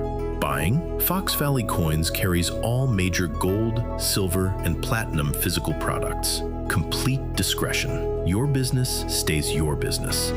Fox Valley Coins, family-owned integrity since 1981. On Route 59, one light north of I-88 at the Naperville-Warrenville border. Fox Valley Coins. Buy smart, sell smart. I'd like to tell you about a man named Phineas who as a child survived the Holocaust. Phineas survived because Christians hid him from the Nazis, risking everything to save his life. Today, Phineas is in his 80s. He can no longer stand on his own or even leave his home to receive medical care. And when sirens sound and missiles fall, he doesn't have the time or the strength to reach safety. But once again, Christians are helping to save his life. Through the International Fellowship of Christians and Jews, a mobile clinic brings doctors and medicine right to Phineas's doorstep, providing care that he otherwise would not receive, especially during a time of war. Phineas said, "Christians saved my life during the Holocaust, and now again, they are helping me." As Israel's Holocaust Remembrance Day approaches, remember these precious children of God by lifting them up in prayer, asking for his protection, his comfort, and his peace. Stand with Israel in prayer by visiting supportifcj.org. That's supportifcj.org. Now there's a new way to take charge of your blood sugar. Introducing new Garlic Healthy Blood Sugar Formula from the makers of the nation's best-selling garlic supplement. New Garlic helps maintain healthy blood sugar levels with clinically supported levels of garlic, plus a custom blend of vitamins and minerals, and it's odor-free. Take charge of your blood sugar with New Garlic Healthy Blood Sugar Formula. These statements have not been evaluated by the FDA. This product is not intended to diagnose, treat, cure, or prevent any disease. Use as directed. Hey, John, why so glum? I just got let go. The company's downsizing. This is the third time in the last 2 years. I'm done with this. Have you thought about My Computer Career? I've heard they can train you for a career in IT in just a few months, including cybersecurity and the basics of AI. And you don't need prior training or experience. Now that's a recession-resistant career. Wow, thanks. I'll check them out. Go to mycomputercareer.edu and take the free career evaluation. mycomputercareer.edu, an Elite CompTIA certification partner. Financial aid is available to those who qualify, including VA benefits. AM 560, The Answer. All right, we only have a couple minutes left. We're going to go straight to the text line, which is the Alpha Wealth Group text line, by the way. Lots of people upset with that interview. Pope should stay in your lane, Trump. Just copying the Vatican's immigration policy. This Pope is not a conservative. This guy's a FOS and sounds like he has TDS. The Pope was giggling with abortion king J.B. Pritzker. Asked the guest about that one. You're right. The Pope's not human. He is a human, not a god. They grant leniency to priests who rape young boys. Okay. All right. So big negatives on apparently our guests. But you know what? Hey, listen, I don't like the fact that he met with J.B. Pritzker. I don't like the fact that he met with David Axelrod. I don't like the fact that he met with the IML and like people like Kelly Burke, who voted for taxpayer funding of abortion when she's in the state legislature. You're right. I don't like any of that. I absolutely agree. But I do like the fact that we have Paul Kenger, who's got a little bit of a different perspective on this. And by the way, I think he's right. I think the media writes what the media wants about the Pope, and that's what you get. Yeah, and I actually listened to Paul, and again, I am a Catholic. I don't pay a lot of. I don't do this. The Pope is a god thing. I don't. He's just a guy. He's a guy to me. But I had a negative view of the Pope, and now that's more of a neutral one after listening to Paul. So I don't like to disagree with the listeners here, and you guys. I love the discussion, and thank you guys for chiming in. But it seemed to me that Pope Leo was actually relatively reasonable after that, and I know more about him now than I did before. Yeah, well, I mean, look, and by the way, he is wrong on Iran. Definitely, we need to take out Iran, and he should have just stayed the hell out of that conversation. That's how I feel about it. But anyway, it's been fun to sit in for Dan, and we will be sitting in for Dan again on Friday. So tune in then as well. In the meantime, we're going to take you to the news. You're listening to us on WIND Chicago.